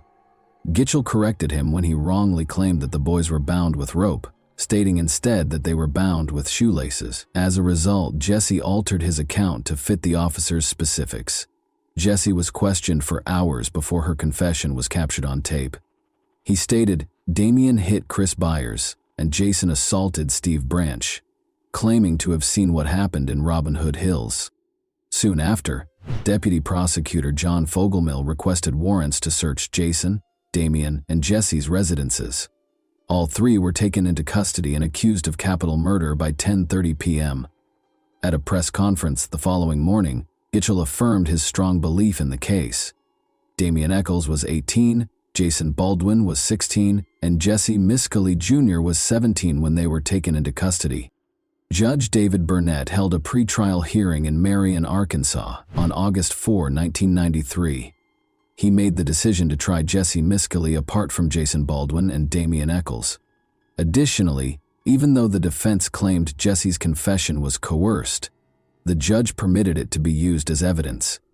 The defense brought up a number of coercive strategies that the police employed while questioning Jesse. They pointed out how officers rejected his claims and showed a diagram that implied he might either be a member of the murderer's circle or work with them. A disturbing audio recording of Aaron saying, "Nobody knows what happened but me," was also brought to light. In a landmark decision, the judge determined that all three defendants would face adult trials. This ruling raised the stakes in a case that was already garnering national attention and sparking debates about the treatment of young suspects in the legal system. Miscali claimed he tried to cooperate without realizing the repercussions of his remarks because he was perplexed by the police's actions. The three boys were still being held while the defense and prosecution got ready for trial. Blood was discovered on a knife that had belonged to Chris Byers' stepfather, John Mark Byers, during the evidence collection process. The blood on this knife matched that of Chris and Mark, and it had been given away soon after the killing. The police did not pursue this lead, though. The night the boys vanished, a local restaurant employee also claimed to have seen a confused man covered in blood and mud. Despite gathering samples, the police never pursued this lead and eventually lost the evidence after the man left blood smears in the restroom. Miscali withdrew his confession and refused to repeat his previous statements, despite the prosecutor's intention for him to testify against Eccles and Baldwin.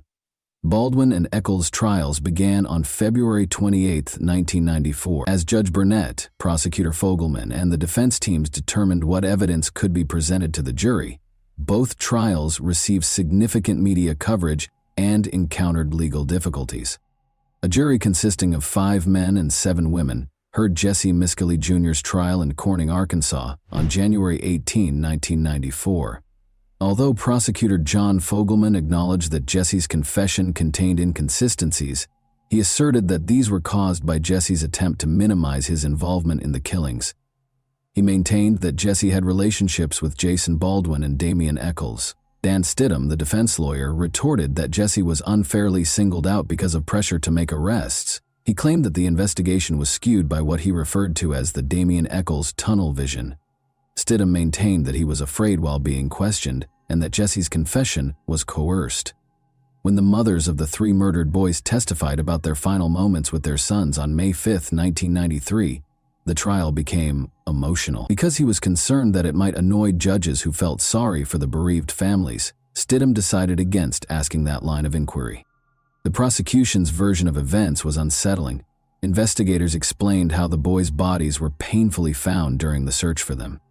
In the courtroom, the jury noticed the boys' bicycles leaning against a wall. The mood was solemn, as Fogelman displayed more than 30 gory images of the corpses.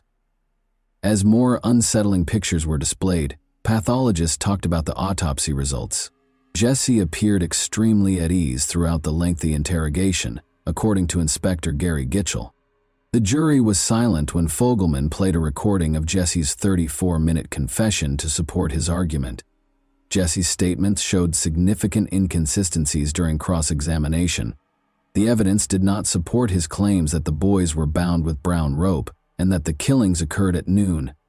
Detective Gitchell claimed that Jesse's confusion was the cause of these mistakes because they were concerned that Aaron Hutchison's story might be discredited. The prosecution decided not to call him. Vicky, his mother, was called instead, and she talked about her quest for justice. She maintained that her concern for the boys drove her, not the $35,000 reward. Jesse's statements revealed some serious contradictions during cross-examination, particularly with regard to the dates of the murders. Aaron Hutchison, a crucial eyewitness, was not called to testify by the prosecution. Rather, they introduced his mother, who spoke about her attempts to get the boys justice.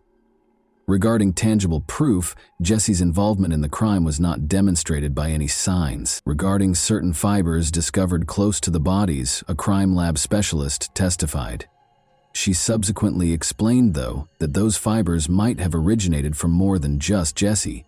Stidham was worried about Jesse's low IQ, so he decided not to have him testify. Rather, he called a polygraph examiner to discuss false confessions in an attempt to raise reasonable doubt.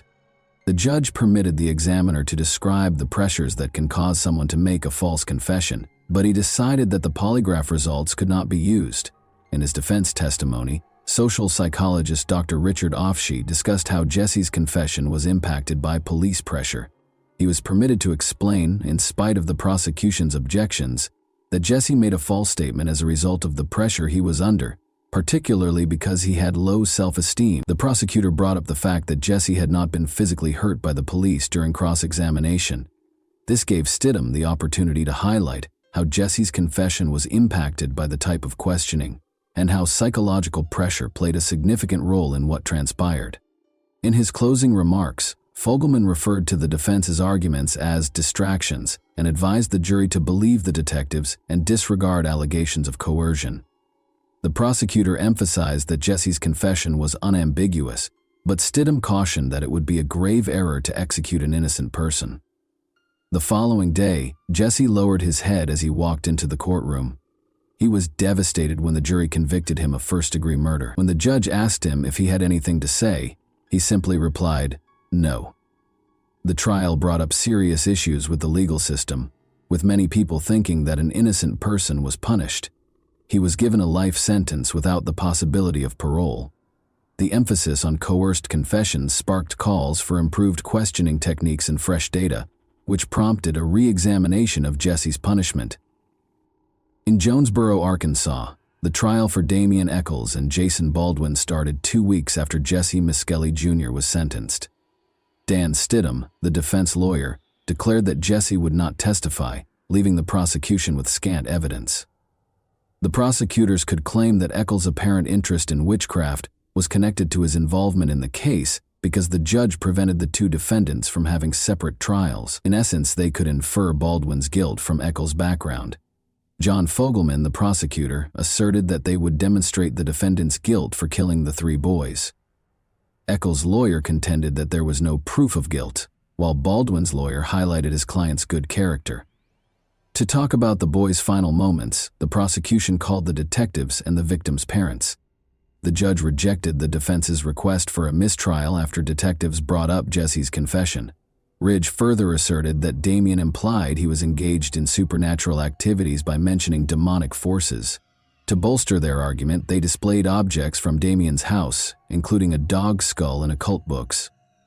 In his testimony, medical expert Dr. Frank Peretti mentioned a knife discovered close to Damian's home that matched the victim's wound. However, it was later discovered that the victim's stepfather's knife might also match.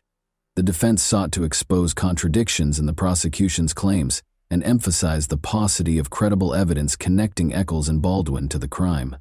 They stressed that the evidence was only suggestive and called in experts and witnesses to discuss false confessions. The jury found both defendants guilty of capital murder in spite of efforts to provide an alibi and cast doubt on the validity of the police investigation. Jason Baldwin received a life sentence without the possibility of parole after the jury found him guilty.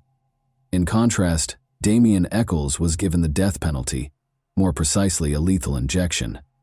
This result generated a lot of public interest and raised questions about the fairness of the trial. The West Memphis Three's defense teams diligently sought to appeal their sentences shortly after their trials, pointing out mistakes in the trial and introducing fresh evidence. Vicky Hutchison acknowledged lying under duress from the police, and the jury foreman was charged with misconduct during the trial, which might have affected the outcome. A new hearing resulted from new DNA evidence that connected Chris Byers' stepfather, Terry Hobbs, to the crime scene. There was broad support for the case. Devil's Knot, written by Arkansas reporter Mara Leverett, focused on the failure of justice, while Paradise Lost, a documentary directed by Bruce Sinofsky and Joe Berlinger, was released in 1996. Johnny Depp, Natalie Maines, and Eddie Vedder were among the celebrities who expressed their support. Following several unsuccessful appeals, the Arkansas Supreme Court scheduled a hearing for the new evidence on November 4, 2010. After realizing that this evidence might not establish their innocence, Echols' new attorneys negotiated with the Attorney General to forego the hearing and proceed with new trials. They suggested an Alford plea, which limited the defendant's ability to seek damages for their erroneous convictions, but permitted them to enter guilty pleas to lesser charges while retaining their innocence. Jason Baldwin reluctantly agreed to the plea in order to spare Echols from being executed. After serving 18 years in prison, all three men were released on August 19, 2011. However, there was no compensation for their time served and no additional investigation into the initial murders, so their case remained unresolved. After it was initially lost, Echols' lawyers requested access to the crime scene evidence for DNA testing in July 2021. The majority of the evidence was later found to be undamaged. The Arkansas Supreme Court's decision on April 18, 2024, that people who accept an offered plea still have the right to request a new trial under a particular act, and permitted Echols to undergo new DNA testing, sparked discussions about justice, the validity of eyewitness testimony, and how societal anxieties can influence court rulings. The case serves as a reminder of the issues with the legal system and the continuous fight for people who were wrongfully convicted and imprisoned. And that wraps up today's chilling story. If you enjoyed this video, don't forget to like and subscribe so you never miss a new upload. Also, let me know in the comments what part of this story shocked you the most. Thank you for watching, and I'll see you in the next video.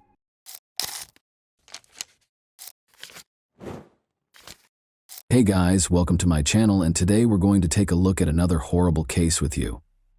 Sometime between 7 and 7:30 p.m. on the evening of May 30, 2012, 19-year-old Brittany Wood got ready and left her mother's home in Mobile, Alabama. Everyone thought Brittany was going to see a friend, but that wasn't the case at all. Brittany's real destination was her uncle Donnie Holland's house, but no one around her knew it. But what started out as a routine visit would turn into a terrifying experience for the family and the police. On June 1, 2012, 2 days later, the police discovered something horrifying. A terrifying crime scene was revealed when Donnie, Brittany's uncle, was discovered in his car with a gunshot wound to the back of his head. A layer of mystery was added by the startling and bloody scene, which grew more intense as Brittany Wood mysteriously disappeared. Did Brittany contribute to Donnie's demise, and, if so, what motivated her to act in that way? Or did someone else kidnap Brittany in addition to killing Donnie? Brittany's dream has always been to work as a hairdresser and eventually open her own salon. But the little girl, who was only a teenager, would meet a man named Andy Woods. As their relationship grew, their lovely daughter Peyton was joyfully born in 2009, when Brittany was only 18. At first, Brittany relished the independence of youth, but the arrival of Peyton marked a significant shift in her life. But when Andy and Brittany split up a few months after Peyton was born, her life took an even more dramatic turn. In spite of the split, the couple decided to share custody in order to keep their relationship cordial and beneficial for their daughter's welfare. Following this, Brittany started dating and had a number of short-lived relationships. Spending time with her family, especially her brother Derek, whom she viewed as her protector, brought Brittany joy. When Brittany looks back on her past, she realizes that her turbulent experiences also stemmed from her early years. When she was a baby, her mother, Chessie Wood, and her father, Wallace Hinckley, got divorced. Brittany and her father had a good relationship in spite of the divorce. The primary issue, though, was her relationship with her uncle, Donnie Holland. Donnie was always kind to people around him and seemed like a fun-loving guy, but his story was more complicated than it seemed on the surface. In fact, Donnie was being investigated at the time of his death for his alleged involvement in a child abuse ring that involved other family members, including Brittany's household members. Is there a link between Donnie's eventual death and everything that happened in the past and Brittany's disappearance? Around 7:30 p.m. on the evening of May 30, 2012, Brittany left her home, leading her family to believe she was going to see a friend. Later that evening, they tried to get in touch with Brittany but were unsuccessful. At first, the family didn't suspect anything was wrong because they were used to her spending days with her friends. However, they were unaware that this was not one of those evenings because they did not know where Brittany was. 2 days later, on June 3, 2012, Brittany's uncle Donnie Holland was discovered in his car, the engine still running, in a remote location with a view of the Fish River.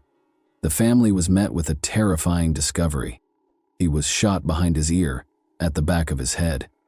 After being taken to a nearby hospital, he had already died. After hearing this heartbreaking news, Brittany's family made another effort to get in touch with her and let her know about the tragedy. Sadly, their efforts were unsuccessful because her phone was dead and still unresponsive. The family became increasingly worried when they couldn't find Brittany at her regular hangouts. They quickly made their way to the Mobile County Police Station and reported the missing person. This sparked a number of inquiries that involved Brittany and Donnie. The police searched the crime scene thoroughly in hopes of finding any evidence that would help them solve the case quickly. After a thorough search, they found a phone battery and a small gun inside the vehicle. Chessie, Brittany's mother, said that bags had been placed on Donnie's hands while she was in the hospital, most likely to be tested for gunshot residue. Why these bags were taken out without being tested is still unknown, though. Along with the investigation, the police spoke with Wendy Holland, Donnie's wife, and Jennifer Gonzalez Moore, their friend, who found Donnie's body. When they discovered Donnie about a mile from the main road, they said he was still gushing blood. The reason for their search and the details of the interrogation, such as whether Donnie was still alive, are still unknown. There was a strong suspicion, though, that Wendy was somehow involved in this incident.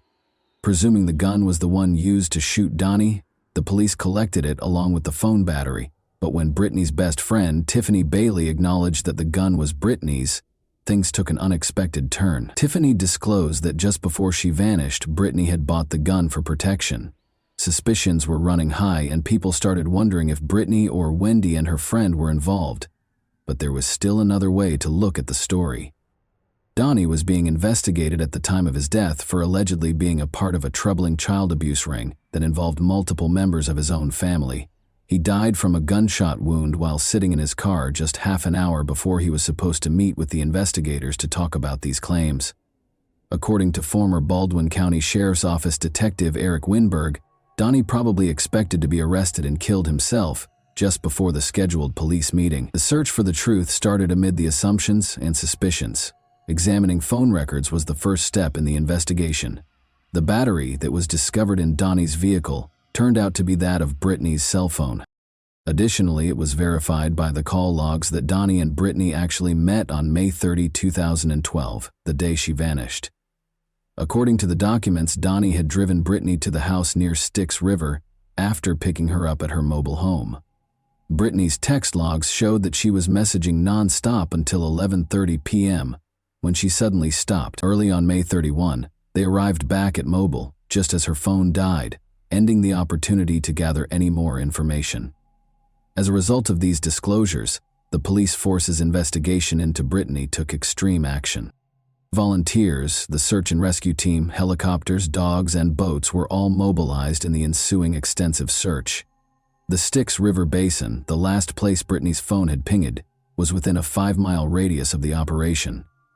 The intensive efforts produced no evidence of her whereabouts, even after multiple interviews with her friends and family. Brittany's daughter, meanwhile, yearned to see her mother. But after the search for Brittany was unsuccessful, attention returned to Wendy. Police reported that Wendy was seen removing items from Donnie's phone the day he was found dead, which may indicate an effort to hide something that was first disregarded. When the investigation came to a standstill and the police began to focus again on Wendy, this action took on greater significance. The case came to a standstill after the car's DNA results produced no solid proof. Eventually, there was no more evidence to connect anyone to Donnie Holland's murder. As a result, it was formally declared a suicide, and the case was closed. Many questions and controversy were raised by the decision to close the case as a suicide. Detective Eric Winberg confirmed that the gunshot residue test was not performed because it was a procedure carried out by the Alabama Department of Forensic Sciences. Becca Johnson, a private investigator who was actively involved in the search for Brittany Wood, expressed skepticism, saying, "Generally, it's 4 to 5 hours till unpreserved gunshot residue is gone, and hands in bags, it's being preserved."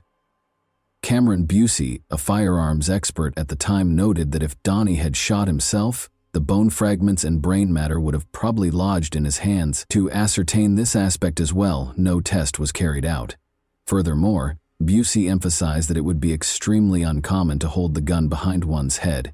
"I don't know of any suicide that was done in that position."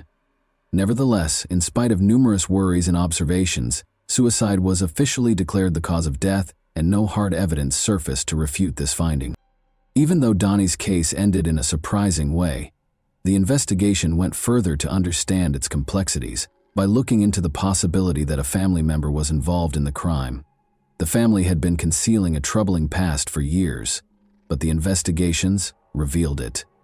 They discovered that Donnie Holland was the leader of a child abuse ring in which at least 11 other friends or family members participated.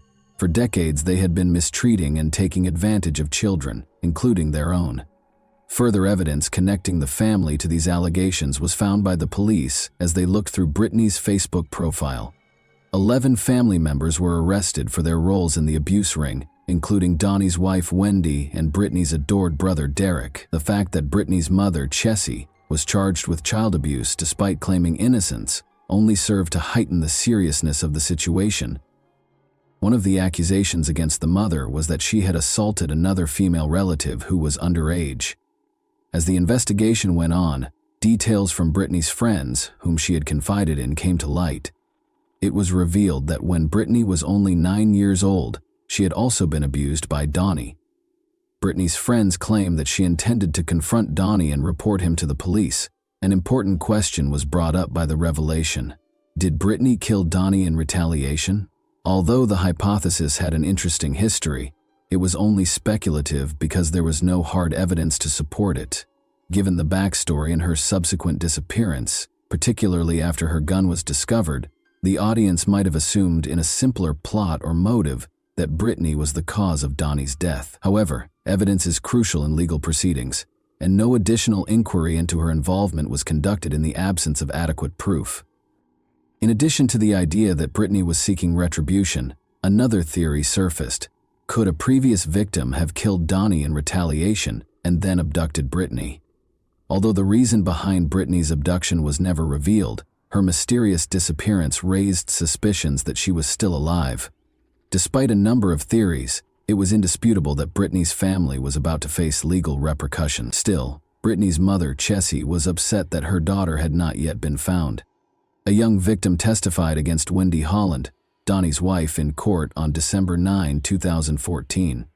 The victim's first memories of abuse by adult relatives, including the defendant Wendy Wood Holland, who was 35 at the time, were horrifyingly described in the testimony. The teenage girl testified that the relatives frequently participated in adult group activities, mentioning that Brittany Wood occasionally participated in these activities. During the biggest case in Alabama, which involved the prosecution of 10 people. Teresa Hines, the prosecutor, inquired as to how frequently such incidents happened. The answer was, it happened a bunch, according to testimony from a man who subsequently entered a guilty plea. He once engaged in an inappropriate six-way encounter with a group of relatives, which included Wendy Holland and the girl. Derek Wood, Brittany Wood's 23-year-old brother, entered a guilty plea to the charge of having inappropriate contact with the victim. He claimed to have interacted inappropriately with Wendy Holland too many times to count, beginning when he was about 13 years old. Derek was imprisoned for 3 years after his case was sealed, and he was classified as a juvenile offender. As a defendant in a related case, Brittany's mother, Chessie Wood, who was also charged with child abuse, showed up at court with her son but was denied entry. She also said outright that her relatives were at fault. During his testimony, Dustin Kent, the brother-in-law of Wendy Holland, claimed to have participated in a six-way inappropriate encounter between Wendy, the alleged teen victim, and his wife Wendy Kent, Wendy Holland's twin sister. Dustin Kent, who also entered a guilty plea to sex charges, claimed that in October 2011, he first saw Wendy Holland having inappropriate relations with the alleged victim. Dustin Kent entered a second guilty plea in Mobile County 1 week after the first one, this time for assault and sodomy charges stemming from inappropriate interactions with two separate 13-year-old family members in 2008. He received a 17-year prison sentence. After that, Brittany's other uncle, Randall Scott Wood, pled guilty in Mobile County. All of the defendants were found guilty on charges of child abuse in quick succession. Wendy's identical twin sister, Mindy Kent, was also imprisoned after being found guilty by Mobile County jurors of sodomy and child abuse under the age of 12. She received a maximum sentence of 40 years in prison in 2015, with 20 years for each count against her. Wendy Holland was given a startling sentence of 219 years in prison in 2015 after being found guilty of child abuse and child torture. Chessie Wood, Brittany's mother, also acknowledged guilt to a misdemeanor charge of endangering the welfare of her child. There is still debate surrounding the conclusion that Donnie Holland committed suicide. There is still no conclusive answer to the important question of whether Brittany was the criminal. But beneath this mask, one thing is certain. After years of hiding these forbidden activities, Brittany Wood's troubled family finally received the punishment they deserved. In the end, justice had won out. Only one person can now provide us with the truth about the disappearance or the murderous night. But over 10 years have gone by, and she is still elusive, and no one knows where she is. What are your thoughts on this unsettling case, then? What might have occurred the night Donnie died? Was there something more sinister going on?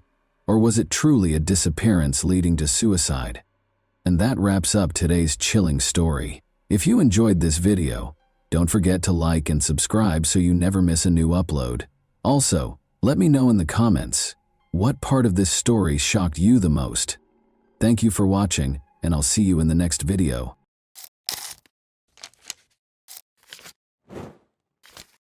Hey guys, welcome to my channel, and today we're going to take a look at another horrible case with you.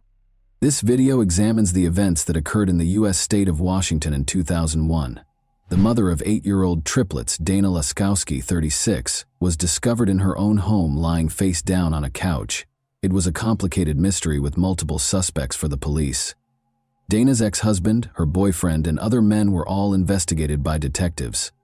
However, this story had an unexpected conclusion, and Dana's family was shocked by the revelation of the truth. Dana Laskowski lived in Puyallup, Washington, a charming, peaceful city with tree-lined streets and nature trails. In 2001, although Puja has a low crime rate and is a safe city, on a typical August 2001 day, police receive a disturbing call regarding one of the city's newest residents. Dana was supposed to get to work at 7:30 a.m. but she never did. She was watching 2 doctors. She is very responsible, so this was really out of the ordinary for her. The police were contacted by her employers to inquire about her well-being. The police showed up at Dana's house at 11 a.m. to check on her. There was no response when they knocked on the door. The back door was open, so they chose to enter the house even though they had checked the perimeter and the windows and saw nothing out of the ordinary. Dana was discovered by the officers under the covers on the living room couch. Her other hand was behind her back as she lay with her head resting on her arm. Sadly, she had passed away. The body was briefly examined by police to check for wounds from gunshots or stab wounds. They saw injuries on her neck, but they didn't find any of it. She had been strangled, judging by the marks. Indeed, there are crime scenes with bloodstains, a victim on the ground, obvious wounds, and possibly a mess everywhere. In Dana's home, that did not occur. Nothing was broken, and there were no weapons. When police turned Dana over, she was face down on the couch. They discovered dried blood around her ears and nose, as well as bruises on her neck. Dana was strangled to death, most likely by her own scarf, according to the medical examiner's ruling. In order to try to identify the murderer, police searched for any trace evidence, DNA, bodily fluids, or other items. Dana's body was in an awkward position on the couch. She wrapped one arm behind her back. She was in a face-down position. This indicated that she and the offender had engaged in combat. The person who did this was strong enough to overcome someone who was actually struggling for her life. It was clear from the facts that the offender was powerful. Dana was not killed, as evidenced by the abrasions on her elbows and knees on the sofa. Blood traces were discovered on the carpet in the living room after forensics applied luminol to it. This meant Dana had been killed on the ground. After that, the murderer picked her up, laid her down on the couch, and wrapped her in a blanket. Investigators hypothesized that the murderer was attempting to comfort Dana. In this instance, the fact that she was wrapped in a blanket might suggest that the offender was experiencing regret or guilt. It's possible that the murderer had feelings for Dana. The house wasn't broken into by a random burglar. When searching for suspects, it's critical to consider the possibility that this person knew her. Important information was obtained by the police following the autopsy.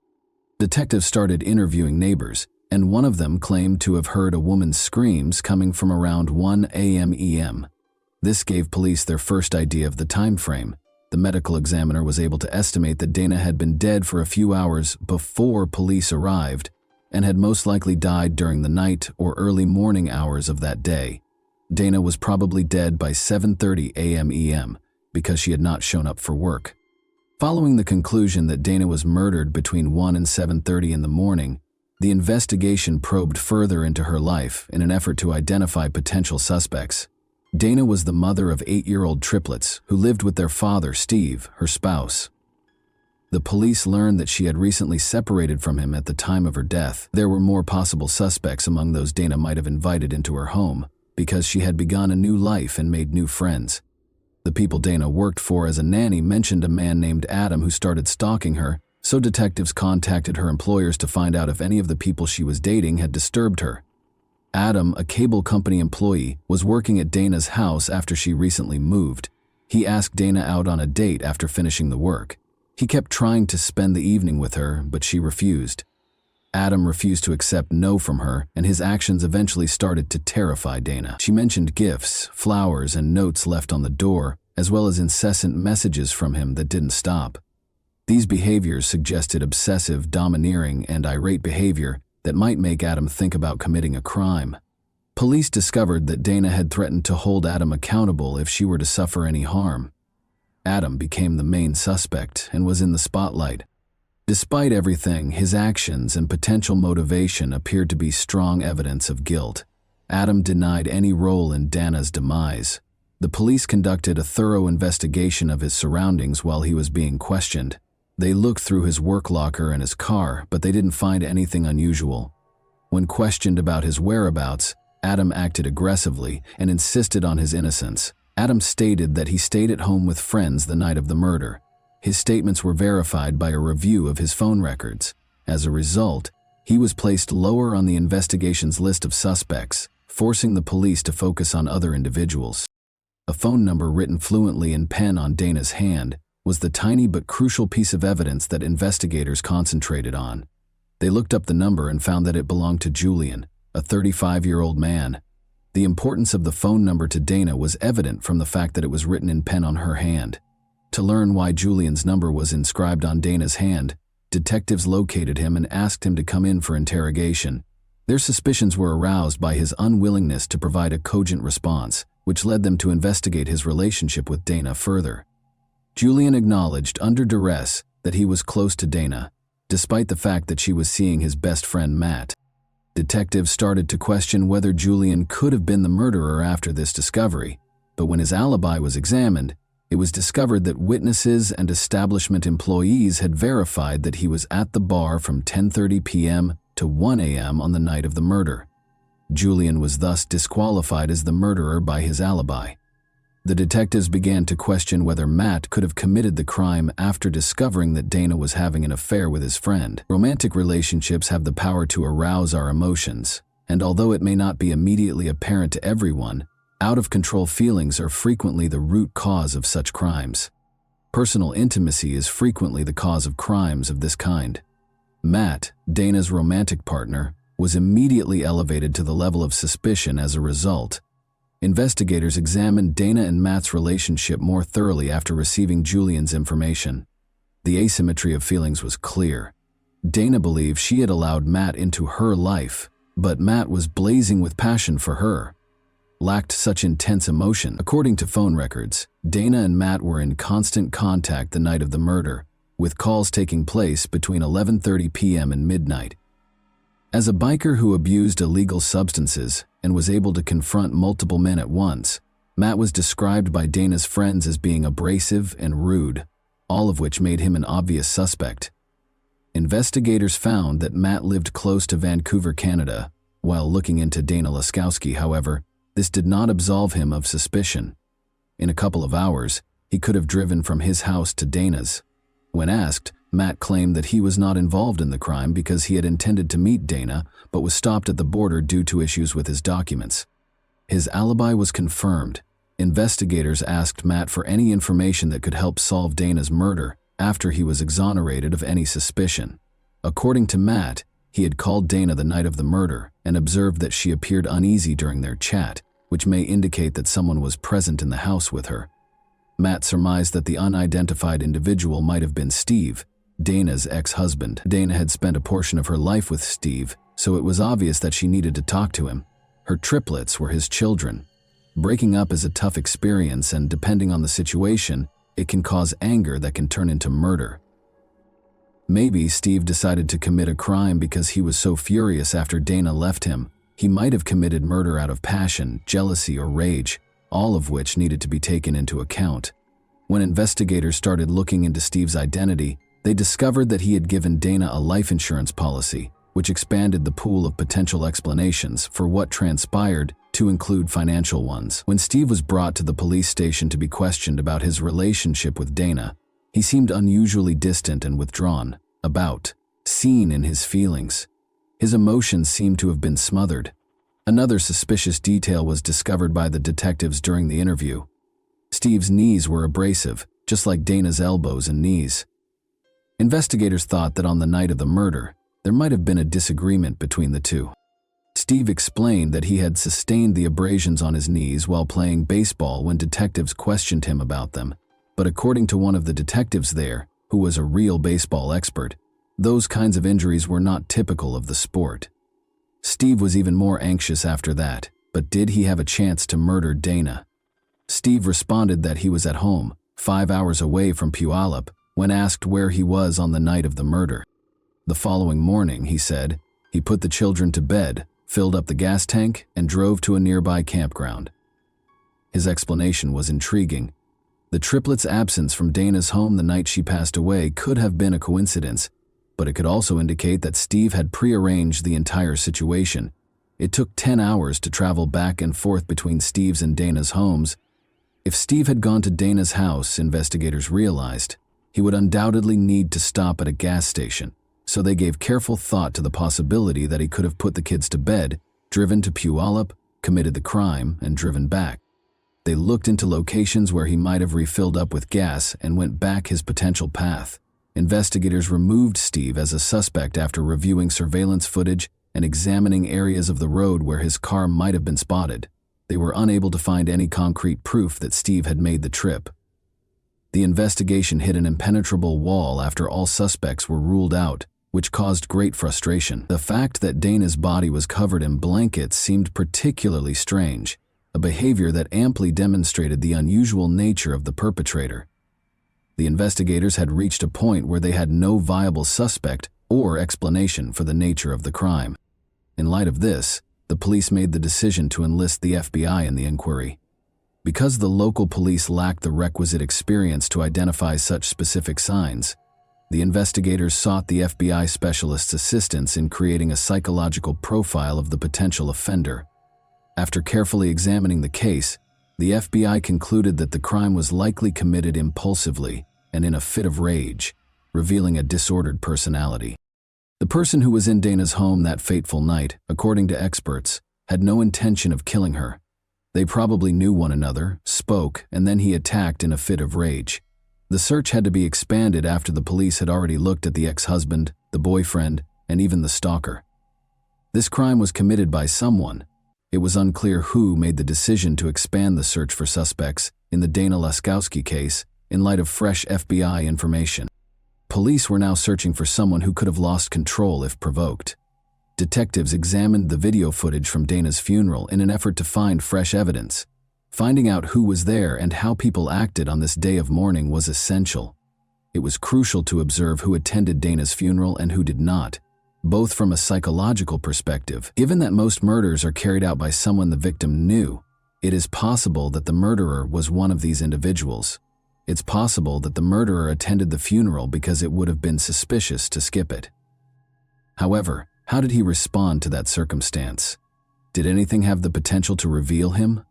The police discovered an entry in the guest book that caught them off guard. His loved ones wrote that they missed Dana and were shocked by her passing, expressing their sorrow over the loss. However, Amanda, Dana's niece's entry was especially noteworthy. "I apologize for not being the best niece," she wrote. "It's been 34 days since I broke free from addiction. You are the reason for this." Amanda was characterized by some family members as a wild and erratic young lady. According to what was written, Amanda had overcome her addiction following Dana's passing. She also did it for Dana's benefit, which said two crucial things. Her love for her aunt was the primary factor, but it also revealed that she felt bad about her death for whatever reason, which was important because it raised the possibility that she was involved in Dana's demise. Dana was a compassionate, kind individual. Dana loved her family, and in an effort to keep her niece, Amanda 17, out of trouble, she would often let her stay with her. Amanda was a frequent runaway from home. Because Amanda was a reliable adult who was always there to support them through any problems at home, Amanda and her friends would frequently visit Dana's house. The detectives looked at Amanda to talk about the circumstances surrounding her aunt's death. They had scheduled a meeting with her. Amanda disclosed that she and Dana had been like mother and daughter. She and her friends had always had the support of their aunt. They were teenagers with unstable home lives who spent time in the park and associated illegal substances and alcohol with their future. All of them had just finished high school, but they had no clear plans for the future. Dana was attempting to establish a secure location that Amanda and her friends could visit day or night. As a result, when investigators questioned Amanda about Dana's murder, the back door of her home was always left open at night. She gave a list of those who had visited the house, naming Zane in particular. "He was a strong man with a violent temper," she said. Then Amanda revealed something even more unsettling. She described how she had once been beaten by Zane. He threw her on the couch and started acting aggressively. He would try to hit on her hard and she would push him away and ask him why. Zane merely chuckled at this, displaying his strength and beauty, as though he was taking pleasure in the situation. The detectives made the decision to examine Zane more closely and search the databases. Zane was a suspect due to his criminal history of fighting and dealing illegal substances. To find out more about Zane, one of the detectives got in touch with his young informant. In their meeting, he talked about Dana's murder and recommended Zane as a potential suspect. But according to the informant, Zane was not the one who killed Dana. Emily, a young woman from Amanda's group, was the murderer. Emily Lauenborg, a 17-year-old drug user, lived close to Dana's home. Emily and Amanda had a close relationship. They might have even been best friends. After hearing the story, the detective started to question its authenticity. He couldn't believe that Emily, a 5'2" girl who was frail, could strangle a 36-year-old mother of 3. The informant responded that she was no longer the frail girl she had been. She had matured and gained muscle. Because she enjoyed wrestling men, she was known as the mutant. Emily wasn't your usual suspect. But as the investigation progressed, it became clear that she was the strongest of the problematic teenagers, impressing everyone, including the guys, with her physical prowess and wanting arm wrestling and even regular wrestling. Emily was taken to the station by the detectives to be questioned about her potential role in Dana's murder. After placing her hands on the table, Emily threw back her head and frantically looked from side to side before leaning forward and angrily telling her that she had been slandered. Emily was asked by the police where she was when Dana was killed. Emily and Amanda both stated that they were present at the party when the crime was committed. But around midnight, Amanda and Emily left the party, and the police were able to track them down. Consequently, they could have arrived at Dana's residence by 1 in the morning. Everything suggested that they were concealing something and were most likely involved in the crime. However, what had actually occurred? Was Emily responsible for the murder? The police were able to secure a search warrant for Emily's rented room because of mounting circumstantial evidence against her. Her private journal was one of the things confiscated. It had the usual entries of a 17-year-old girl, but it quickly disclosed surprising information. A wish list that included the desire to murder someone and escape punishment was one of the entries. Emily expresses her anger towards Amanda in a different entry, stating that she wants to strangle Amanda in the same manner that she strangled her aunt. Emily's guilt was confirmed by this startling discovery. The murder, Dana's strangling, and the intention to potentially strangle Amanda in a similar way were all described in the diaries. Crucially, detectives had not yet made public the news that Dana had strangled to death when they discovered Emily's diary. This further suggested that Emily was to blame for Dana's ordeal. Amanda was questioned by detectives once more and was accused of lying about the night her aunt was killed. They questioned why she had deceived everyone. After all, Emily stated that she wanted money and that she wasn't there under duress. Amanda couldn't stand it any longer and told the detectives everything she knew before they even got to Dana's house. Dana woke up as they walked into the living room and heard a noise. The sight of them startled her. Dana responded that she didn't have any money when they told her they needed it.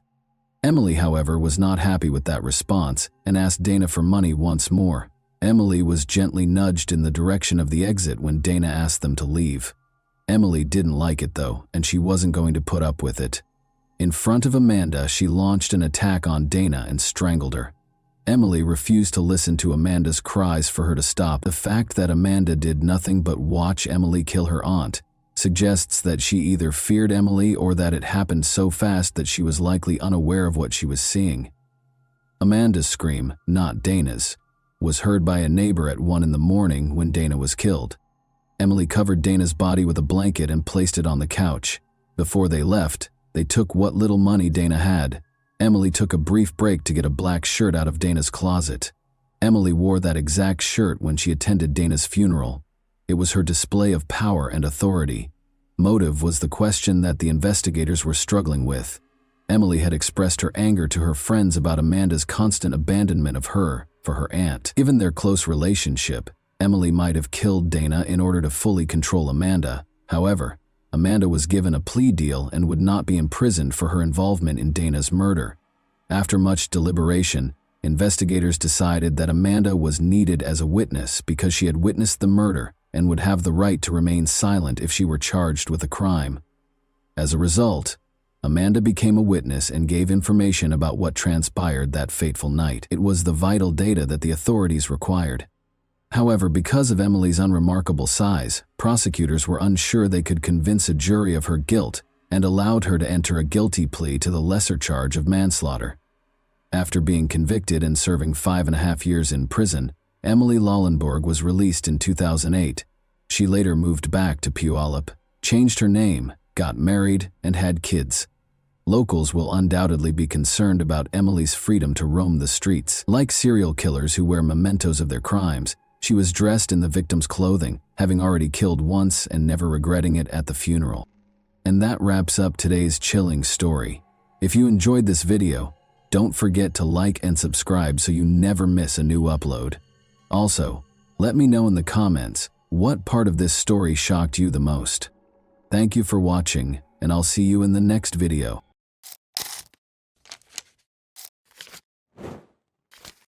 Hey guys, welcome to my channel, and today we're going to take a look at another horrible case with you.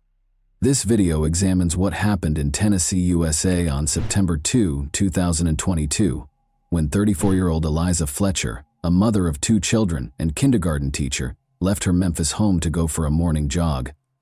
Following police notification of Eliza's disappearance, an investigation was started after she failed to return home, which sparked a significant public outcry. A few days ago, the case was concluded. Born in Memphis, Tennessee, on November 9, 1987, Eliza Welford Fletcher played soccer for the University of Memphis after graduating from Hutchinson School in 2006 and went on to finish her undergraduate studies at Baylor University. After graduating from Belmont University with a master's degree in teaching, she focused her efforts and unending youthful enthusiasm on her students at Promise Academy and then St. Mary's Episcopal School's junior kindergartners. Eliza gave her all to her students, as she did to everything she did. She was a firm believer in the value of personal development and did not hesitate to show vulnerability. As a natural athlete, on the other hand, she welcomed it. From childhood teams to collegiate competition to winning marathons, Eliza's love of sports was evident. As an adult, she loved going for morning runs with her friends. She enthusiastically participated in everything she did by utilizing her competitive nature. Eliza was a skilled runner who qualified for the Boston Marathon, a prestigious event among marathon runners, by finishing the Stone Marathon in Memphis in 3 hours, 26 minutes, and 9 seconds. Eliza loved being a wife and mother more than anything else. Richard James Fletcher, her husband, and she met at the Second Presbyterian Church.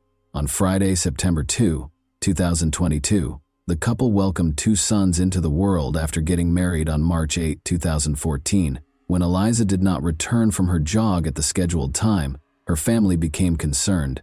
Her husband Richard reported her missing at 7:45 a.m. after noticing that she had not returned home and was not returning calls or texts. Eliza began her day the same way she began many other days, with a morning run. She left the house at around 4 a.m. Police started looking into it right away. The investigators first spoke with every member of Eliza's family. In addition to ensuring that the family members' testimonies were consistent, they had to piece together the timeline of events preceding her disappearance. Eliza's husband, or any other family member's involvement in the disappearance, was promptly ruled out by authorities. Investigators retraced Eliza's route and started gathering surveillance footage after determining which route she was running. A still photo of Eliza was made public. She weighs 137 pounds, has blonde hair, green eyes, and is 5 feet 6 inches tall. Her hair was in a bun on the day she was last spotted, and she was dressed in a pink jogging top and purple-blue running shorts. Investigators concluded that Eliza had been abducted close to the University of Memphis. Eliza used to frequently jog in the area and had never experienced any personal safety concerns. But this time, police claimed that a man kidnapped her, forced her into his car, and drove off. The suspect was driving west on Central Avenue in a dark SUV. It was discovered that Eliza's cell phone was broken. Near the scene of her kidnapping, a water bottle and a phone were discovered. An image of the SUV was made public, and police urged anyone with information that could aid in the investigation to get in touch with them. Some information regarding the kidnapping was later made public by authorities. What the police report says about it is as follows. A black GMC Terrain was seen driving by and then waiting for the victim to run by on the scene's security footage. The document claims that a man got out of the vehicle, rushed over to Fletcher, and pushed her into the passenger seat. This kidnapping seemed to involve some sort of struggle. This is where the Champion Slide sandals were discovered. Sandals discovered at the scene were sent to a lab where specialists were to test them for a sample of the offender's DNA. The car then sat in the parking lot with the victim inside for about 4 minutes before it drove away. In a statement released on September 3, the day following the kidnapping, Eliza's family offered a $50,000 reward for information leading to Eliza's return. Police were looking for the dark SUV in the meantime. They discovered additional surveillance footage, some of which was subsequently made public. The police statement claims that this video shows the suspect in Eliza Fletcher's kidnapping cleaning the inside of his vehicle. It is clear from the statement that Eliza was no longer in the kidnapper's car at this point, but authorities did find a trash can where the suspect had disposed of the cleaning supplies he had used inside the vehicle. They might be an important piece of proof. The same day, September 3, Memphis police reported that they had found a car of interest and had taken its driver into custody to question him. The DNA sample came from the sandals the criminal misplaced when kidnapping Eliza Fletcher. Upon entering the DNA profile into the database, forensics discovered that the person who kidnapped Eliza was 38-year-old Cleotha Abston. He was released from prison approximately 2 years ago and had a criminal record. Investigators allegedly found that Abston's cell phone was close to the location where Fletcher was coerced into the car, based on cellular records they were able to obtain. Abston was a teenager, when he pleaded guilty to kidnapping Kemper Durand on May 26, 2000, and was previously given a sentence of 24 years in prison.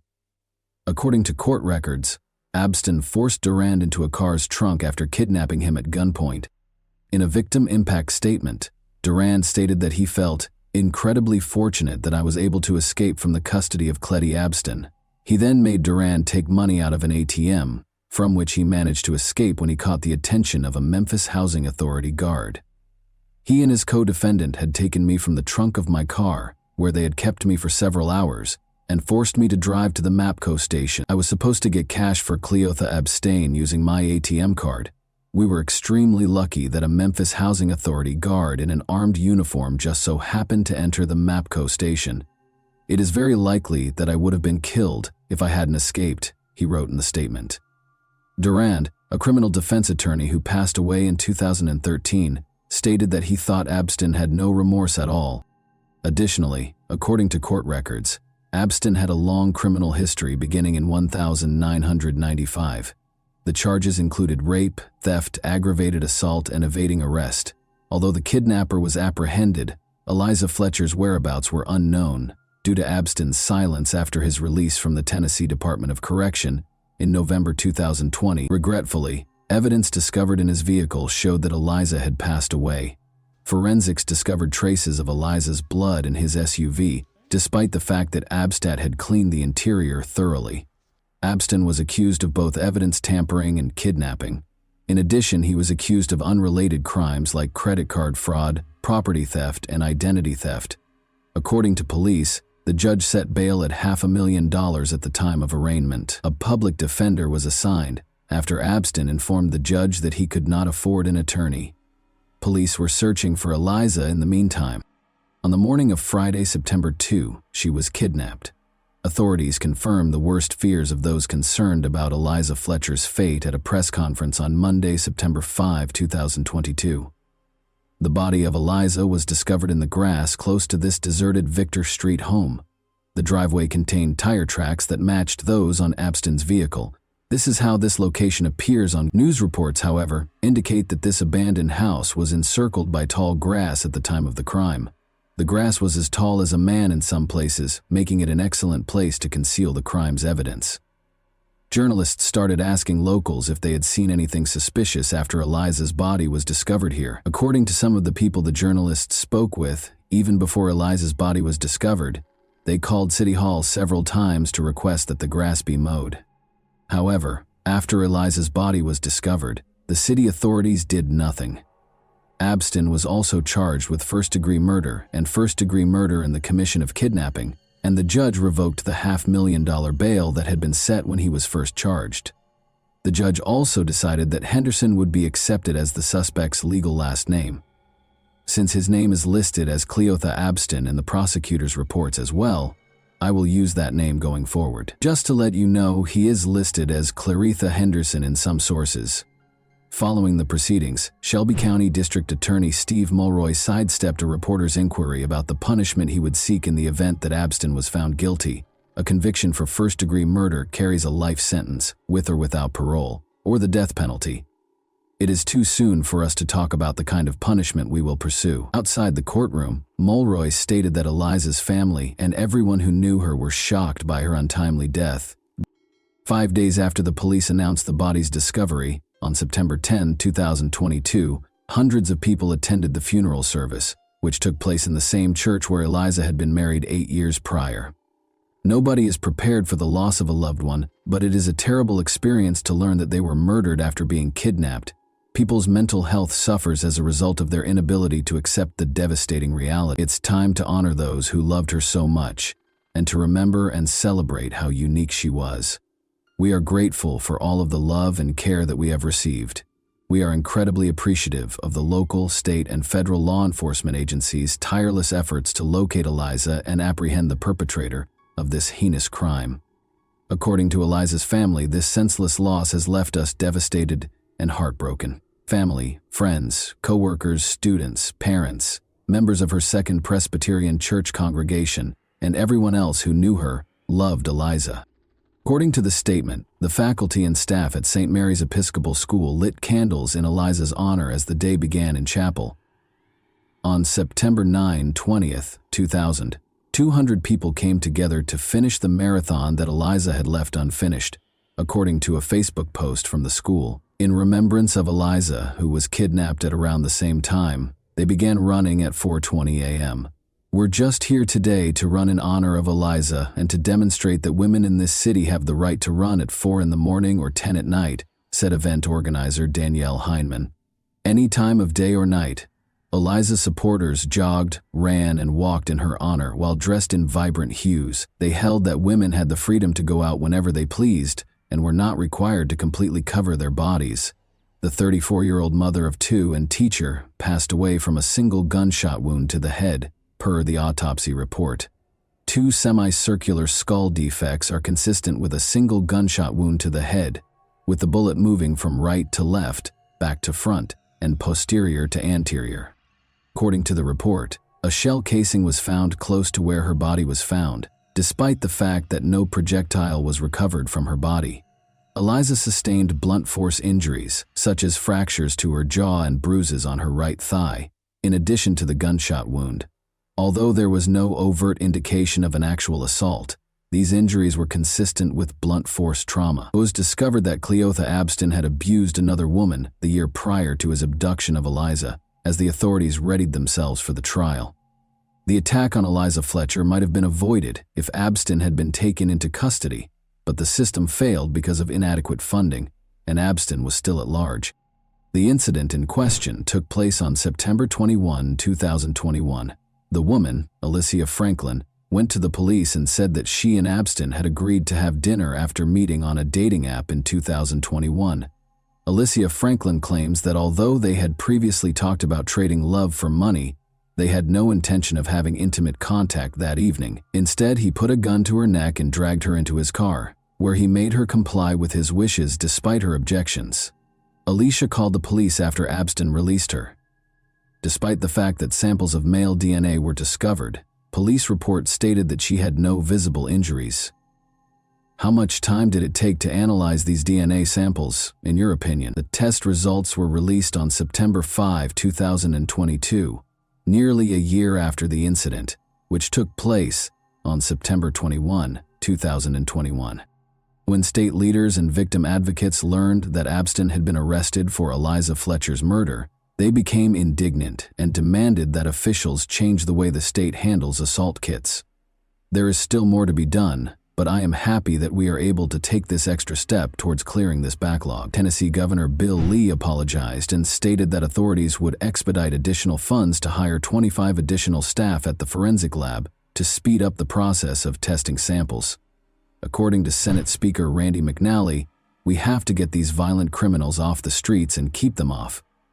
Jim Strickland, the mayor of Memphis, has publicly defended the actions of the Memphis Police Department. Strickland responded, "I don't know the details," when asked if MPD blew the investigation. The investigation is ongoing. The mayor shouldn't get involved in the investigation's minutiae. Days after his arrest in connection with Eliza Fletcher's death, Cleotha Abston was finally charged in the case. Alicia Franklin is suing the city of Memphis, claiming that the Memphis Police Department did not conduct a thorough and appropriate investigation into her ordeal.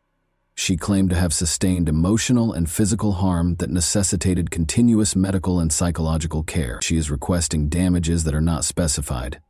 Additionally, the lawsuit alleges that when investigators arrived at the crime scene, they failed to collect tangible evidence. The Lakes at Ridgeway were also sued by Alicia Franklin. The woman said that because there was no security at the apartment complex, Abston was able to take her to an unoccupied apartment and attack her. She claimed that the attack on her was not the first crime to occur in that vacant apartment, and she is suing for $2 million in damages. The apartment that Abston used to entice the plaintiff to leave her car was unoccupied and available for Abston to use illegally, the lawsuit said. In the court filing, the woman also claimed that Henderson had made inappropriate and obscene remarks to other women at the complex, but the property managers had done nothing to request that Abston leave. In the Alicia Franklin case, Cleotha Abston was found guilty on April 12, 2024. He consented to a maximum sentence of 8 decades in prison on all counts on May 17, 2024, waiving his right to a sentencing hearing. The sentence is divided into 40 years for the 20 years for the kidnapping and 20 years for the gun charge, which will run consecutively. When making a decision, said Judge Lee Coffey, the judge said that Abston will not be able to appeal his sentence, but he can still appeal the trial and verdict itself in the Franklin case this week. On Monday, October 28, 2024, it was revealed that Cleotha Abston was sentenced to life in prison without the possibility of parole in the Eliza Fletcher case.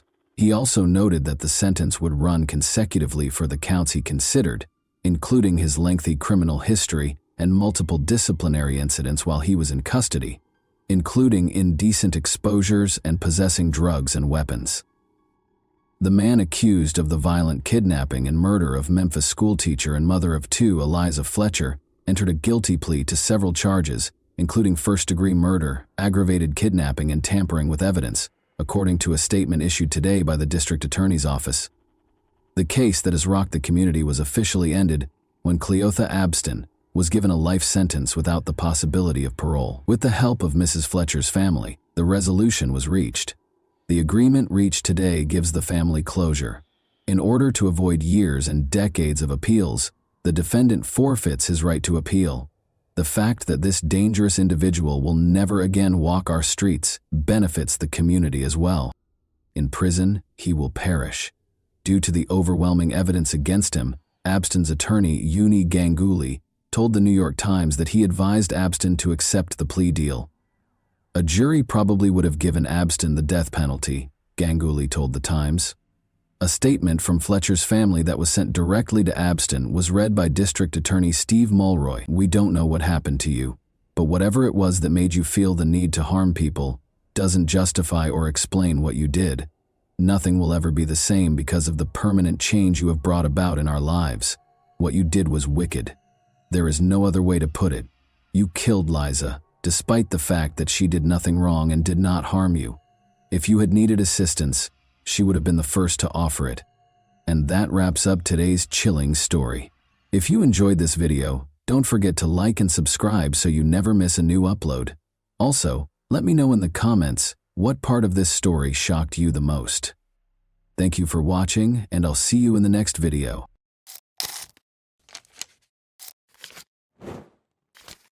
Hey guys, welcome to my channel, and today we're going to take a look at another horrible case with you.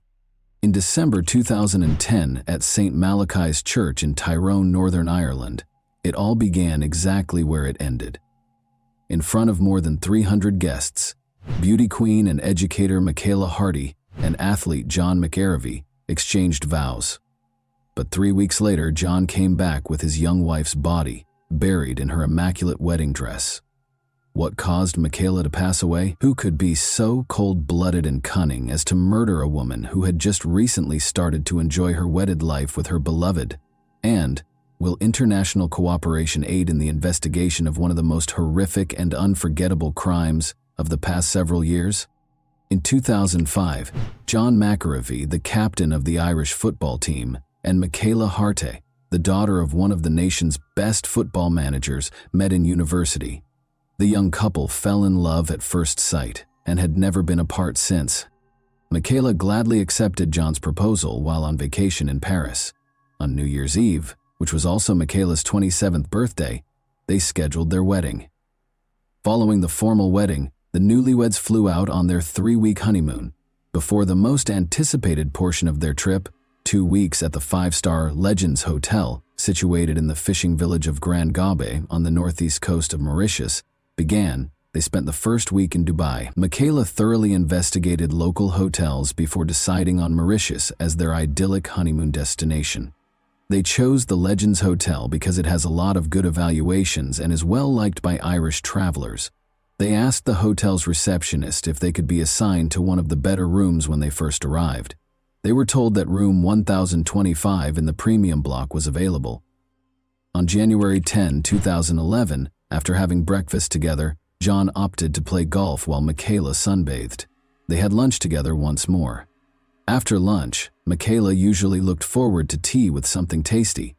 While she went to the room to get Kit Kat bars with her favorite dark chocolate, which she had bought from Dubai and placed in the refrigerator, she requested her husband to get tea. Although John offered to bring her the snacks, she chose to go alone because the accommodation was only 150 feet from the restaurant. While waiting for his wife to come home, John viewed videos and shot some pictures. After a while, he started to question why Michaela hadn't returned. He made the decision to find her. John knocked on the door but got no answer. He went to the receptionist after forgetting his key in the room and failing to see anything through the window. After guiding him back to the room, the corridor attendant used his key to open the door. However, the corridor attendant heard a man's cries for urgent assistance as soon as he moved a short distance away from the door. John walked into the room and found his wife in the cold water bathtub. Her lips were blue, her skin was cold to the touch, and there were noticeable bruises on her neck. John tried to assist Michaela, supposing she had planned to take a bath because of back problems, but had slid or passed out. But his attempts were unsuccessful. The dreams of a young, contented married couple came to an end when medical authorities declared Michaela dead within an hour. People kept coming and going from the newlyweds' room, and no one tried to protect the crime scene, perhaps since it was initially assumed to be an unfortunate accident. When the police entered the room and saw Michaela's condition and the chaos within, they assumed a murder had occurred, even though they had been told that a tourist had drowned. After being brought to the police station, the distressed spouse was detained for 5 hours while being questioned. Given that most murders are carried out by people who are close to the victims, this was not unusual. The harshness and inappropriateness of the police officer's remarks in John's situation were unusual.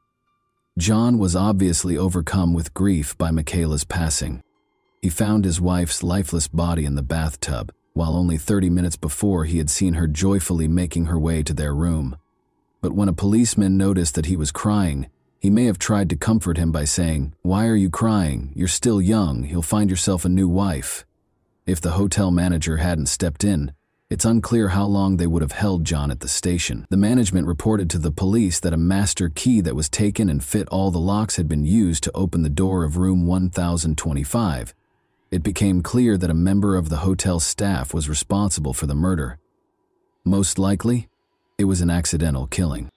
At 2:42 p.m., a staff member, possibly a security guard with the master key, entered the room. Michaela opened her own door 2 minutes later. The maid's sudden appearance forced the thief, who might have been hiding in a tiny alcove in the toilet, to make a snap decision. Since cleaning rooms is a standard procedure in hotels, he could have just grinned at Michaela and pretended to do his job if it was part of his responsibilities. Nothing would have happened. He was aware that his presence in the room would be difficult to explain, though, if he was a security guard. He then saw no choice but to hide in the bathroom and wait for the woman to just go. However, that did not occur. Michaela chose to seize the chance and went into the restroom as investigators conjectured. She found the robber inside. The thief attacked Michaela in a panic after she fled in fear. He put Michaela in the bathtub after realizing that he had killed her, possibly in an attempt to make it seem like an accident involving the maid. Despite the shock, he may have also imagined that water would wash away any DNA evidence left on his victim. The murderer was still present when John got up from the table at 3:05 p.m. to see why his wife was taking so long. John could have apprehended the murderer at the spot if he had his key card with him, but by the time he approached the administrator, requested that the door be unlocked, and stepped into the room, it was 3:26 p.m., and the thief, who had inadvertently become a murderer, had disappeared. The cops were under tremendous pressure to release John. It is critical to settle the case as soon as possible when a visitor is slain in a nation that depends significantly on tourism. The local police head claimed that the island had a 100% homicide clearance rate, which gave the impression that the case would be resolved quickly. Given that Michaela was one of 30 persons slain on the island in 2011, and that all cases but Michaela's were resolved by dubious confessions, one might assume he was merely praising the work of his colleagues, but any professional would be cautious. The police once again used admissions to solve every case the following year. The investigators had a perfect crime scene, which may have made up for the police's over-reliance on instinct and intuition, if that's what it is. Surveillance cameras were installed all throughout the hotel, The room was cleaned daily, the security system recorded every entry, and the hotel itself was essentially an invincible fortress with watchful security personnel everywhere. That was not at all the case, as we shall see in a moment. 2 hotel staff members were detained by the police within 2 days after the murder, and 2 of them, Avinash Tribhovan and Sandeep Munia, were charged with the crime. The other staff members obligingly became important prosecution witnesses. Dasan Narayanan, a hotel security guard, was also taken into custody a week later. On the day of the murder, Dasan was on duty. His fingerprints were discovered on a phony key that the robbers used to replace the stolen universal key in the security room, although it was impossible to determine his precise position at the time of the crime. There was nothing Dasan could do to explain how his DNA got onto the room's safe door. He gave a preemptive explanation for why his DNA might be present if it were discovered, acknowledging that he had touched Michele's cheek in his haste to assist John. Nevertheless, the police chose to concentrate their efforts on Avinash and Sandeep and merely charged Dasan with being an accomplice to the thefts, despite his contradictory testimony. In 2012, the trial started on May 22. The police's pattern of obtaining confessions served as the foundation for the prosecution's case. According to the prosecution, Michele discovered Avinash and Sandeep stealing cash from the safe or her purse when she returned to the hotel that day. In order to save their jobs, the robbers chose to silence Michele because hotel workers frequently provide the majority of their family's income, not just their close relatives. Their colleague Raj Thikoi also provided testimony during the trial. After being arrested at first, he was granted immunity and turned out to be the most important prosecution witness. Raj claimed that although he was close to the room and heard a woman's anguished cries, he chose not to knock on the door. Rather, he hid and watched as Sandeep and an upset, sweaty Avinash left the newlyweds' room. When he later inquired about what had transpired, they responded, "Nothing happened, just keep quiet. If you say anything, we'll involve you in this matter." Prosecutors mostly relied on the confession that one of the suspects, Avinash Tribhovan, gave, in accordance with standard police procedures, in addition to witness statements. Because of their negligent investigation, it appeared as though the police were being judged alongside Sandeep and Avinash, even though they were the ones who were implicated. The defense lawyers called attention to all of the investigators' obvious flaws, errors, and gaps. First of all, the hotel was not closed when Michele's death was found, and neither a visitor nor a staff member was questioned. The evidence was compromised since some tests were not carried out and others weren't done until the hotel room was given back to them. Although palm and fingerprints were discovered in the room, their owners were not recognized. However, there was no DNA evidence that Sandeep and Avinash were guilty. Even the paper money, which the authorities said the robbers were interested in, was not scanned for DNA or fingerprint. The court was also informed that numerous significant artifacts were not captured at all, and that all of the photos taken at the crime scene were in black and white. The enigma surrounding the 46 security cameras that recorded the activities within and outside the hotel, however, generated the most controversy. The cops refused to give the defense lawyers the videotapes in spite of repeated requests. As it turned out, they were unable to conceal the footage, not because they wanted to. Due to their inability to control the cameras, the police officers deleted 90% of the videos. Instead of providing a truthful response when asked to explain how the apparatus operates, they merely hit the button, which also happened to be the record button, and when they believed they were playing back the recordings, they were actually erasing them. International media questioned whether the local authorities were purposefully undermining the probe due to the police's obvious incompetence. Lastly, the defendants asserted that they only confessed after the police tortured them. Sandeep, who reportedly handed the keycard, stated that he was forced to make the confession under threat of a firearm. Avinash also refuted his testimony, claiming that he vomited blood after being tortured and subjected to water interrogation by the police. He was also allegedly informed that his wife would be deported and that he would have to move to Ireland to live with John McAvery, who would now require a new wife. Avinash claimed that he only signed the document that was given to him, not even reading his own confession. Even though he and Sandeep were in room 1009 where a VIP customer was scheduled to stay when the murder occurred, another witness said he was coerced into providing false testimony.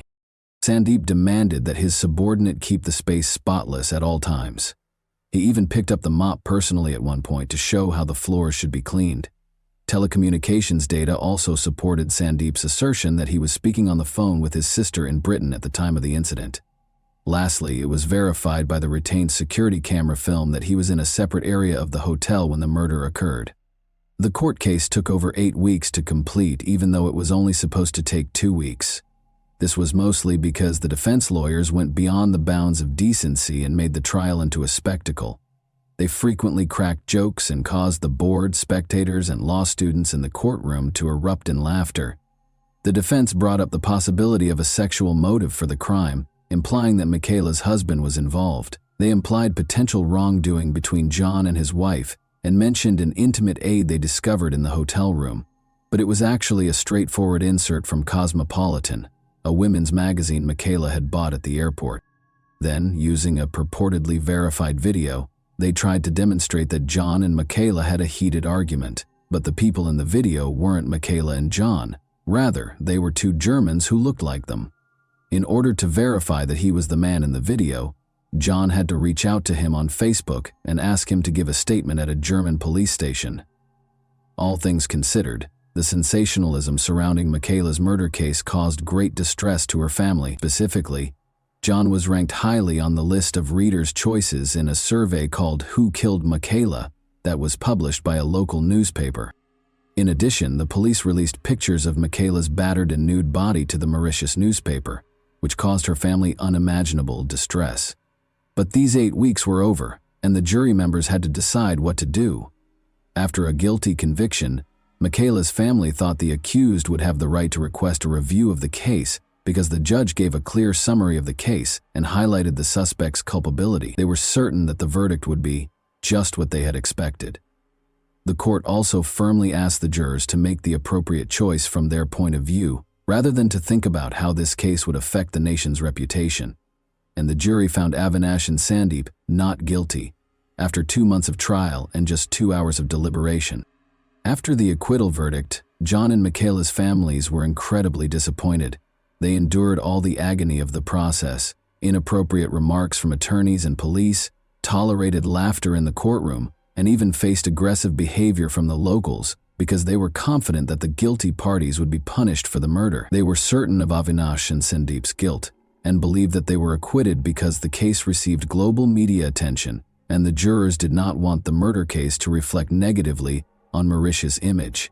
The Hart and McKervey families cannot forget that Avinash's lawyer appeared on a local radio station and essentially admitted his client's guilt, mentioning how Avinash cried and apologized to Michaela's family. The interview was supposed to be presented in court, but the lawyer managed to evade his responsibilities. John believes that Avinash told the truth when he confessed to Michaela's murder.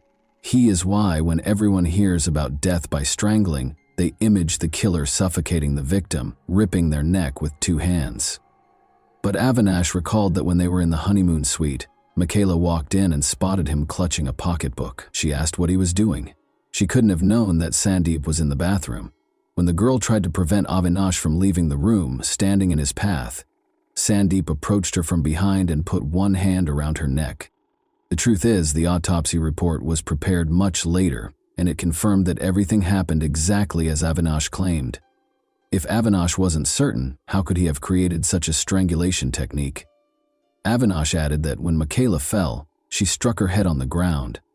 That was further supported by a bruise discovered on the back of her skull during the postmortem. Furthermore, in summarizing the case, the judge reminded everyone that Avinash made his confession on January 12 and signed it on the 13th in the presence of his lawyer. Avinash would have been made to sign something else on the 12th if the cops had intended to fake the confession. Furthermore, 3 other doctors evaluated the youngster on separate days, and none of them discovered any evidence of abuse. After the acquittal verdict, a new investigation was launched.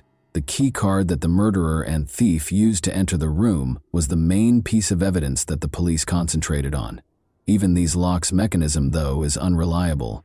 It is impossible to pinpoint the precise moment the murderer entered Michaela's room because the 240 locks in the Legends Hotel are not synced, and each one displays its unique time on the security system's dashboard. Because the precise hour of the crime is uncertain, this puts almost every suspect's alibi into doubt. The situation was exacerbated by the discovery of yet another serious weakness in the hotel's guest security. The number of possible suspects could rise from dozens to hundreds as a result of this vulnerability. Mauritian law states that the beach is public property if the hotel owns the guest rooms, dining establishments, bars, golf courses, and other such places. Locals own the island's beaches, and traders and fishermen have always had complete access to the hotel's grounds and the beach. Young boys are used to hanging around on the hotel grounds, and local craftsmen sell their wares to visitors. To put it another way, the hotel cannot guarantee the security of its property, even with cameras, gates, and security guards, and there is no way to confirm who entered the honeymoon room. Consequently, there were no noteworthy discoveries made during the fresh inquiry into the matter. Under international pressure, the Mauritian police examined Michaela's murder many times and even sought the services of a French laboratory for retesting DNA evidence. The discovery of DNA on Michaela's clothing that matched that of one of the suspects was reported as a major breakthrough in 2014, but this finding wasn't enough to justify a new trial. John offered a sizable reward for information regarding the case in 2017, in an effort to bring it back into the public eye. A lawyer called him a few weeks after he got back home to tell him that Sandeep and Avinash would now undoubtedly be arrested. Michaela's family was relieved and thought they would finally receive justice, but the attorney did not name the new evidence that made this possible. But months and weeks went by with no one being taken into custody. The case was formally ended in 2020, but the Mauritius government agreed to revisit it in 2021 after pressure from Irish MPs. A desire to re-examine the matter does not ensure that it will be resolved, which is the problem. It is difficult to investigate any crime after 10 years, not to mention the potential that Mauritius's authorities would not be motivated to track down the murderers. Many investigators have advanced in their careers over the course of 10 years, so if something is disclosed in the case that many would rather keep hidden, heads will roll. Following the trial, the relatives of John and Michaela sued the hotel for $1.6 million. The terms of the out-of-court settlement are not made public, but the funds were donated to a charity set up in Michaela's memory. Both the Legends Hotel, which was renamed the Lux Hotel, and Room 1025, which was renovated and given the new number 1026, are still quite popular. At a memorial luncheon for Michaela in 2013, John, who is now an accountant, met a sweet girl called Kara Brennan. John proposed to Kara, who works as an accountant, in 2015. James McAravey, the couple's first child, was born last year. And that wraps up today's chilling story. If you enjoyed this video, don't forget to like and subscribe so you never miss a new upload. Also, let me know in the comments what part of this story shocked you the most. Thank you for watching, and I'll see you in the next video.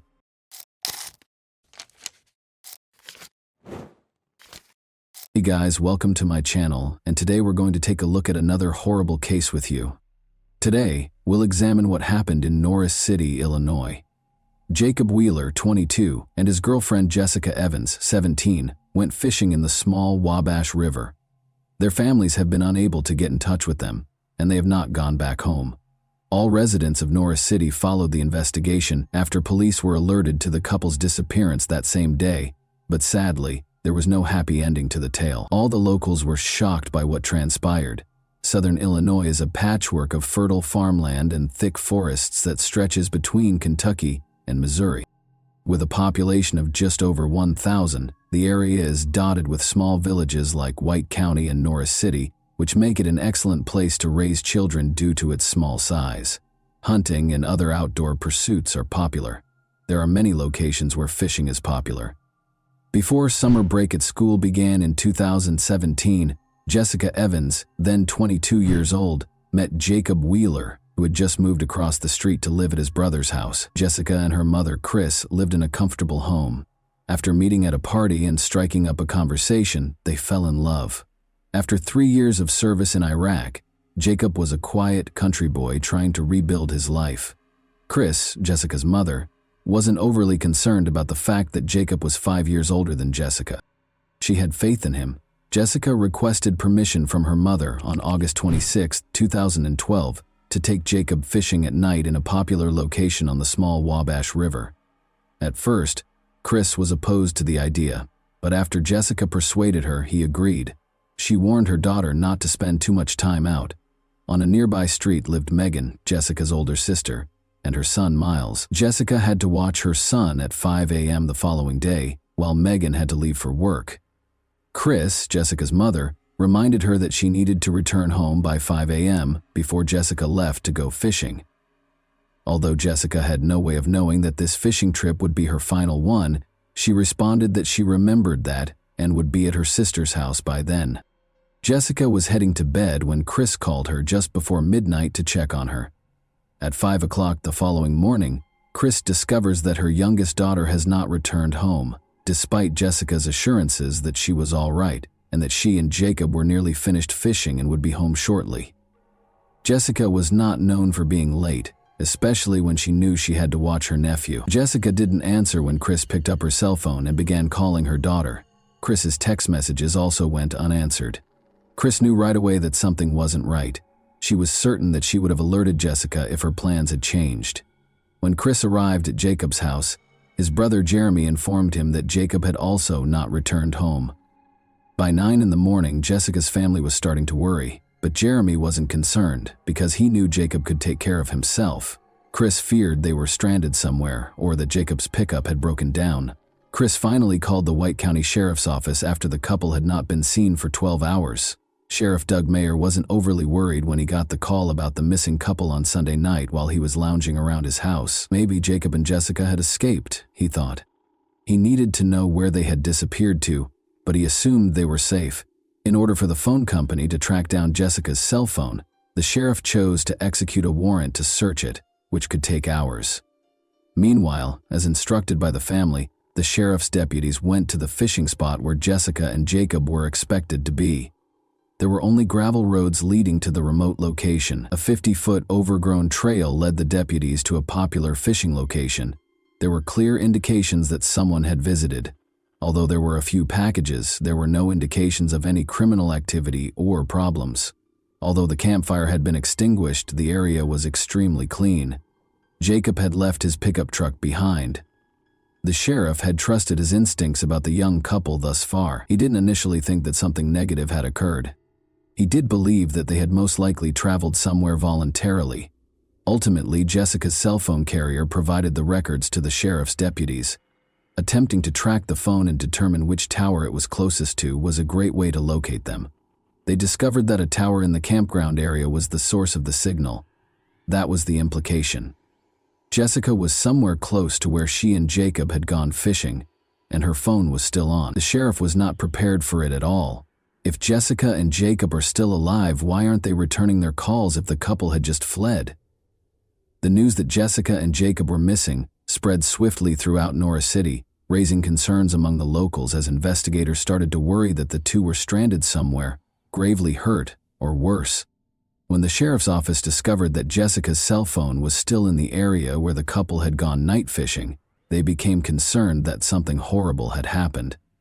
At dawn the following day, officers from the White County Sheriff's Office returned to the fishing site with a platoon of volunteers and neighboring law enforcement agencies. The search party set out to look for any sign of Jacob and Jessica, and their families also joined in the search, but after 3 hours of searching, they found nothing.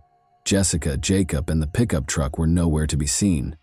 The pickup had to be there, though, even if something were to happen to Jacob and Jessica. However, what if they abandoned the phones and fled?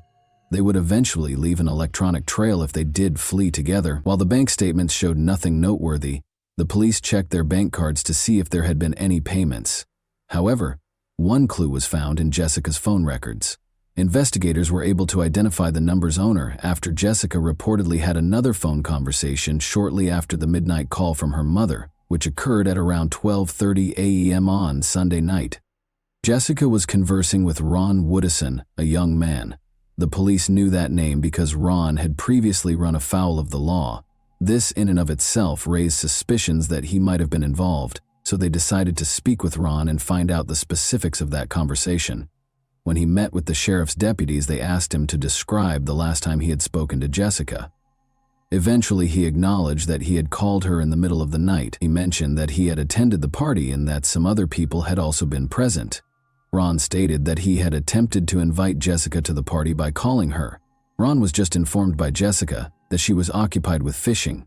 He had been told not to call Jessica by Jacob when he reached for the phone, and Ron claims that they had a rather heated exchange. Jacob was mostly to blame. The fact that Ron had called his girlfriend really annoyed him. Jacob was quite irritated by his call. The other partygoers' names were noted by the sheriff's deputies, who also verified Ron's alibi and essentially attested to the fact that he remained there following that phone call.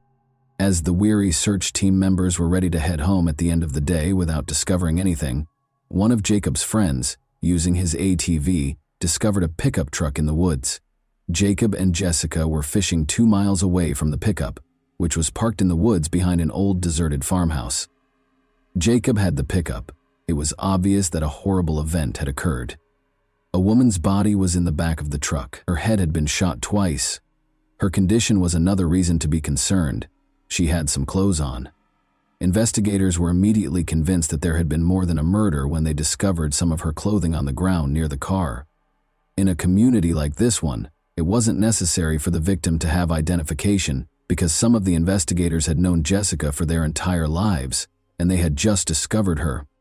Almost 36 hours after Jessica failed to show up to watch her nephew, everything changed in that instant. She was shot and found dead in Jacob's abandoned pickup truck by the sheriff's office. Given that she was nearly completely naked, it was clear that she had intercourse with a man prior to her passing and opposed it.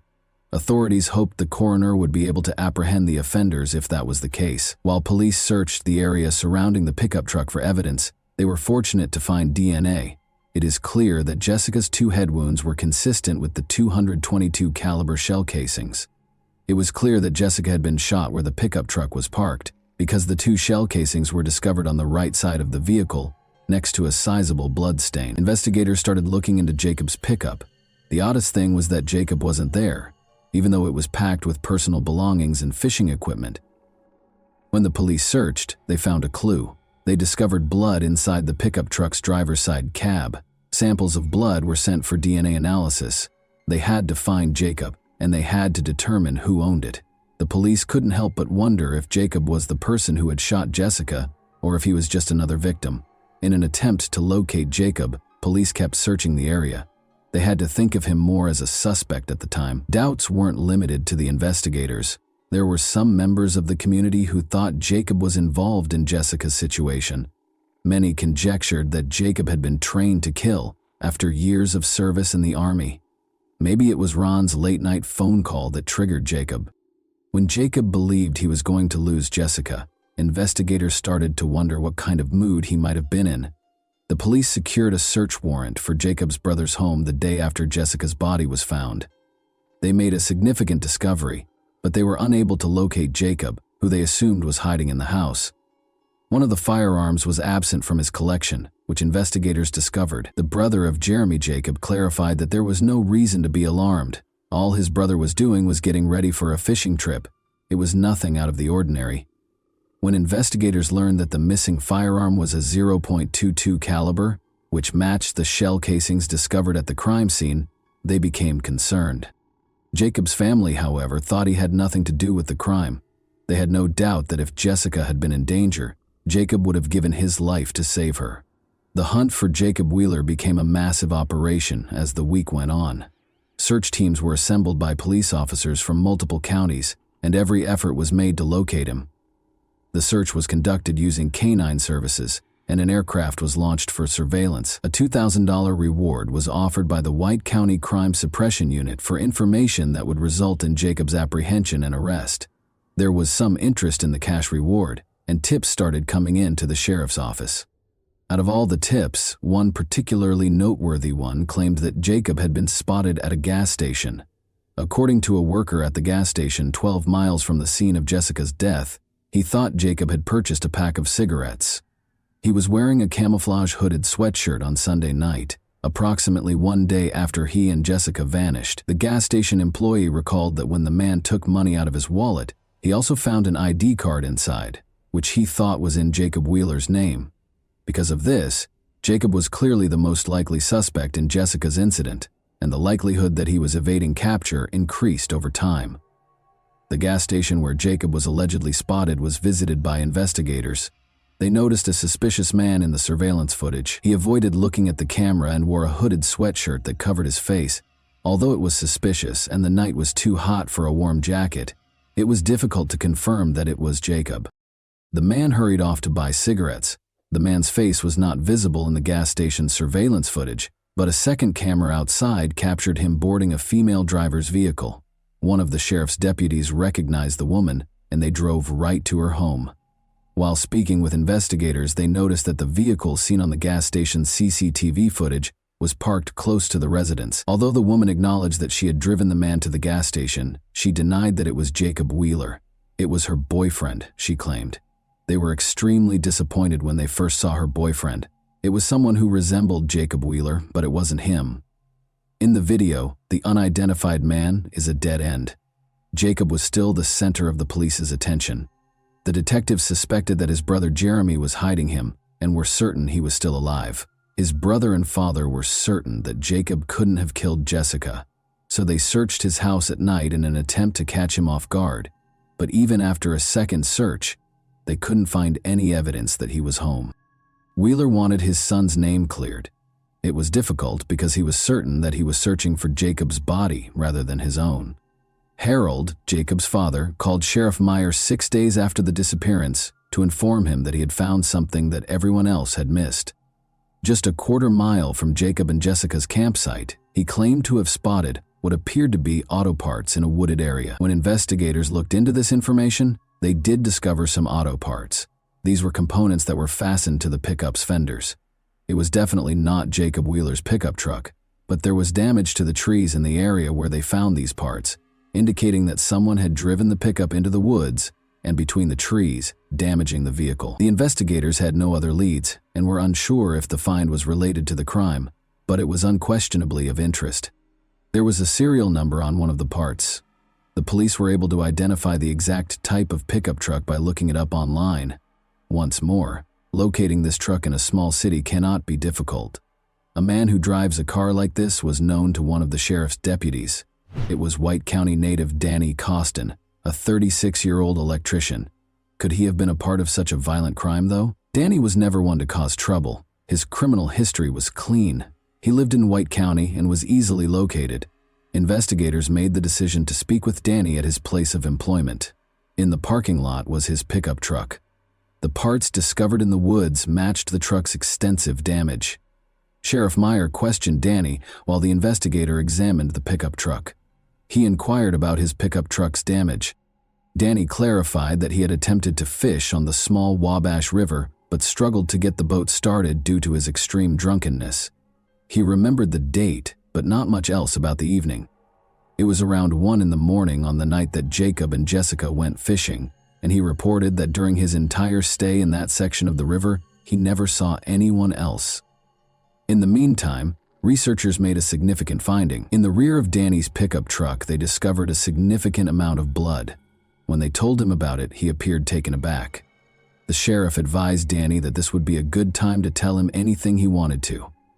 Analysis revealed that the blood in the back of Danny's pickup truck was human blood, despite Danny's claim that he witnessed Jacob shoot Jessica twice while he was in the woods that evening. Danny was taken to the police station and subjected to additional interrogation by investigators. He claimed to be intoxicated. He saw Jacob and Jessica when he descended to the small Wabash River. He was alone with Jessica because Jacob had gone into the woods. According to Danny, Jessica allegedly began approaching him on her own. He claimed that he and Jessica drove off in his truck and parked behind an old deserted farmhouse 2 miles away. They allegedly made intimate consenting contact. Then, as Danny said, Jacob discovered them in the dark. After he and Jessica got into a fight, Jacob shot Jessica. Danny claims that he was afraid when he saw Jacob approaching and managed to grab him, which led to a struggle between them. The gun went off somehow, wounding Jacob. According to Danny, the shot was unintentional. Panic set in. He loaded Jacob into his pickup truck. He concealed the body where no one could find it because he was worried that no one would believe him when he claimed it was self-defense. Danny gave a detailed account of where he had left Jacob's body. Danny's story was disbelieved by the police. Jessica didn't seem likely to do that. Although Danny's account of Jessica accompanying him and Jacob unexpectedly appearing didn't make much sense, they now knew that Danny had shot Jacob, proving that Jacob's family was correct all along. Danny Costin was taken to jail after being arrested.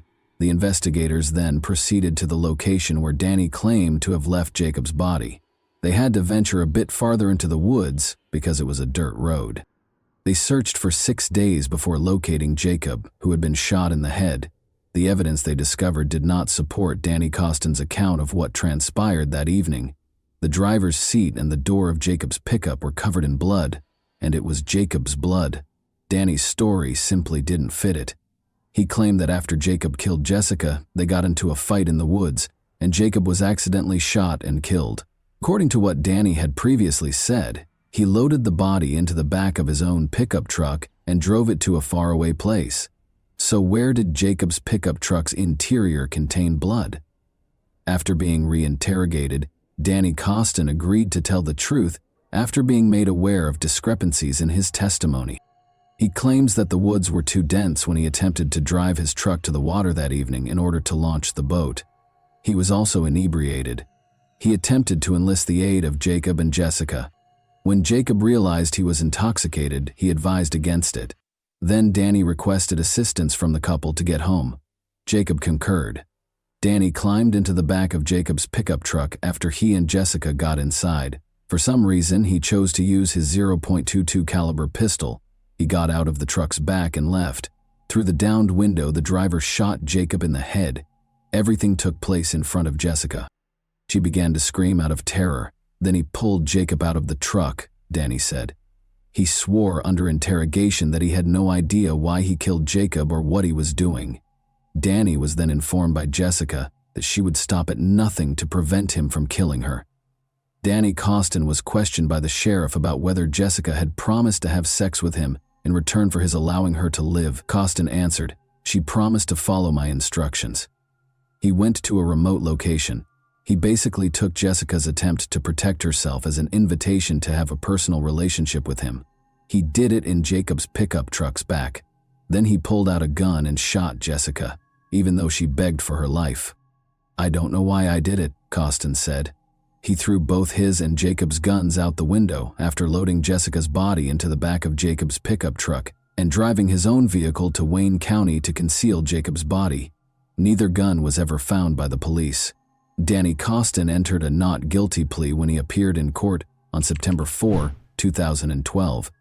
An appeals court dismissed his attempt to retract his testimony, arguing that he was not informed of his rights prior to being questioned.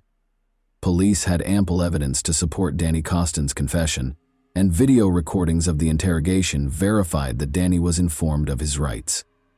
His DNA was found on Jessica's body, and his truck contained Jacob's blood. In January 2014, a jury convicted Danny Costin's girlfriend, Candace Brown, age 31, of lying to the police during the preliminary investigation. She gave Costin a fictitious alibi. On August 20, 2013, Danny Costin was found guilty, and Brown was sentenced to 60 days in jail, 30 months probation, 100 hours of community service, and a payment of various court costs and fines. He received a 53-year prison sentence.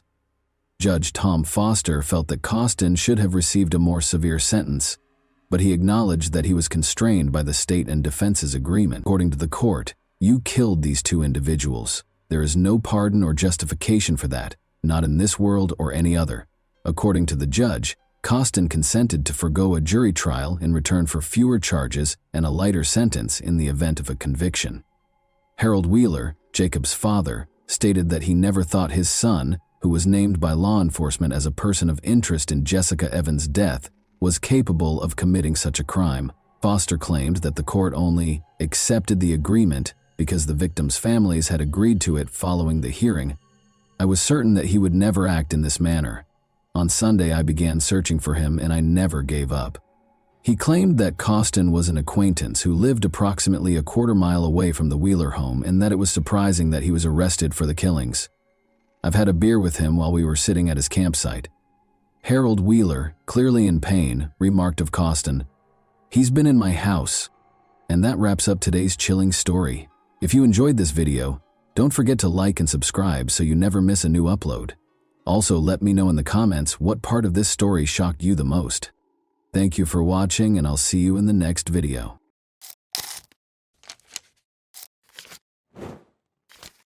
Hey guys, welcome to my channel, and today we're going to take a look at another horrible case with you. Born on May 23, 1973, in a small Tennessee town, Matthew Winkler came from a family where religion was very important. His life was centered around church activities from a young age, and his parents, who were devout Christians, gave him a solid moral foundation grounded in Christian principles. Matthew was taught the value and strength of faith at a young age, and it seems that his relationship with God served as his beacon. He was the youngest of 4 children, and despite their lack of wealth, the family was content, despite their financial struggles. Although Matthew enjoyed his studies, it wasn't until he was in his teens that he realized his true calling when he started participating in church ministries and assisting with youth events. He exuded confidence, charm, and a unique ability to connect with others. He made the decision to become a pastor at the age of 18, having already completed his education. Following his high school graduation, Matthew enrolled at Henderson, Tennessee's Freed-Hardeman College. Students from all over the nation who were looking for a theological education were drawn to this university because of its strong Christian tradition. Despite his concentration on his studies, Matthew remembered to engage in extracurricular activities. He served as the soccer team's captain. He frequently planned events for students and took an active part in campus life. He immediately made a name for himself as a leader among his peers thanks to his enthusiasm and drive. He met Mary, his future wife, at the same college. Despite attending the same college, Mary's personality was very different from Matthew's.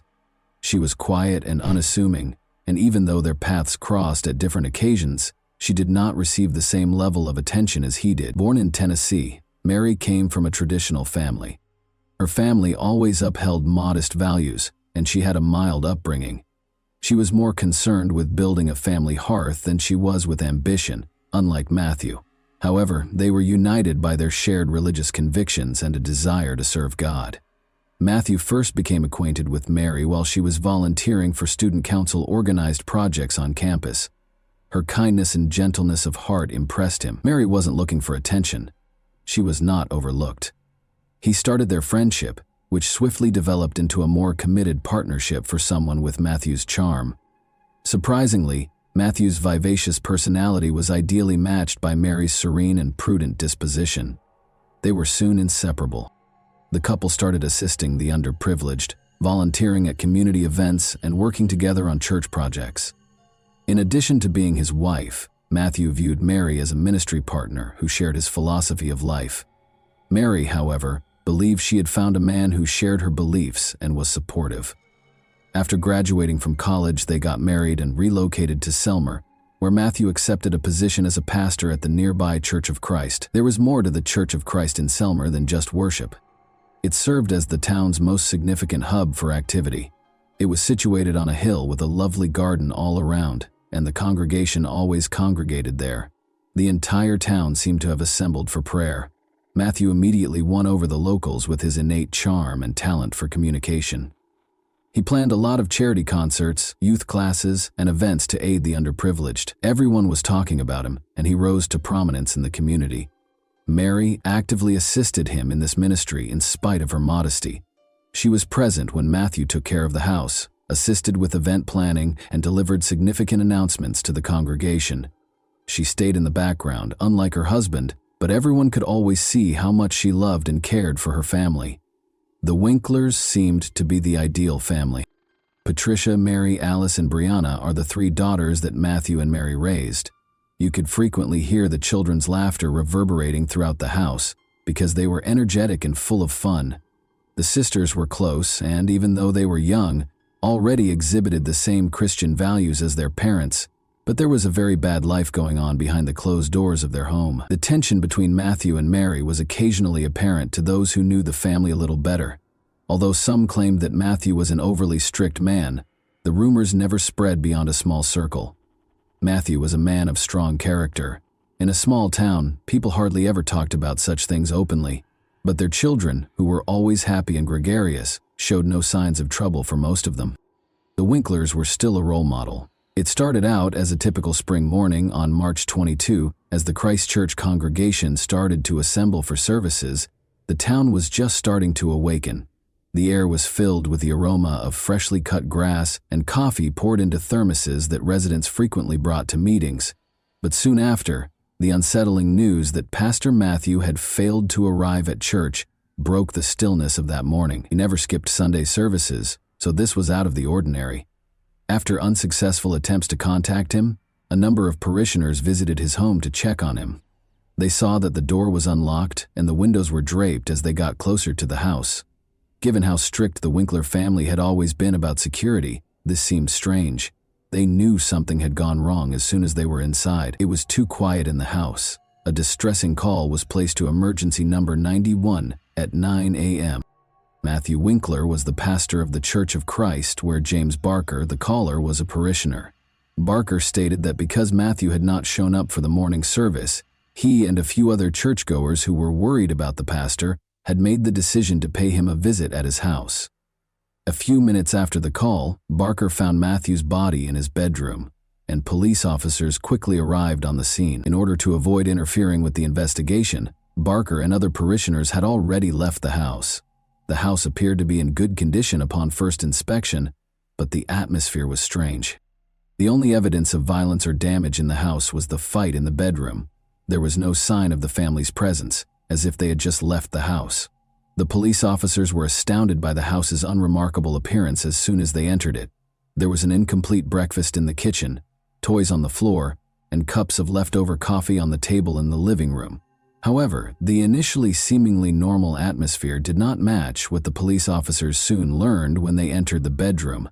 They saw Matthew Winkler's body right away. He was on the bed, face down, in pajamas that showed obvious signs of abuse. Death had finally caught up with him, as was later revealed. The pastor had a noticeable large wound on his back a few hours prior, which was clearly caused by a gunshot, but the gun itself was not present in the room. The police observed that the gunshot shell casing was on the ground as they placed Matthew's body down. This immediately suggested the presence of a firearm, but none was found. There was evidence of a struggle in the bedroom. The nightstand had been knocked over, and books and personal items were all over the floor. As though someone had attempted to hide or flee, the sheet was partially hanging off the bed, and the bedding was wrinkled. This implied that at the time of the crime, the victim and the offender were engaged in combat. A few crucial details were also noted by forensic investigators who arrived soon after the police. The family had gotten up early that day and was getting ready for their morning duties, as evidenced by the empty bottles of shampoo and shower gel in the bathroom. But there were concerns about Matthew's own death in the bedroom and his absence from the church service. The shoe tracks that did not match Matthew's shoes, however, were the most interesting discovery. Someone was in the room when the crime was committed, as evidenced by prints found on the carpet near the bed. The pastor's shoes were not the same size as these footprints. This suggested a potential offender who might have been both directly involved in the incident and a witness to the murder. On one of the night tables, police also discovered a partial palm print that they later determined belonged to Mary Winkler.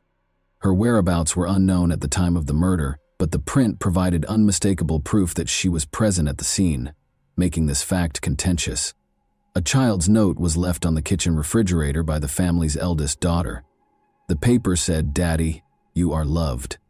In the midst of the tragedy, the message was especially poignant and made investigators wonder about the motivations behind the crime. After examining the house and documenting important evidence, police started questioning. James Barker, who saw the first events, was the first person interviewed. Barker attested that he and a number of parishioners visited the residence early on March 22 in order to locate the pastor, who had not arrived for service. The next question posed by a neighbor is whether the perpetrator knew the family, because he also stated that there were no indications of violence or forced entry in the house, who also claimed that he saw Mary Winkler on March 21st in the evening. According to him, there were no indications of tension or conflict, and the Winkler family seemed friendly and at ease. The Winkler family was described by numerous witnesses as calm and amiable, so this turned out to be a crucial point. Soon after, the police started interrogating the church employees, who also attested to the absence of any indications of disputes or questionable activities.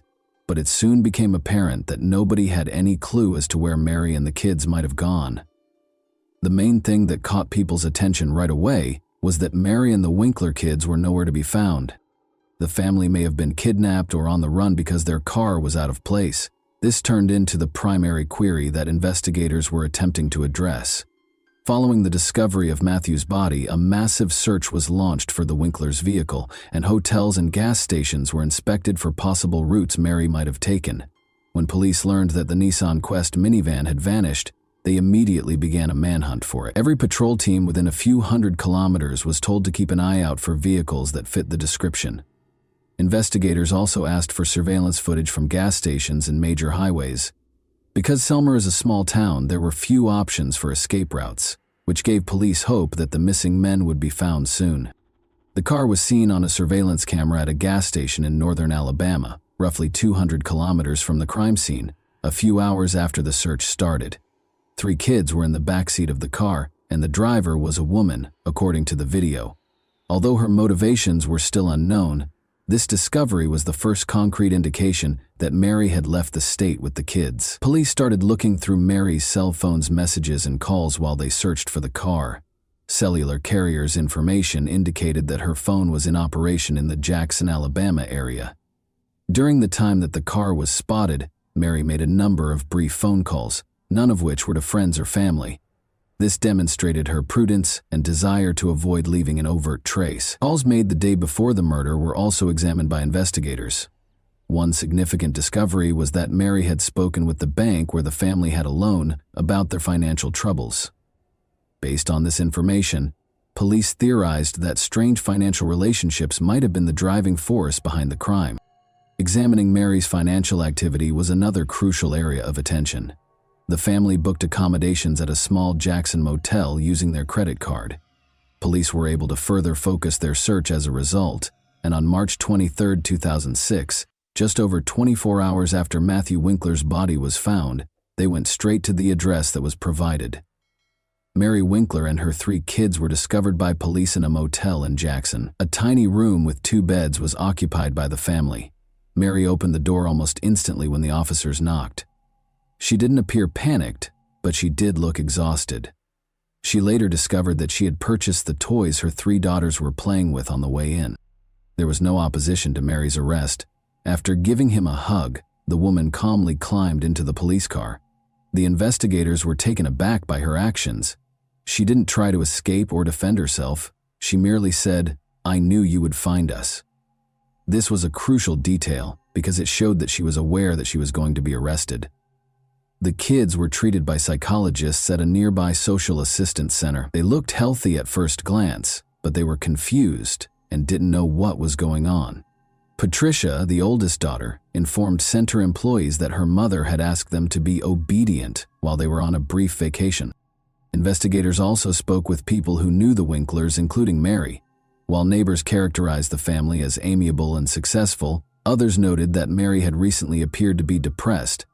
According to one of her friends, she hardly ever interacted with people outside of her family and church.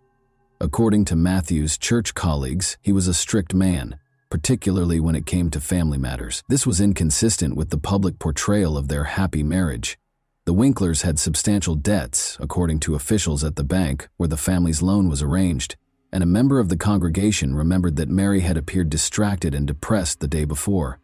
The bank sent a letter requesting repayment shortly before the tragedy. The family may have become tense as a result of this. The testimony of witnesses and the evidence collected suggested that the couple's relationship was not as perfect as it seemed.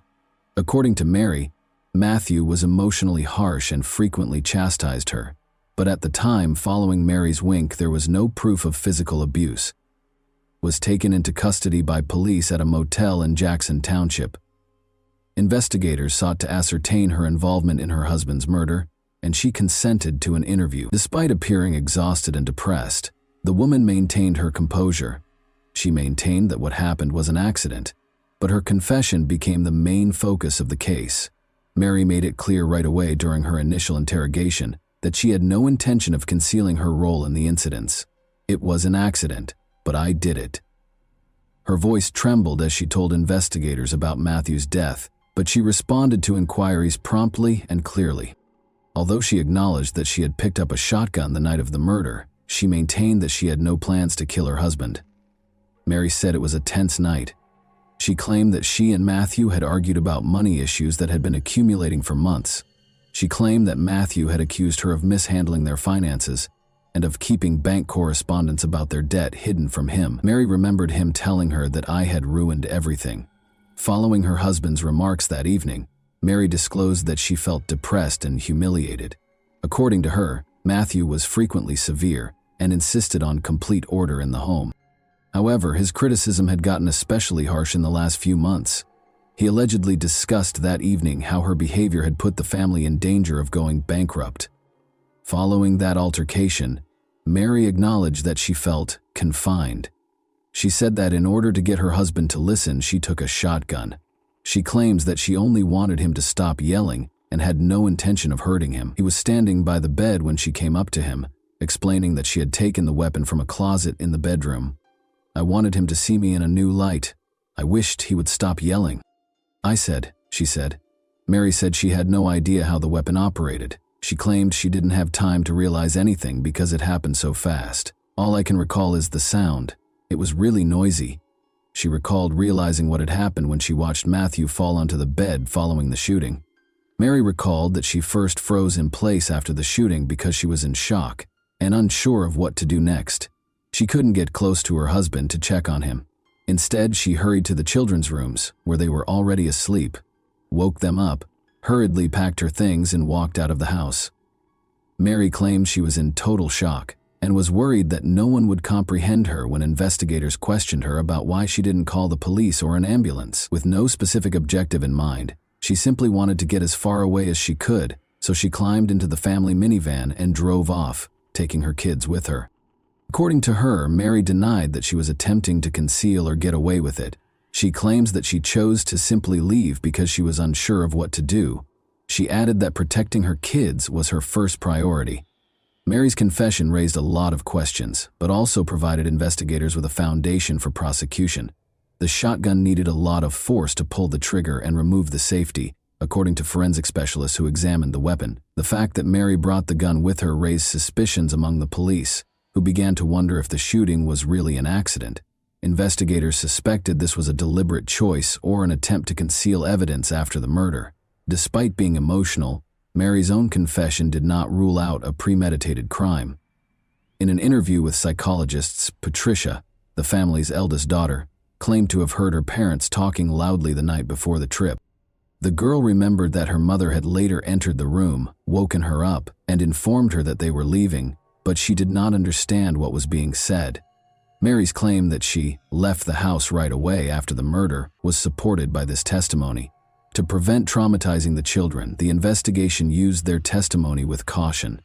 They did, however, support the idea that Mary acted emotionally, even though her actions following the shooting continued to be unpredictable. Investigators concluded that Mary's confession contained enough evidence to bring charges of second-degree murder. Her acknowledgement that she fired the shot herself, the fingerprints found at the scene, and the fact that the gun was found in the car's trunk were the primary contributing factors. After conducting interviews and compiling evidence, investigators also explained her attempts to escape to another state and her escape with her children, which they viewed as avoidance behavior. Prosecutors intended to present the case in a way that would demonstrate Mary's actions went beyond chance, so she was moved to the county jail to await trial. What was ahead was a trial that would spark extensive public outrage and become a national conversation point, not just in Tennessee. The trial had a national impact. In the spring of 2007, Mary Winkler's trial got underway in the Tennessee District Court. The case immediately sparked widespread public interest. Journalists from across the nation attended the hearings, in addition to Selmer residents. On the one hand, Mary was portrayed by the prosecution as a cold-blooded killer. The defense, however, contended that Mary suffered from years of emotional suppression and domestic abuse, which ultimately caused the tragic result. From the outset of the trial, the prosecution adopted a tough posture. Using evidence from forensic experts, prosecutors contended that Mary Winkler killed her husband voluntarily. They presented evidence that Mary's behavior the night of the murder was motivated and purposeful.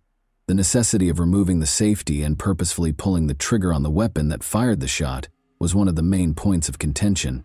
According to experts, the shotgun was operational and difficult to fire, so this was not an accident. Prosecutors also emphasized Mary's actions following the murder, including her running from the scene, disappearing with her kids, and trying to escape to another state, all of which suggested that she knew what she had done. In order to demonstrate that Mary's actions were intentional, the prosecution presented surveillance footage of her filling up her car and using a bank card as proof. Prosecutors contended that she fled in an effort to escape accountability rather than phoning the police or an ambulance. According to the prosecution, the couple's relationship tensions stemming from financial difficulties were the driving force behind the crime. The family's significant debts were disclosed by the bank in court documents.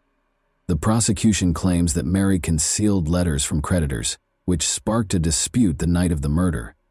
Prosecutors tried to show that the woman's decision to divorce her husband was ultimately prompted by this circumstance because they felt he controlled her and put psychological pressure on her.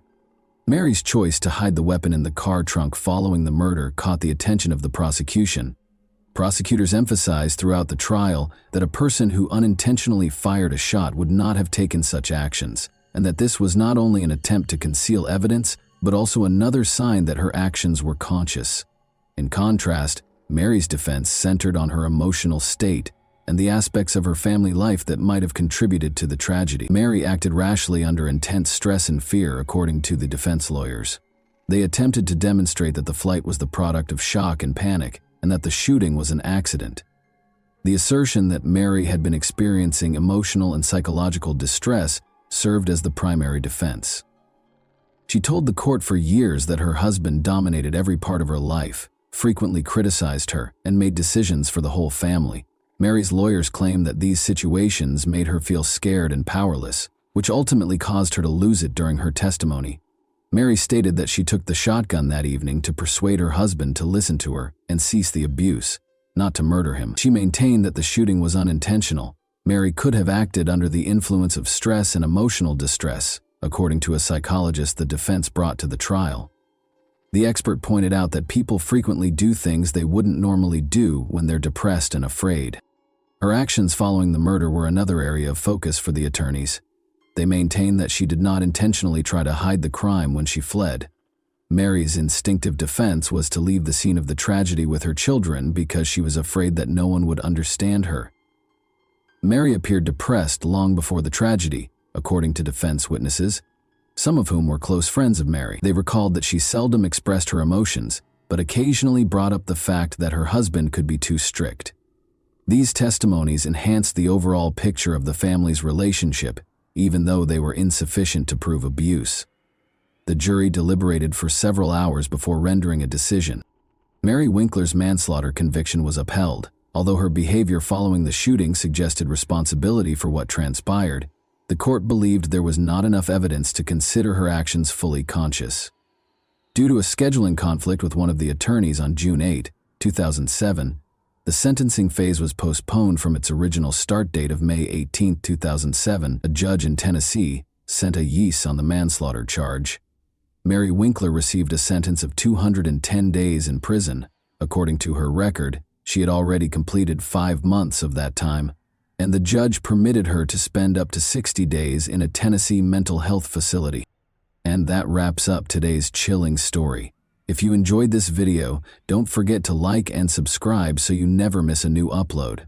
Also, let me know in the comments what part of this story shocked you the most. Thank you for watching, and I'll see you in the next video.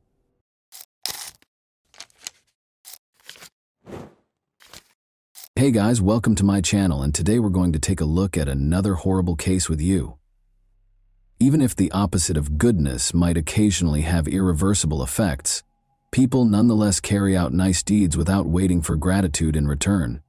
In our tale, a selfless deed committed years before led to death as well as a radical transformation in the lives of all the heroes.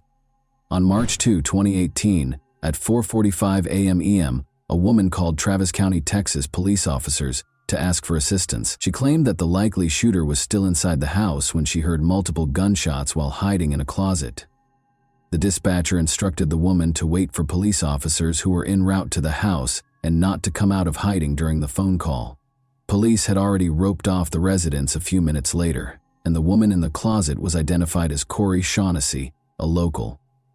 The woman was in a really depressing state. In the kitchen, Corey was terrified and unable to comprehend what had occurred. Her husband, Theodore Shaughnessy, was lying close to the table in a pool of his own blood. Take a seat back because we are working together to investigate another unfortunate case today. Born on February 7, 1963, Theodore Shaughnessy was the youngest member of a large family. Shaughnessy, who grew up in Arizona, close to Phoenix, has a deep passion for fast vehicles and all things related to them. He literally fantasized of sports cars as a teenager. Growing up, Theodore was a fearless man who believed that the greatest way to be happy and enjoy life was to get some adrenaline. Still, he was a good son, a good friend, and a nice upbeat man. Ted met Corey Garman in a nearby arcade when he was 20 years old. The young men clicked right away because they had many interests, such as a passion for books and jewelry. They were married in 1989 when their sympathy swiftly evolved into deep love. Following their marriage, the Shaughnesseys relocated to Austin, Texas, where they established Gallery Jewelers, the family business, and soon settled in. Together, the Shaughnessy family created a high-level business. Corey, who worked as an appraiser for Ted, the family business, was passionate about diamonds and fine art. However, he was the store's public face. People were drawn to him and energized by his energy because he had a gift for connecting with them. He was highly gregarious and active since he became the company's lifeblood wherever he went. This trait was very beneficial to his business since it allowed him to communicate with clients and partners in a common language and work out the best terms for everyone. The family fortune was eventually believed to exceed $8 million, 0 cents, due to the business's considerable success. Yet Theodore never wavered in his generosity or consideration for others. He frequently donated to charitable foundations and purchased food for the less fortunate. The couple bought a lovely new house close to their store as the family business grew. The pair seemed to be the ideal match and complemented one another. In fact, everything appeared to be nearly ideal, except for the fact that the couple was childless. Ted and Corey made the decision to grow their family in tandem with the jewelry business. They took a 16-month-old boy from a Ukrainian orphanage in 2000, making a decision that would change their lives. It was simply love, unconditional and immediate. Nicholas was the name of the young boy with the gray eyes. The Shaughnessy family's lives was finally completed by this long-awaited event, as they now had all they needed for complete happiness. Nicholas was an energetic and well-behaved child growing up. Like his father Ted, who frequently took the youngster to the racetrack, he had a deep affinity for both vehicles and animals. Around addition to riding sports cars and going karting together, the father and son frequently just walked around the park together. Nicholas developed an interest in car disassembly throughout his high school years and even started a small business. The young man recruited pals and used his parents' money to purchase the required equipment. Nicholas met Jackie Edison at the same time. They were attracted to each other right away when they first met the young people, but they disliked the young woman after meeting Nicholas's parents. She didn't seem like the right fit for Corey. However, nobody stopped youngsters from dating in order to stay in touch with Nicholas. Jackie eventually gained their approval and began spending so much time at the Shaughnessy home that they allowed her to move in. Jackie left his parents in August 2017 to begin a new life in College Station. His parents provided financial assistance for him as a day trader while she was in school. Every weekend, the young guy traveled the 2 hours to Austin to see his parents, whom he was quite connected to and tried not to distance himself from. Nothing in his life appeared to be a sign of trouble, and everything seemed to be going smoothly. Ted and Corey were awakened by their dog's persistent barking at 4:30 a.m. on March 2, 2018. Since the animals frequently responded aggressively to tiny creatures that would inadvertently come onto the family home's yard, this was typically a common occurrence. Ted made the decision to investigate, but Corey believed there was nothing to be concerned about and that the dogs will stop barking in a short while. He proceeded to inspect the house after arming himself with his .40 caliber handgun. Corey quickly fell back asleep after resting her head on the pillow. However, she heard a gunshot in the kitchen a few seconds later. followed by several more rounds. Fearful, Corey reached for her revolver, which was normally by the bed, and left the bedroom to assist her husband. However, as she was leaving, she noticed that her favorite dog Bart had been shot at the doorway. A dark, ominous figure suddenly materialized in it. Fearing that he would be discovered and killed, Corey shot randomly, directing all 6 bullets toward the door, unloading the revolver and hiding in a closet. Fortunately, Corey managed to reach for her cell phone and notify emergency authorities that someone had broken into the residence. She claimed to have heard groans coming from the room and to have shot one of the assailants. The terrified woman repeated to the operator that she heard someone groaning, but she wanted to make sure because she didn't know who was making the noises. She was calmed down by the dispatcher, who advised her to wait for the police and not leave the shelter. She was notified that the cops had reached the residence 15 minutes later. Eventually, the groans subsided and the house fell into a funeral silence. After exiting the closet, Corey made his way to the front door. She noticed her spouse in a pool of blood as she passed the kitchen. Shells littered the area around him, and he appeared to be lifeless. She was so terrified that she went to the door and opened it, but nobody was there. It just so happened that the officers were in the incorrect house. The officers on her neighbor's doorway were attempting to determine which side of the street the gunfire were coming from because of the peculiar precinct arrangement of this neighborhood. After settling down, they hurried to the Shaughnessy residence. A trembling Corey, her life utterly destroyed, was waiting for them on the doorstep. She had no idea what had transpired. After entering, the police officers made every effort to soothe the woman. Corey reported the attack to her son over the phone. She went for Austin right away with Jackie, and they got to her parents' house at about 8 in the morning. Theodore Shaughnessy, 55, was shot many times in the head, back, and thigh, and died as a result. Friends, family, and acquaintances were appalled by what had occurred. Nobody had any idea that they could have homicidal adversaries who could be shot at close range in such a heartless manner in the middle of the night in their own house. In order to assist Corey and help with the inquiry, Nick and Jackie remained in the house with her after the tragedy. The crime scene was inspected by law enforcement. The discovery of 2 distinct kinds of shell casings in the .40 and .38 caliber indicates that 2 distinct firearms were used in the shooting.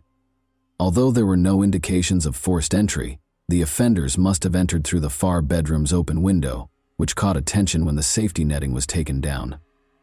The first fingerprint was discovered here by the forensic team as well, and it was submitted right away to the lab for analysis. A number of neighbors were questioned by police on the Shaughnessy family and whether they saw anything unusual. Police were informed by a neighbor that the Shaughnessy's residence had previously been the target of a burglary, because they are the owners of a jewelry chain. In addition to swabbing Corey's hands for gunshot residue, the police also removed her pajamas for inspection. From the start, Corey was forthright about the fact that she had discharged her weapon. After starting their investigation, the police swiftly ruled out burglary because there had been no forced entry or stolen property.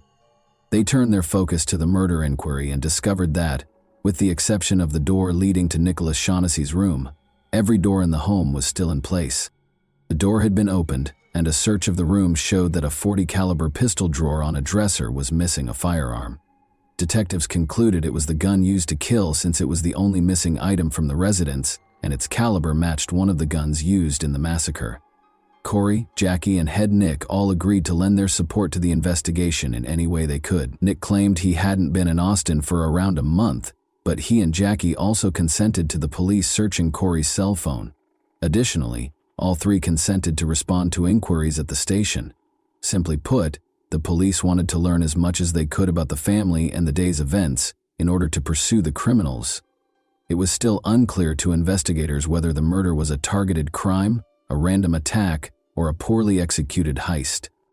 Since there was no unidentified prints at the site, they had to consider whether Corey Shaughnessy, the only victim still alive, could have been a suspect. She was the only one in the house, after all. The fact that Corey was left alive by the gunman was the only thing the authorities could focus on. They also thought it strange that nothing was taken from the house, and that the gunman had been there for 17 minutes prior to the shooting. Amy Meredith, an assistant prosecutor who investigated the scene of the incident, was positive Ted Shaughnessy was acquainted with the assailant. Additionally, she was positive that the house was too large and too dim for a few lone robbers or jewelry thieves to rapidly navigate.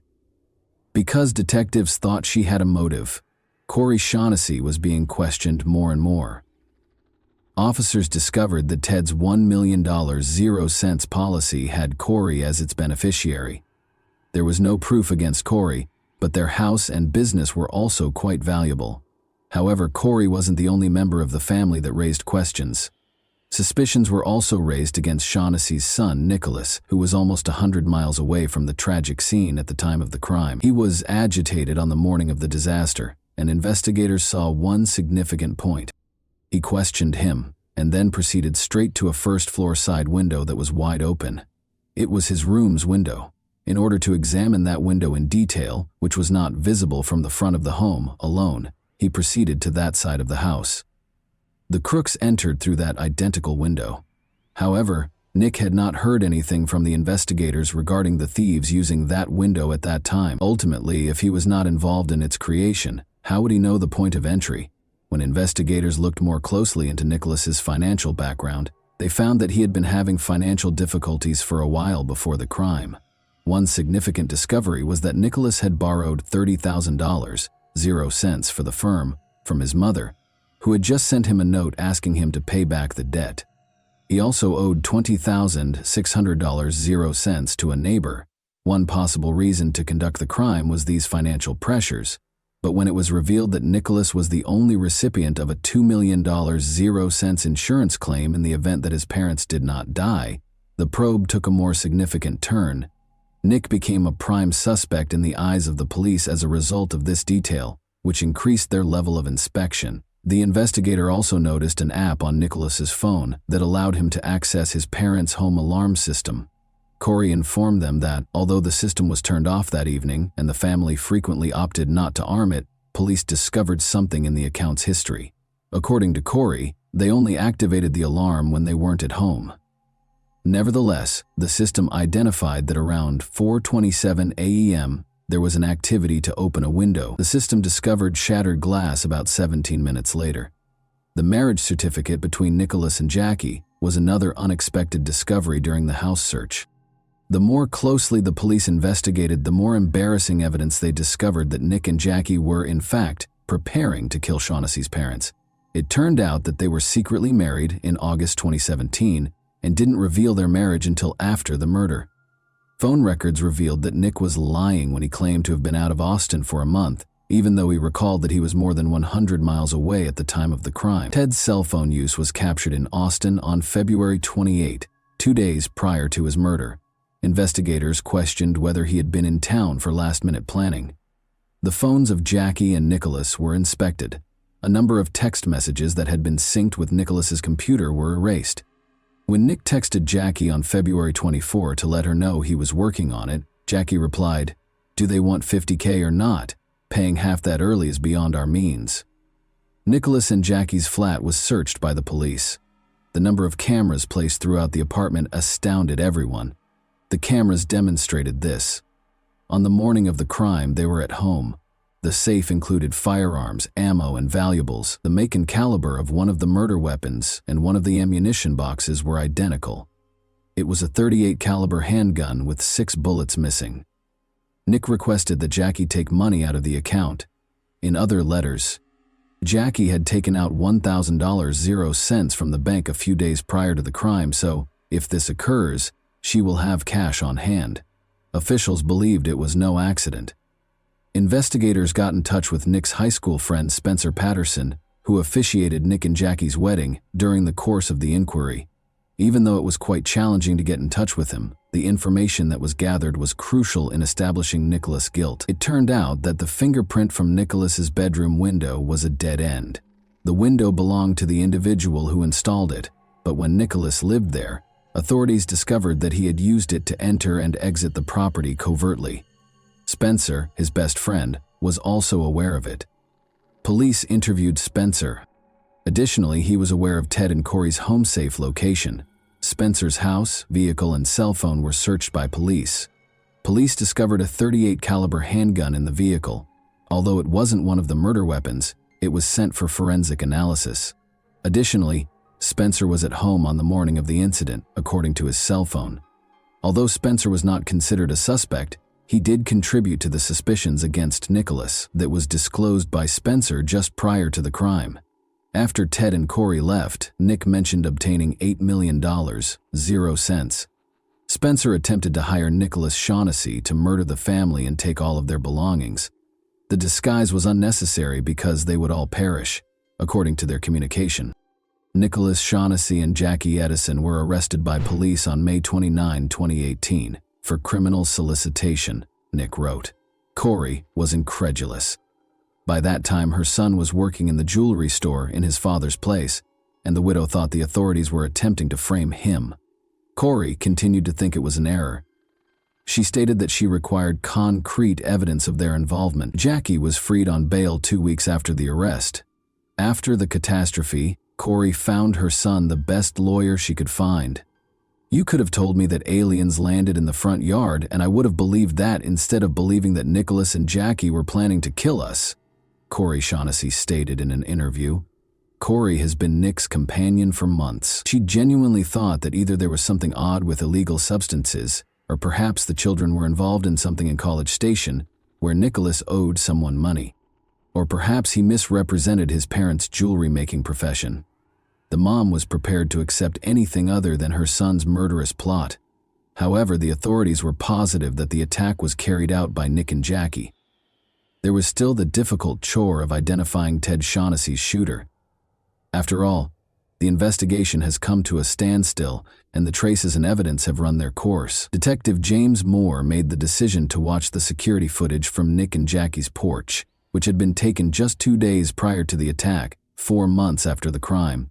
This was the last straw for a mother who had been fighting for months to believe in her son.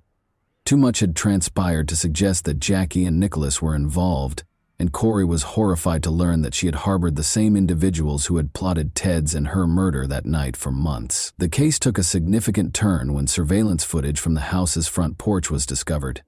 Nick Shaughnessy can be seen greeting 2 men at the front entrance in the video, which was taken just 2 days before to the incident. Anderson is printed on a green t-shirt that one of them is sporting. To find the individual on the tape, detectives hurried to the Anderson Window Company. Although he wasn't home that day, his wife swiftly attracted their attention by answering the door. His name was Cameron Vosmek. She claimed that her husband had been approached to kill someone for money a few months prior by a man named Johnny Leon. But Cameron had refused. Vosmek was not considered a suspect by the police. During his subsequent interrogation, Johnny Leon acknowledged that Nick had attempted to hire him for $100,000, 0 cents, but that he had turned him down. After being taken into custody, he disclosed that he had driven to Austin with Nicholas just days prior to the incident. He claimed that they had stopped in front of Shaughnessy's residence. After walking to the residence, Nicholas returned and stated he was unable to enter. After that night, Johnny said he had nothing to do with the incident, but his cell phone indicated that he was in Austin the morning of the crime. Johnny provided the second shooter's cell phone number, but not his name. Arian Smith was a man he had communicated with. Smith asserted that his girlfriend could give him an alibi and that he was with her.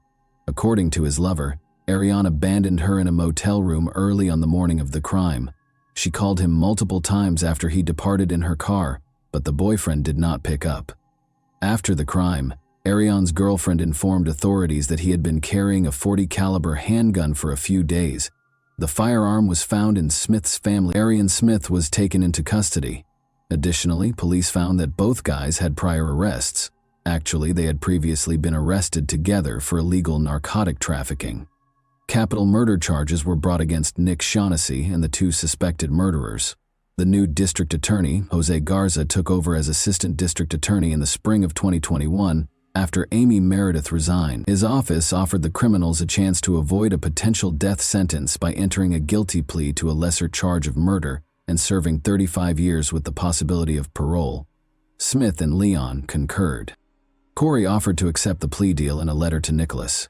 A 35-year sentence with the possibility of parole in April 2021 would be imposed. In exchange, Nicholas agreed to be released on his 36th birthday. Nicholas Shaughnessy entered a guilty plea and received a sentence of 35 years in prison during a hearing in April 2021. After completing 20 years of his sentence, he will be eligible for parole. Johnny Leon and Ariane Smith received sentences of 35 years in prison, with the chance of release. Ariane Smith reported to the police that he heard gunshots coming from the bedroom and a woman sobbing after they had shot Ted. Smith claimed that he pleaded with Leon to leave the house and not kill Corey. They departed in order to avoid being shot from prison. Nicholas wrote his mother letters. After 2 years in prison, Corey was finally permitted to see her kid. The .40 caliber revolver belonged to Ted, so even though Corey knew a lot about the case of Nicholas and Jackie, she was still unsure of who had used it. Nicholas admitted to giving Ariane Smith his father's gun in a private conversation. Corey was finally able to accept that Nicholas was actually connected to the case when this was revealed. Nicholas and Jackie's desire to have us killed was unthinkable to my husband, me, our family, or any of our friends. Jackie made an effort to minimize her role in the crime's planning. She said she had no knowledge of it. According to the deleted text messages, she acknowledged that she had visited Austin multiple times with Nicholas, but she claimed that she had never taken Nicholas's claims of massacring her parents seriously, which is how the police knew she was lying. In March, while Nicholas was incarcerated, Jackie filed for his divorce. Jackie was charged with conspiracy to commit a criminal in June of 2022. Jackie entered a guilty plea to attempted conspiracy to commit a criminal in 2023. She was given a suspended sentence, which allowed her to enter a guilty plea and be placed on probation. She was incarcerated for 120 days. She will spend 10 years on probation. She will have to spend 2 days in jail on the anniversary of Ted Shaughnessy's murder every year for 10 years. Nicholas was interviewed while incarcerated. He claimed he aspired to become wealthy and win Jackie over. With their adoptive son Nicholas, Ted Shaughnessy, a licensed jeweler, and his wife Corey Shaughnessy, a trained gemologist appraiser, could have led a successful life. Ted, who established Gallery Jewelers in Austin in 1995 and saw success, establishing the family as a respected name in the town, was killed by his son Nick, who sought to ruin his parents' happy existence by placing a $1.00 sign on their lives. The victim's kid is currently still being held at the Clemens unit in Brazoria, Texas. At the aforementioned state's LeBlanc facility in Beaumont, Ariane Smith is completing his sentence. Johnny Leon is still detained in New Boston, Texas, at the Barry B. Telford unit. This is a tale of remarkable change that society discovered too late. Kindness can sometimes come at too great a cost, turning the seemingly close person into an executioner. Ironically, the eager Shaughnesses went to great lengths to welcome a felon home. It is terrible that they were unable to teach their kid the basic reality of life, that money is the resource that can be replenished the easiest, but time is not. They were too consumed by their love for the child. Nicholas expressed his heartfelt apologies to his mother in a prison interview. Is it feasible, though, to take an apology that never should have been given? Corey Shaughnessy has gone through an incredible emotional journey over the years of the investigation, coming to the realization that her own son hired hitmen to kill her and her husband for financial gain.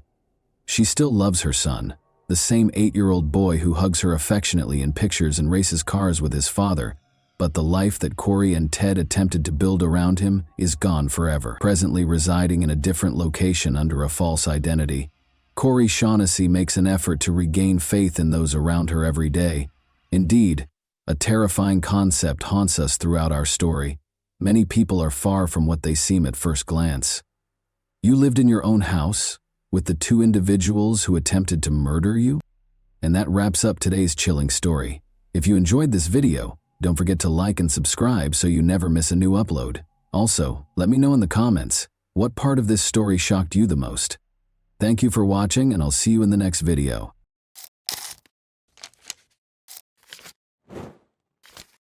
Hey guys, welcome to my channel, and today we're going to take a look at another horrible case with you.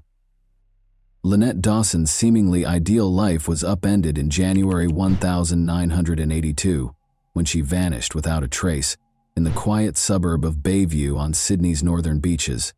Lynette was a warm, loving wife, mother, and friend, so her family and friends were shocked by her abrupt absence. Lynette left her 2 young daughters behind when she left the family, according to her husband, Chris Dawson, a dynamic former rugby league player who is now a teacher. However, his story almost immediately sparked troubling questions. Why would a loving mother desert her kids? Why didn't she take any cash, clothing, or even a note with her? Let's explore the complex network of love, treachery, and unresolved issues that characterize Lynette's tale, a tragedy that defies extinction. Lynette Dawson, whose real name was Lynette Joy Sims, was born into a close-knit and affectionate family. She was the second of 4 children in the Sims family, which included an older brother named Greg and younger siblings Pat and Philip, and she grew up in Sydney's eastern suburbs. Lynette was well known from an early age for her good nature, upbeat demeanor, and strong bonds with her family. A short stroll from their house, Clovelly Beach is a charming spot where the Sims family frequently spent their weekends. For Lynette and her siblings, the beach, with its crystal-clear waters and expansive views of the coast, became a special place, where they created innumerable memories of swimming, family vacations, and spending time together.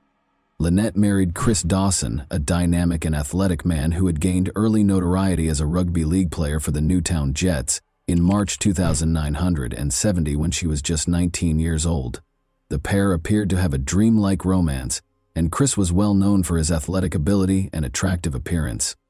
Lynette, who was deeply in love with Chris, helped him with his career while they were starting a family. Their union seemed to be a match made in heaven. The couple chose Bayview, a serene and picturesque suburb on Sydney's northern beaches, which is a great area to start a family. Lynette and Chris had 2 daughters, Chanel and Sharon, in the years after their marriage, and the family seemed to lead a happy life. Lynette balanced her commitment to her family with her career as a nurse and then as a childcare provider. She enjoyed taking care of her daughters and keeping their home cozy and loving, and she frequently put their needs ahead of her own. Chris, on the other hand, kept advancing his career by juggling his rugby commitments and teaching job. Chris was the devoted husband and father, and Lynette was the focal point of their seemingly perfect life for many years. But beneath the surface of their contented family life, their marriage was starting to show signs of strain. Chris's relationship with a young student at Cromer High School would soon fall apart due to his growing infatuation with her. Lynette had no idea at the time that her marriage, which had seemed stable, was about to fall apart, and that a string of startling incidents would soon shake the foundation of her family and alter her life forever, ultimately leading to her death. Joanne Curtis first appeared in Chris Dawson's physical education class at Cromer High School when she was 16 years old. Chris was married to Lynette Dawson, had 2 young daughters, and was in his early 30s at the time. They had no idea how Lynette's life would be destroyed by what started out as a teacher-student relationship. Despite the fact that Joanne was a teenager living with her family and that they were very different in age, Chris's love for her grew rapidly. His marriage to Lynette was strained as a result of his growing obsession. She observed his strange behavior and growing distance. In 1980, Chris asked Joanne to move in with the Dawsons while posing as Chanel and Sharon's babysitter. Chris started to express his feelings for Joanne more publicly after she moved into the Dawson residence. He frequently expressed his desire to be with Joanne and put pressure on her to share his feelings. He also diminished Lynette's sense of significance in the family. Concerning the disintegration of her marriage, Lynette confided in her friends. She was very private about her marital issues. Joanne also became aware of Chris's domineering behavior and felt trapped in a situation from which she was unable to quickly get out. Chris, Joanne, and Lynette's tension kept increasing. In response to Lynette's efforts to keep her marriage intact, Chris became increasingly fixated, making it difficult to distinguish between his personal and professional lives. Joanne's emotional struggles caused her to start separating from Chris, which made him even more desperate. Chris's inability to accept losing Joanne or control over the situation resulted in a growing sense of frustration that ultimately led to tragedy. Lynette Dawson vanished without a trace on January 8, 1982. According to Chris Dawson, Lynette abandoned their family and left behind her possessions, which included her wedding band, clothing, and personal effects. Chris said Lynette had called her mother, Helena Sims, multiple times after she left, stating that she needed time away to get her thoughts straight. Lynette had marks around her throat when she returned from marriage counseling the day before she vanished.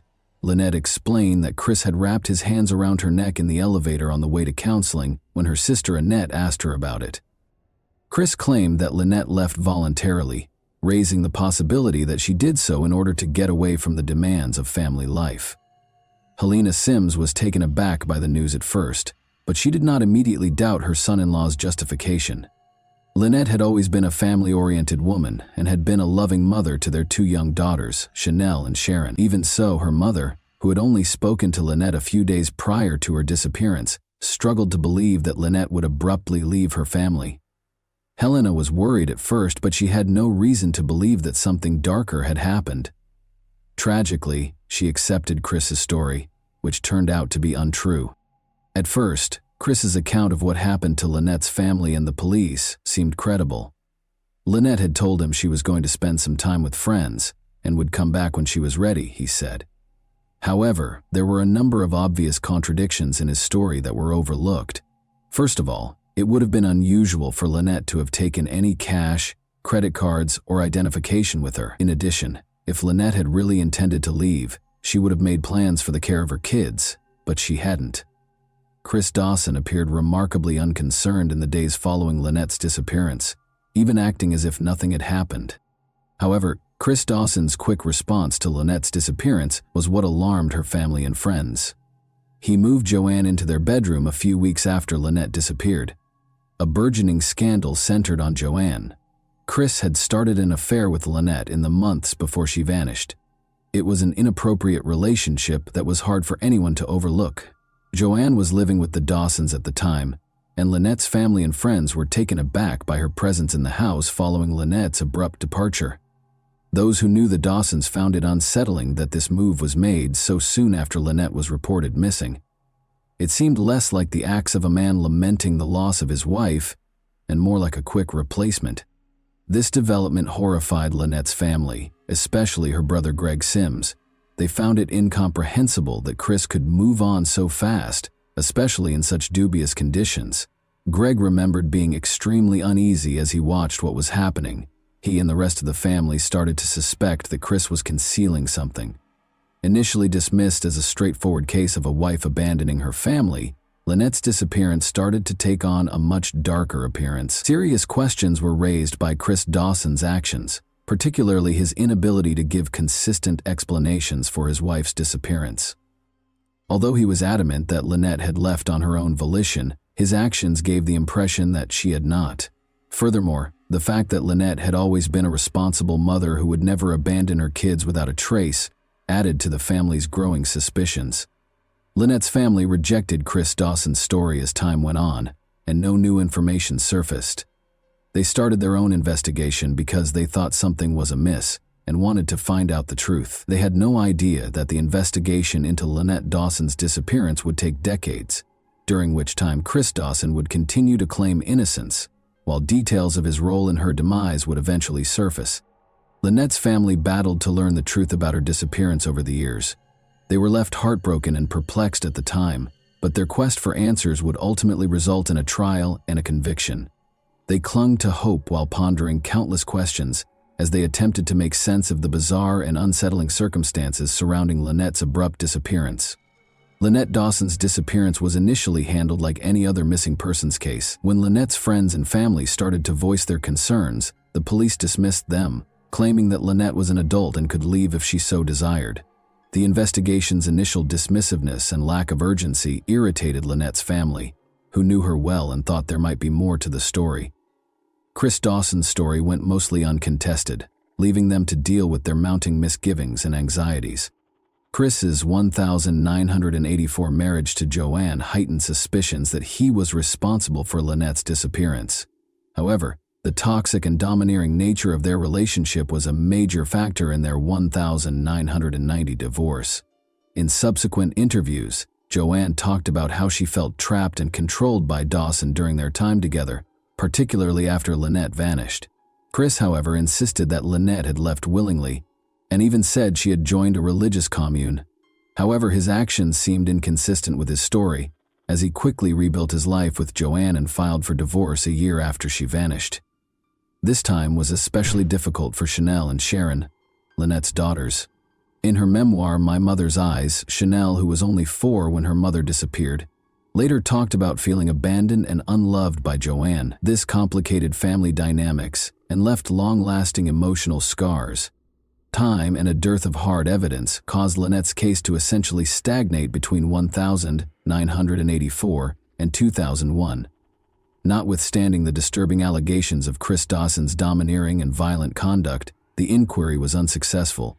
Concerns expressed by friends and family were ignored because authorities found it difficult to go beyond rumors and conjecture. Key leads that might have provided insight into Lynette's fate were either ignored or not sufficiently pursued, and the police made little headway.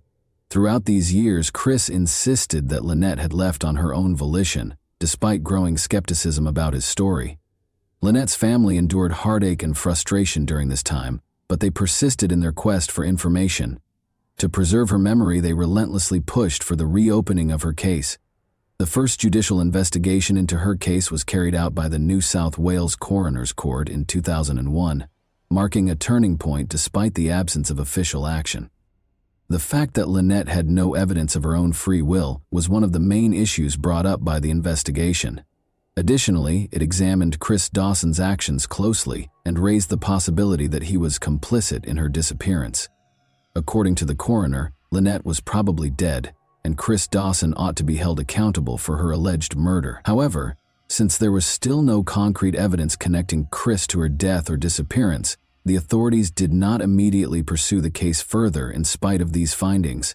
In 2003, a second court investigation was conducted as a result of persistent pressure from public advocates and Lynette's family. The inconsistencies in Chris Dawson's testimony and the pervasive suspicion surrounding his relationship with Joanne were the main topics of this inquest once more. Once more, the coroner found that there was a high probability that Chris killed Lynette, but the evidence was insufficient to reach a firm conclusion. Consequently, Chris Dawson was not charged by the Director of Public Prosecutions, DPP. The DPP refused to file charges on both occasions, stating that there was insufficient evidence. The family of Lynette was devastated. Despite the coroner's conclusion that Chris Dawson most likely killed Lynette, no charges were brought, leaving them in deep frustration and sadness as years went by without justice for her disappearance. They wouldn't give up, though. By 2018, most people had forgotten about the Lynette Dawson case. The young mother's tragic disappearance appeared to have remained unsolved for more than 30 years, with little chance of justice for her family. But that year, Hedley Thomas, an investigative journalist, reignited interest in Lynette's case with his groundbreaking podcast, The Teacher's Pet. Hedley Thomas uncovered important new information that challenged Chris Dawson's assertions and clarified hitherto unconsidered facets of the case. Thomas studied the chronology of Lynette's disappearance, spoke with witnesses, and reviewed police reports. His research exposed serious inconsistencies in Chris Dawson's statements, casting doubt on his assertion that Lynette had left her family on her own volition. Friends and relatives' testimonies depicted a failing marriage in which Chris was enamored with Joanne. The problematic dynamics of Chris and Joanne's relationship were also revealed in the podcast. Thomas emphasized the rapid escalation of their affair. Important insights were revealed by Joanne during the podcast, including her admission of Chris's domineering actions and the chronology of their relationship. This testimony turned out to be crucial to comprehending what transpired before Lynette vanished. The Teacher's Pet examined the emotional toll that Lynette's disappearance had on her family, in addition to pointing out contradictions in Chris's account. Her loved ones' voices were heard, especially those of her brother Greg Sims, who had fought for justice for decades. Listeners were made aware of the heartache and frustration that Lynette's family went through when the initial investigation was unsuccessful. The podcast also examined the initial police investigation's flaws. Thomas disclosed how important evidence was missed and how authorities were unable to make the connection between Lynette's abrupt disappearance, Chris's infidelity, and his desire to be with Joanne. Chris Dawson was able to avoid suspicion for years because of this lack of thoroughness. The Teacher's Pet had a significant impact despite the dubious circumstances. It brought Lynette's case back into the spotlight in Australia, sparking protests and demands for justice. After listening to the podcast, a number of people who had been silent for years came forward with fresh testimonies that clarified the case. Legal action was sparked by the podcast, which greatly increased the pressure on authorities to re-examine Lynette's disappearance. Chris Dawson was detained and accused of Lynette's murder in 2018, partly as a result of the disclosures made in The Teacher's Pet.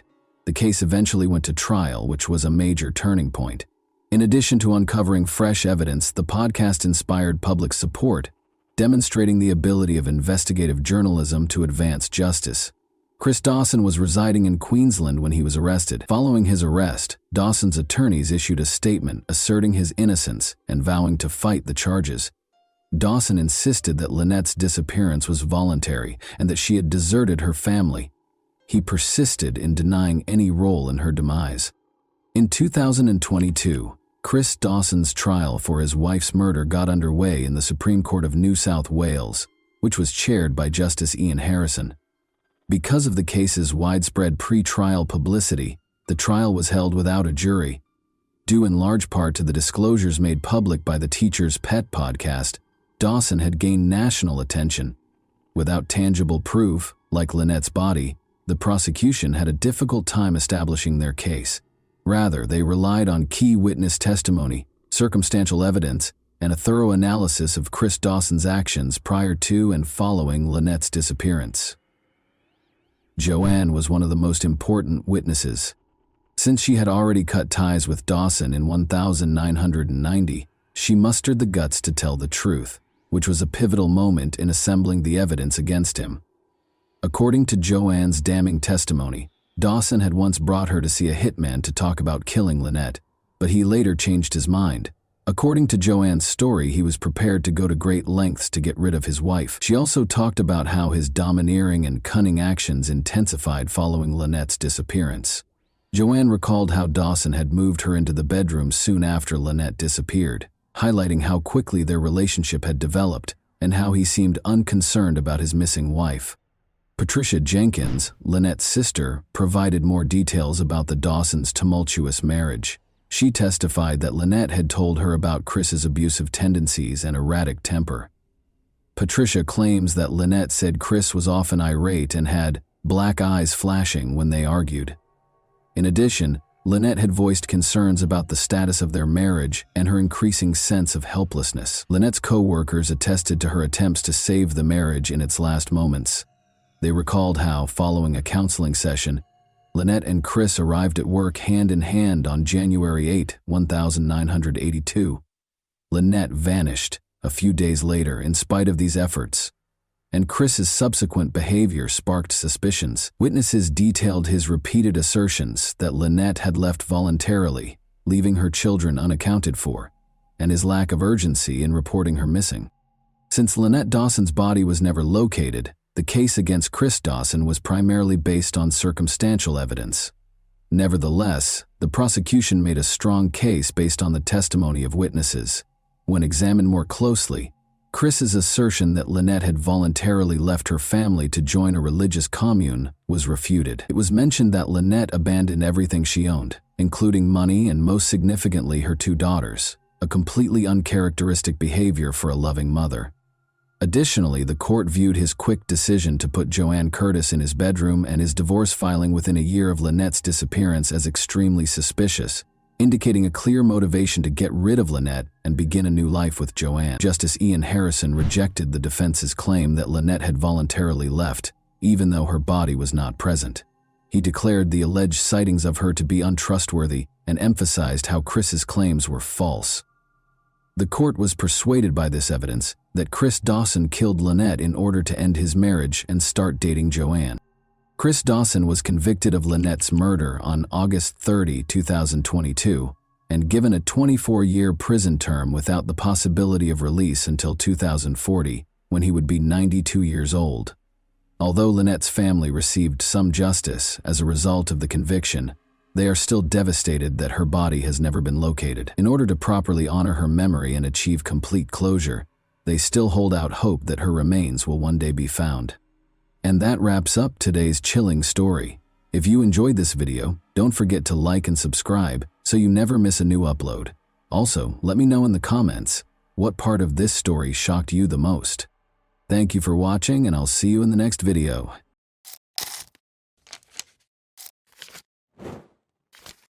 Hey guys, welcome to my channel, and today we're going to take a look at another horrible case with you.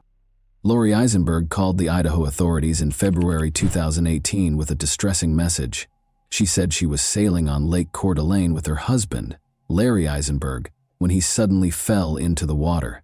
But after the body was recovered, a medical examination revealed a different picture, which made authorities believe that a more intricate and nuanced story was involved. Born in 1950, Larry Eisenberg earned a degree in forestry from the College of Idaho. He worked in forest cultivation, maintenance, and harvesting. He started working in the woodworking industry after completing his college education. He spent his entire life striving for success because he enjoyed working hard. In 1974, Larry married his first wife, with whom he had 2 children. But after the kids grew up, the couple got divorced. He soon met Lori Barnes, who was born in 1953. Lori's life used to be extremely impoverished. On occasion, her family even had to stay the night on farms that were deserted. She got married in 1973 at the age of 19, and the couple divorced in 1996, but they had 6 daughters together. She moved out after the divorce and became a single mother to her daughters. Many were drawn to Lori because of her amazing laugh and smile, and she was very good with people. Larry has consistently stated that he loves his wife more than anything else since they were married in 2004. Their neighbors and friends said their 17-year marriage was perfect. In northern Idaho, they led a contented life. Lori was the executive director of the North Idaho Housing Coalition at the time, which remodeled homes for impoverished families to buy or rent. Larry was retired but still involved in a number of community activities, and she was a well-respected member of the community. Lori and Larry decided to take their boat to Lake Coeur d'Alene on February 13, 2018, so they could watch the sunrise from Sunup Bay, a beautiful location. Given that Lake Coeur d'Alene is generally regarded as having serene waters, what happened that day was nearly unthinkable. But soon after they set sail, Lori looked very upset and used Larry's phone to dial 911. She reported her husband's drowning to the authorities. Lori described her desperate search for Larry in the water and her need for immediate help. At 11 a.m., officers reached the closest shoreline and sent a rescue boat to retrieve Lori so that she could receive medical care. Sheriff deputies asked the woman for any information regarding Larry's last known location when they arrived at the scene. Lori claimed she couldn't find her cell phone and didn't call emergency services until 2 hours after Larry went overboard. Additionally, Lori stated that she had to manually start the engine again because the ignition key had broken shortly before the incident. She then disclosed that after searching the neighborhood for Larry, she chose not to drive the boat back to shore out of concern that she would lose the trail. She eventually located Larry's cell phone and dialed 911 after taking out a blanket to stay warm. But after she finished speaking, the cell phone fell out of her grasp and into the lake. The officer observed that the woman's emotion appeared to be very real during this exchange. They all believed it to be an accident. Lori was assisted by medical staff in waiting for an ambulance so she could be monitored further. Officers towed the Eisenbergs' boat to a speedboat nearby so they could inspect it. Detectives noticed blood spatter in multiple locations as soon as they got on the boat, most likely from Lori's nosebleed. Officers discovered a switch and cord on the floor, despite Lori's assertion that the ignition key broke prior to Larry falling into the water. Because the switch and cord would have needed to be connected to the ignition switch in order for the engine to start later, investigators thought this was strange. Furthermore, the ignition key was obviously bent, indicating that there may have been a struggle of some kind. Along with Lori's purse, which included an empty juice bottle, officers also discovered a number of additional keys. These things were all taken as proof. Lori's cell phone was discovered by a deputy sheriff during an examination of the vehicle the Eisenbergs used to tow the boat. Additionally, a vial of allergy medication containing the active ingredient dimenhydrinate and an unidentified liquid spilled in the cup holder. Despite being an over-the-counter antihistamine medication that is frequently used to treat fevers and allergies, it still makes you feel extremely sleepy. Unfortunately, a thorough search was necessary because Lori did not provide precise information regarding their most recent location. As a result, it was determined to use a group of divers equipped with sonar. In an attempt to find Larry, search and rescue helicopters were also involved in the search, but to no avail. Detectives were still unable to locate Larry, so 5 days later, on February 18, they called Lori Eisenberg and asked her to go on the lake with the sonar diving team. Despite her agreement, Lori was unable to name any particular landmarks and offered the searchers little help. The investigator thought this behavior was strange. Lori laughed and joked during the search, and occasionally broke down in tears for no apparent reason. However, this was not stressed because everyone grieves in a different way. However, Lori's suspicious behavior at her husband's house, which was 20 minutes southwest of town, prompted 2 calls to the county sheriff later that day. Police became interested after the callers, who were the Eisenbergs' neighbors, claimed that Lori's family members were assisting her in moving her belongings out of the house. On February 21, 2018, a startling discovery was made that completely changed the course of the case. Due to Lori Eisenberg's potential fraudulent activities, the North Idaho Housing Coalition, where she had worked for years, notified police officers that it would no longer be working with her.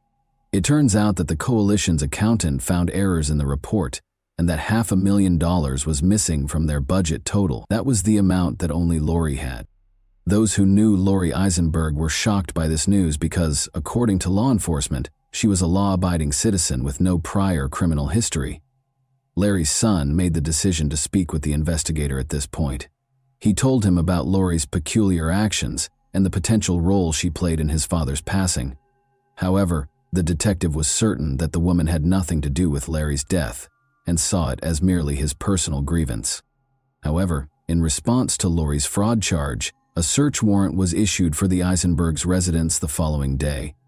Several pieces of evidence were found during the search, including red stains on the floor outside the house, paper towels that appeared to have dried blood on them, black latex gloves, and a Ziploc bag that contained an unidentified white powder. Lori was immediately briefed on the evidence by the investigating detective. She countered that she was unaware of the brown stains in the backyard, and that the blood they discovered on the gloves and towels was her own. The red marks on the concrete were later identified by forensic analysis as paint drips that had stained the boards. Lori was arrested on 40 counts of forgery on February 27th.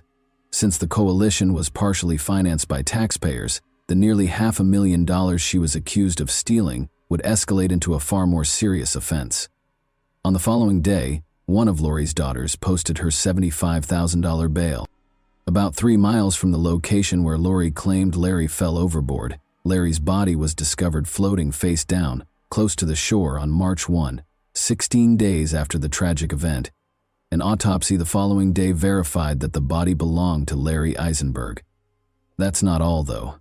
Toxicology tests conducted by the coroner's office showed that Larry's blood contained deadly amounts of the antihistamine dimenhydrinate. Experts concur that despite the extremely low frequency of overdoses, the drug is fast-acting and can be lethal if taken in excess in a short amount of time. Although the autopsy results were not made public by the authorities, Lori had previously claimed that her husband took several pills daily and frequently neglected to take the recommended dosage. Larry also had flu-like symptoms, according to Lori. Larry only ever mentioned being sick once, in a message to his friend. But was Larry the one who sent that message? The expert analyst concluded that the last time the cell phone signal was present close to Lori's son's house was when Larry vanished into the lake, despite the fact that Larry's phone had drowned. Given that Lori said the phone fell into the lake on February 13, this was strange. Detectives concluded that Larry's death was most definitely not an accident. As a result of all of this, Lori did not show up in court for her fraudulent fraud case in late May. A warrant for her arrest was consequently issued, but she never showed up. Investigators kept questioning the Eisenberg family's close associates, and soon the idyllic relationship started to show signs of weakness. Despite their apparent happiness, Larry had been very dissatisfied with Lori's recent spending patterns and the fact that she frequently provided financial support for her kid.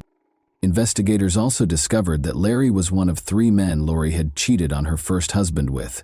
Furthermore, it was found that Lori herself had handwritten modifications to Larry's will a month prior to his death. According to the will, Larry's children would receive 80% of the estate, while his own would only receive 20%. Authorities chose to make the autopsy results public and declare the case a premeditated murder since Lori was still at large. It was discovered that he overdosed on the antihistamine Benadryl and died from diphenhydramine toxicity. Diphenhydramine, an antihistamine used to treat allergies, is marketed under the name Benadryl. It is also used as a sleep aid because it makes you drowsy. Even at standard dosage levels of 1,0,100 nanograms per milliliter, diphenhydramine induces drowsiness. Larry's body contained a deadly 7,100 nanograms of diphenhydramine at the time of his death. Larry's doctor was questioned by police to see if they saw any indications of a stroke or other medical irregularities, but the doctors said Larry was in perfect health. Investigators concluded that Lori texted Larry's daughter that morning before poisoning her husband, based on all the evidence they had collected. Subsequently, she added the pills to the man's juice. Larry became ill and went overboard near the coast. They also conjectured that before dialing 911, Lori purposefully steered the boat further away from the location. The entire Eisenberg family was uninsured. What was the motive? That was the only question left. It was probably coming to pass that Lori would inherit their shared house in the event of Larry's death, which she could then sell to raise the money she needed to pay for the money she had stolen. Additionally, according to friends, Larry had no idea what Lori was doing at the Idaho Housing Coalition. 2 months after going missing, Lori finally made an appearance at the sheriff's office by herself in July. Until the fraud case was tried in court, investigators were eager to discuss her alleged murder of her husband. Eisenberg consented to enter a guilty plea to 3 counts of wire fraud and 1 count of federal program theft in November 2018. She also consented to make restitution of about $580,000. Eisenberg was found guilty of embezzling over $500,000 and given a 5-year prison sentence. In addition, Lori's daughters entered guilty pleas to individual conspiracy charges. Each of them received a $50,000 fine and a house arrest sentence. Even though that case was resolved, another one was still pending. Lori was questioned about Larry's death once more right after the sentencing. Detectives questioned her directly about whether or not she had killed her husband during that interrogation. Lori behaved apprehensively throughout this interrogation. Her foot started tapping, which is a sign of tension and anxiety. After that, she was informed of the autopsy's findings. The detectives persisted in pressing her with additional compromising evidence, even though she denied any involvement in her husband's death. She eventually demanded an attorney and refused to answer any more questions. Lori Eisenberg was charged by a grand jury with first-degree murder by poisoning, a capital offense, 2 years after her husband's body was discovered floating in Lake Coeur d'Alene. The COVID-19 pandemic caused her trial to be repeatedly postponed. In order to maintain her innocence and admit that she would probably be found guilty if the case went to trial, Eisenberg entered an Alford plea to a lesser charge of second-degree homicide, after initially being charged with first-degree homicide by use of poison. She entered a guilty plea to the lesser charge of second-degree murder in February 2021. Larry's daughter, Jessica McPherson, said she thought the plea agreement, which spared Eisenberg from acknowledging guilt, was a betrayal of her father's family. "The manner in which I lost my father," Lori Eisenberg, "has left a hole in my soul that I will never be able to fill. And for 3 years, that hole has just continued to get deeper and deeper at the web of lies, deceit, and manipulation that have continued to expand," Jessica McPherson said. Larry's son, Dean Eisenberg, stated, "It is impossible for me and those who are deeply impacted by the loss of such a great man and wonderful father to find closure." In an unforgettable way, he referred to his father as his best friend. "Even those who hated him loved him in a way," he stated. As her stepson talked about the man she confessed to poisoning, Lori Eisenberg wiped her eyes with a tissue. He spoke of a decent, industrious man who cherished his family, especially his wife. "I can only hope she did what she did to save him the embarrassment of finding out what his soulmate had done behind his back," said Dean Eisenberg. Lori's daughter, Amber Barnes, claimed that her mother controlled the household. "Larry dedicated his life to Lori. He loved her, he trusted her, and she killed him," Barnes stated. The pain felt by everyone who lamented Larry's passing was exacerbated by Lori's plea to Alford. "She deserves to be held accountable for her actions and be seen for who she really is," Amber Barnes stated. She saw Lori Eisenberg as a father figure and a great-grandfather who would give her children bear hugs and stroke their hair while telling them he loved them. "Our family lost 2 people that day on the lake. We lost Larry, the grandpa we loved, and we lost Lori, the mother and grandma that we loved, trusted, and thought that we knew." Lori shattered our lives when she took Larry's life. But it didn't stop there, Amber Barnes stated. Before the judge sentenced Lori Eisenberg, she spoke to the court for over 45 minutes. She claimed that she started stealing from the coalition because she was having financial difficulties with her daughters, one of whom she had expelled from her house when she was 15. She claimed that she felt unable to express to her husband her desire to support her daughters financially. She emphasizes that they lacked health and dental insurance. I saw my precious little grandchildren suffering because their mothers were not able to have a double-income family and not able to provide what they needed, she said. So what do they do when the kids get sick and have to go to the doctor? According to her, I got to the point where I was torn between adhering to the life and Larry's standards of life and being able to do what I thought I had to do. And so I came up with the most stupid, shameful plan ever, and that was to steal money from my employer. Eisenberg killed her husband, according to the prosecution, to avoid the additional humiliation of losing half of her assets in a divorce. Eisenberg, however, told the court that her husband wasn't supposed to consume the poisoned drink that killed him. Eisenberg claimed that she had considered suicide ever since her embezzlement was uncovered. Her words, "I knew my life was over." She claimed that after drinking the drink she had tainted with Benadryl, she intended to drown in Lake Coeur d'Alene, but her husband discovered it while she was asleep on the boat. "I had two options, death or life in prison. I never wanted to get away with anything. I know Larry would still be alive if it weren't for me," she replied. According to the judge, he was convinced that Eisenberg's account of what happened in court was accurate, at least the version she had chosen. "Your truth doesn't hold up in the light of all the evidence," he responded. Eisenberg was given a life sentence with 30 years fixed and credit for time served, according to the judge's ruling. Following the delivery of the sentence, Larry Eisenberg's family silently embraced it. And that wraps up today's chilling story. If you enjoyed this video, don't forget to like and subscribe so you never miss a new upload. Also, let me know in the comments, what part of this story shocked you the most? Thank you for watching, and I'll see you in the next video.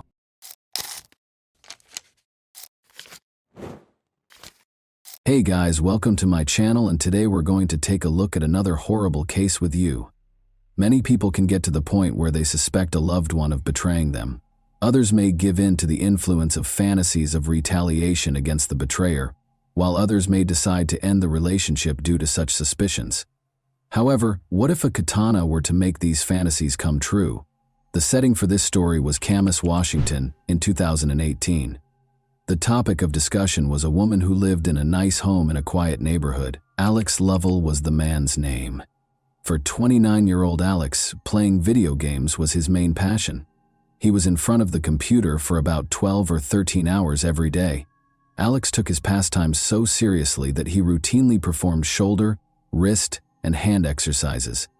He even worked on a unique mouse control method to improve his efficiency as a gamer or player.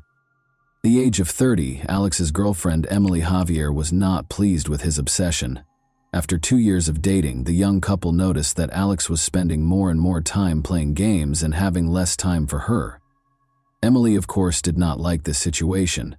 When Alex made the decision to pursue a career in professional gaming, her patience reached a breaking point. Emily struggled to accept a gaming rival, even though she was somewhat comfortable sharing her boyfriend's gaming habits. When she found the Tinder dating app on Alex's phone, her resentment reached new heights. She became very suspicious of this. She therefore realized that Alex had found another girl when she saw red hairs in the shower and scratches on his back, even though her hair was then dyed green.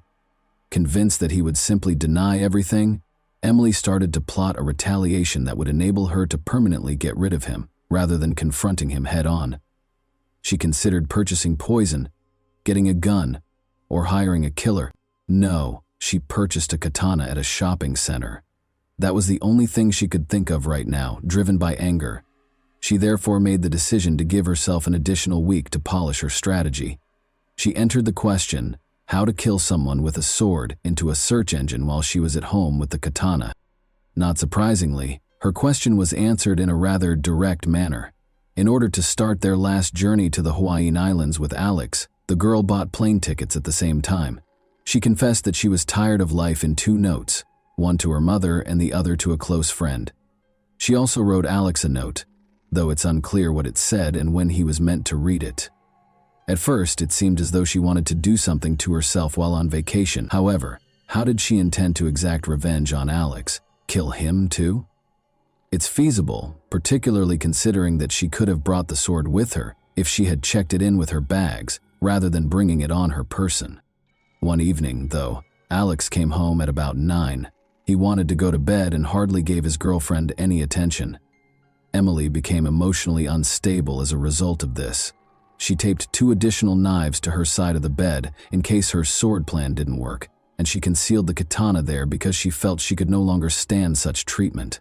She went back to her boyfriend after completing her preparations and offered him a drink to help him fall asleep more quickly while intoxicated. Emily hid the man's phone, which he would need to call for assistance after he fell asleep quickly. She illuminated his neck with the light from her own phone so she could see better and aim more precisely. Her hand went to the katana, but just as she was about to attack, she unintentionally struck Alex in the head with the katana's back, waking him up. An adrenaline rush helped Alex quickly regain his sense of direction and start using his hands and feet to block Emily's next blows. At last, he was able to hold her tightly. He exclaimed in his final moments that he loved her and was shocked that she was attempting to murder him. Alex was on the verge of fainting and begged her to call for assistance or he would perish. Emily, oddly enough, listened. A dispatcher received a call from a girl who was hysterical at 1:54 a.m. on March 3rd. She was yelling that her boyfriend had been hurt. When she inquired as to where the girl had hurt her boyfriend, Emily exclaimed, "Everywhere! Everywhere!" The dispatcher wanted to know where the knife was. The girl responded, shocked, that she had used a samurai sword to attack her boyfriend. The dispatcher advised her to bandage her boyfriend's wounds and asked her to go back to the bedroom where he was to see if he was still breathing. Emily, however, insisted that she couldn't go there because there was too much blood. She snapped back to reality and saw that her boyfriend was actually dying. She even considered the possibility that he was already dead. Officers soon showed up on the scene. Alex was curled up, covered in blood when they entered the bedroom. He had deep gashes on the left side of his head, neck, and torso, among other potentially fatal injuries. Emily had nearly severed 3 fingers on his hand, cut his legs, and broken his wrist. Emily was taken into custody without protest and with tears in her eyes. While Alex was taken to the hospital, she let the legal system take care of her. A $350,000 bail was set for her. Alex's body had 26 wounds, according to the doctors. 6 major surgeries were required for him. 45 of the 150 staples they applied to him were on his head alone. However, the medical staff miraculously succeeded in reattaching his fingers. He would undoubtedly need to see a physical therapist for a while, but the fact that he lived was more significant.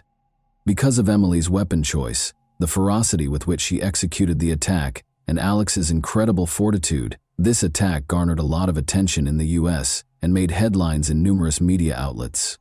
Even though he had a long recovery ahead of him, he maintained an exceptionally optimistic outlook.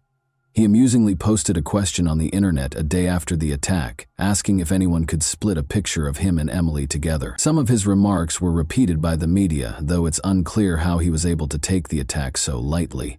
One example would be, "I'm really proud that I was beaten with a sword and by a girl, man. I must sacrifice it for her. I certainly took a lesson from this. There's no comparing the feeling of when I overpowered her," he continues. "I've participated in sports, taken first place in major competitions, and more. I've performed snowboard tricks. This is superior. I believed it was right to defeat someone who was determined to do me harm. I had spent my entire life anticipating this." Alex credits his love of kung fu movies and his habit of competing against other gamers with helping him win. He says he never cheated on Emily, but acknowledges that he likely spent too much time in front of the monitor. He remarked, "I hardly had time for one girl, much less another. He simply was too worn out to give her the affection she so richly deserved." Tinder was on his phone, he clarified, but he hadn't used it since it became apparent that he and Emily were seriously dating. Alex even acknowledged that the exhaustion from playing video games all day was the reason for his low libido. This might have persuaded Emily that he no longer wanted her, but he says that numerous times before, even when another girl merely liked his picture on social media, she had falsely accused him of cheating. All of this is denied by Emily. Regarding the red hairs, they might have come from his dog's fur or his own beard. Emily found it challenging to defend herself in court. Everyone could see that this was a carefully considered and planned crime. Emily told police that she wanted to kill him for cheating. That was my objective. She was convicted of attempting first-degree murder. Her sentence was lowered from a potential 20-year term to 19 years because of Alex's survival, her lack of prior convictions, and her own decision to call 911 for assistance. This result did not sit well with Alex's family. They felt that because she tried to kill their son, she should be punished more severely. Emily countered that because of her history of childhood trauma, which hindered her ability to form relationships, her sentence should be shortened. Although her psychologist acknowledged that she had PTSD, he said it had no bearing on the case. The judge ultimately decided that she should receive almost the maximum sentence because of the severity of the attack. She must also receive treatment for her aggression and mental health issues. She must pay $30,000 in reparations and is forbidden from getting in touch with Alex or his family. To help Alex recover, his gaming friends set up a crowdfunding page and raised thousands of dollars. He is presently recuperating and has largely resumed his regular activities. He says he hasn't spoken to Emily since the attack. When asked how he feels about her, he admits that she saved his life by calling 911, which is significant, but it's difficult to sum up his feelings for his ex-girlfriend in just 2 words. In any case, he thinks she needs significant assistance. I didn't expect this, but something like this had to happen, he continues in his characteristically lighthearted tone. She reached for the samurai sword because she obviously didn't want me to end up in the wrong hands. And that wraps up today's chilling story. If you enjoyed this video, don't forget to like and subscribe so you never miss a new upload. Also, let me know in the comments what part of this story shocked you the most. Thank you for watching, and I'll see you in the next video.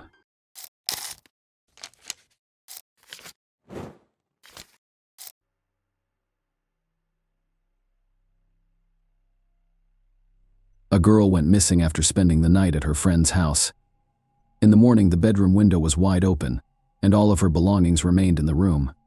Police began looking for her, but no one anticipated the dark secrets they would soon discover in the small town. Amanda Linke was born on June 7, 1991 in Tennessee. She grew up in a large, friendly family with many brothers and sisters. Later, they relocated with their parents to Spring Hill, Florida, where Amanda attended the local middle school. She enjoyed dancing, writing poetry, and playing multiple musical instruments, and she was a very happy child during school breaks. Amanda would always visit her grandparents in the small town of White Cloud. She enjoys spending time there because she has many friends in the town. White Cloud was a quiet and peaceful community of only 1,400 people. The majority of its residents knew each other. Amanda finished 7th grade of middle school in 2004 at the age of 13, and went to White Cloud for the entire summer without supervision or concern for their safety. Amanda spent time with her friends, went for walks, and enjoyed her vacation. On June 20th, she stayed overnight at her best friend's house. They talked, had fun, and went to bed late at night. In the morning, her friend woke up and found Amanda was not in the room. The bedroom windows were wide open. She went to the kitchen and walked around the house, but Amanda was nowhere to be found. Investigators spoke with Amanda's friend, who stated that she did not hear anything that night and that Amanda never told her she was planning to leave. The friend's parents, brother and sister, were present at the time of the disappearance and did not witness anything. Police attempted to locate witnesses who lived near the house but were unsuccessful. No residents noticed anything unusual on the first day of the investigation. Amanda's relatives were outraged by the police's version, claiming she had no problems at home and was happy to spend the summer in White Cloud. They also pointed out that Amanda had left all her belongings, including clothes, in her friend's room. The investigators decided to check the girl's computer for information that could aid in the search.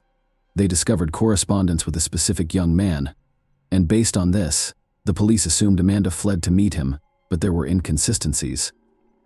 There was no mention of a possible meeting among these correspondents, and the conversation was about ordinary and everyday issues. Nonetheless, the investigators considered this sufficient to reassure themselves of their correctness.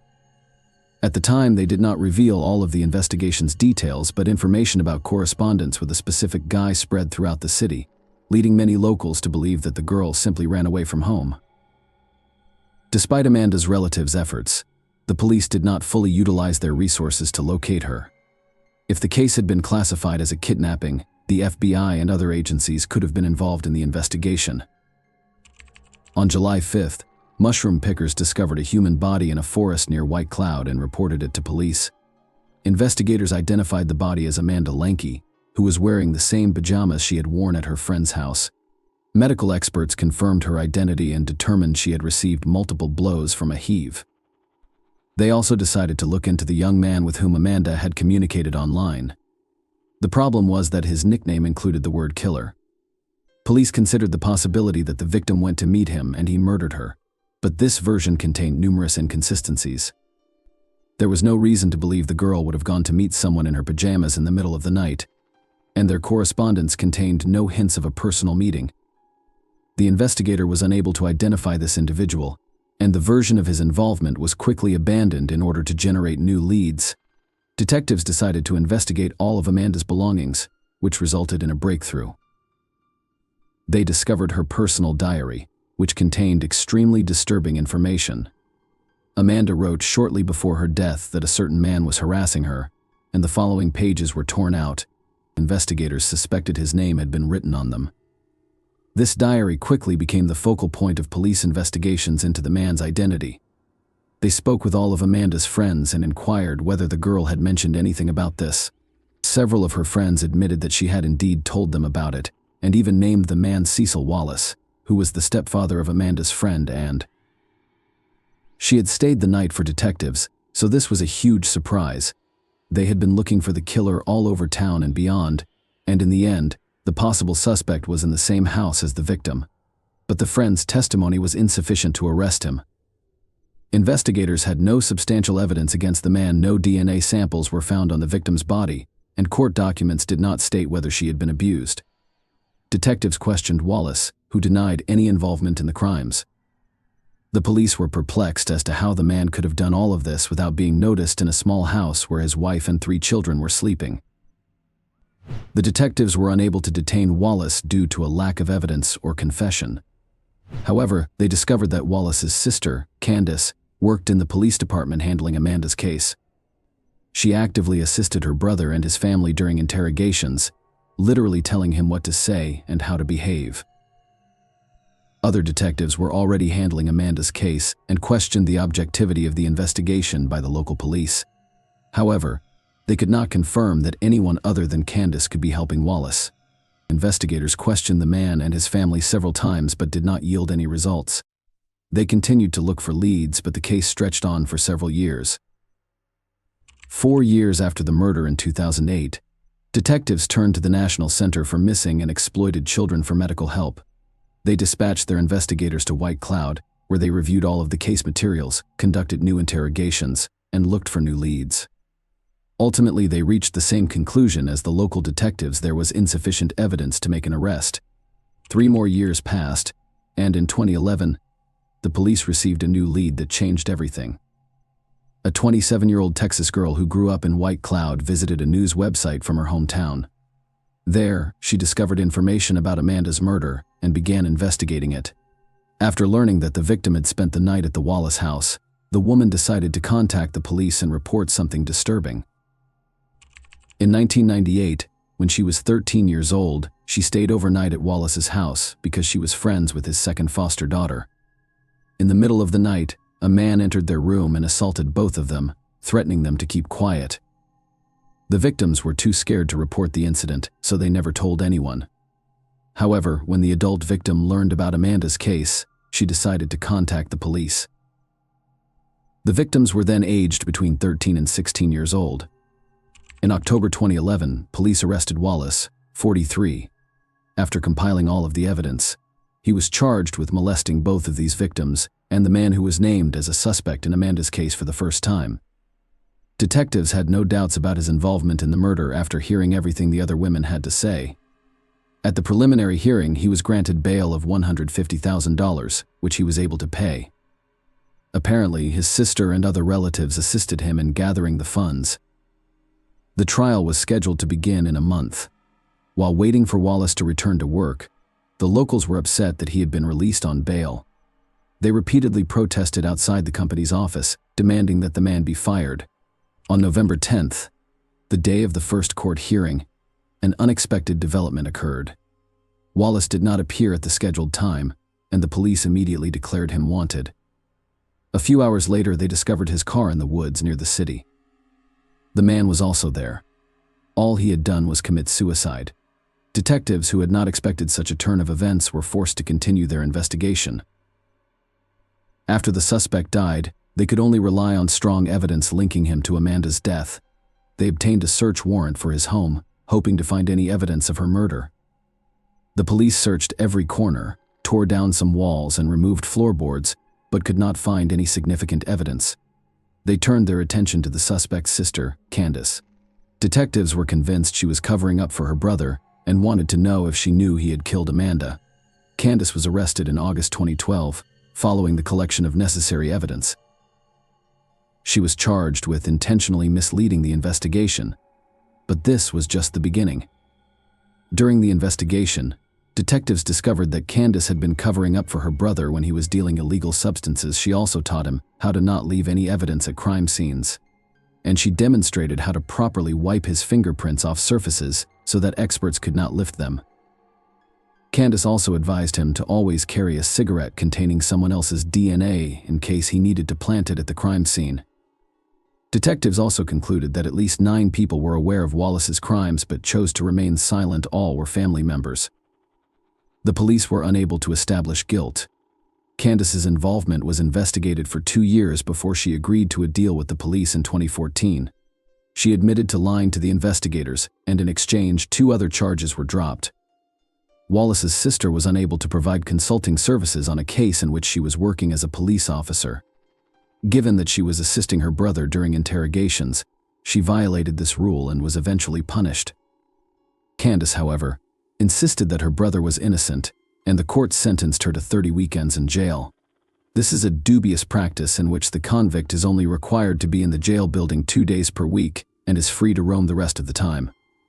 Such sentences are a kind of half measure, and if a person has committed a minor offense, they can face several weekends in jail. As a result, they receive a punishment that has little impact on their lives. The convicted individual can continue to work and spend time with their family. Of course, Amanda's relatives were extremely dissatisfied with the decision. They were certain that Candace had assisted her brother in avoiding punishment. However, they were unable to fully approve it, so she received such a minor punishment. Amanda's family was forced to face yet another trial in 2004. Medical experts only handed over a portion of her remains so that they could hold a funeral. The remainder was to be kept by detectives during the investigation. However, following Wallace's death, it was decided to hand over the remains to his relatives. In 2013, the girl's family had to exhume her remains in order to bury him. Her mother is still hoping that investigators will find evidence to prove Wallace's guilt. She also seeks legislative changes to alter the police approach to searching for missing children. The woman insists that investigators should not conduct an investigation based on their subjective assessments, and that the disappearance was a voluntary escape from home. There is almost no doubt that Wallace murdered Amanda, but what was his motivation, given that there is no evidence in the court documents that the victim was subjected to violence? 2 assumptions can be made. He likely assaulted her, but did not leave any biological material, so the investigation decided not to reveal this information because it was unnecessary. Detectives could also keep this information secret for the sake of the investigation, hoping that the criminal would reveal previously unknown facts. His past crimes also speak in favor of Wallace being the killer. He assaulted at least 3 victims using the same scheme. All of them stayed at his house overnight. The question remains, why did he kill Amanda? Perhaps he planned to intimidate her, like the others, but the girl threatened to tell the truth to everyone, or she tried to run away from him, and then he panicked. Something else in this case is very alarming. Detectives suggested that all of Wallace's relatives who were in the house on the night of the murder knew about this crime, and even helped the man hide it. In addition to Amanda, his wife, son, and daughter were there. This could explain how he managed to attack the victim without waking any of his relatives. In any case, even without a final verdict from the court, Wallace will no longer be able to harm anyone. The fact that he settled the score with his life before the trial once again speaks in favor of his guilt, even though he took the details of this crime to the grave. Please share your thoughts on this story in the comments section, and thank you for watching.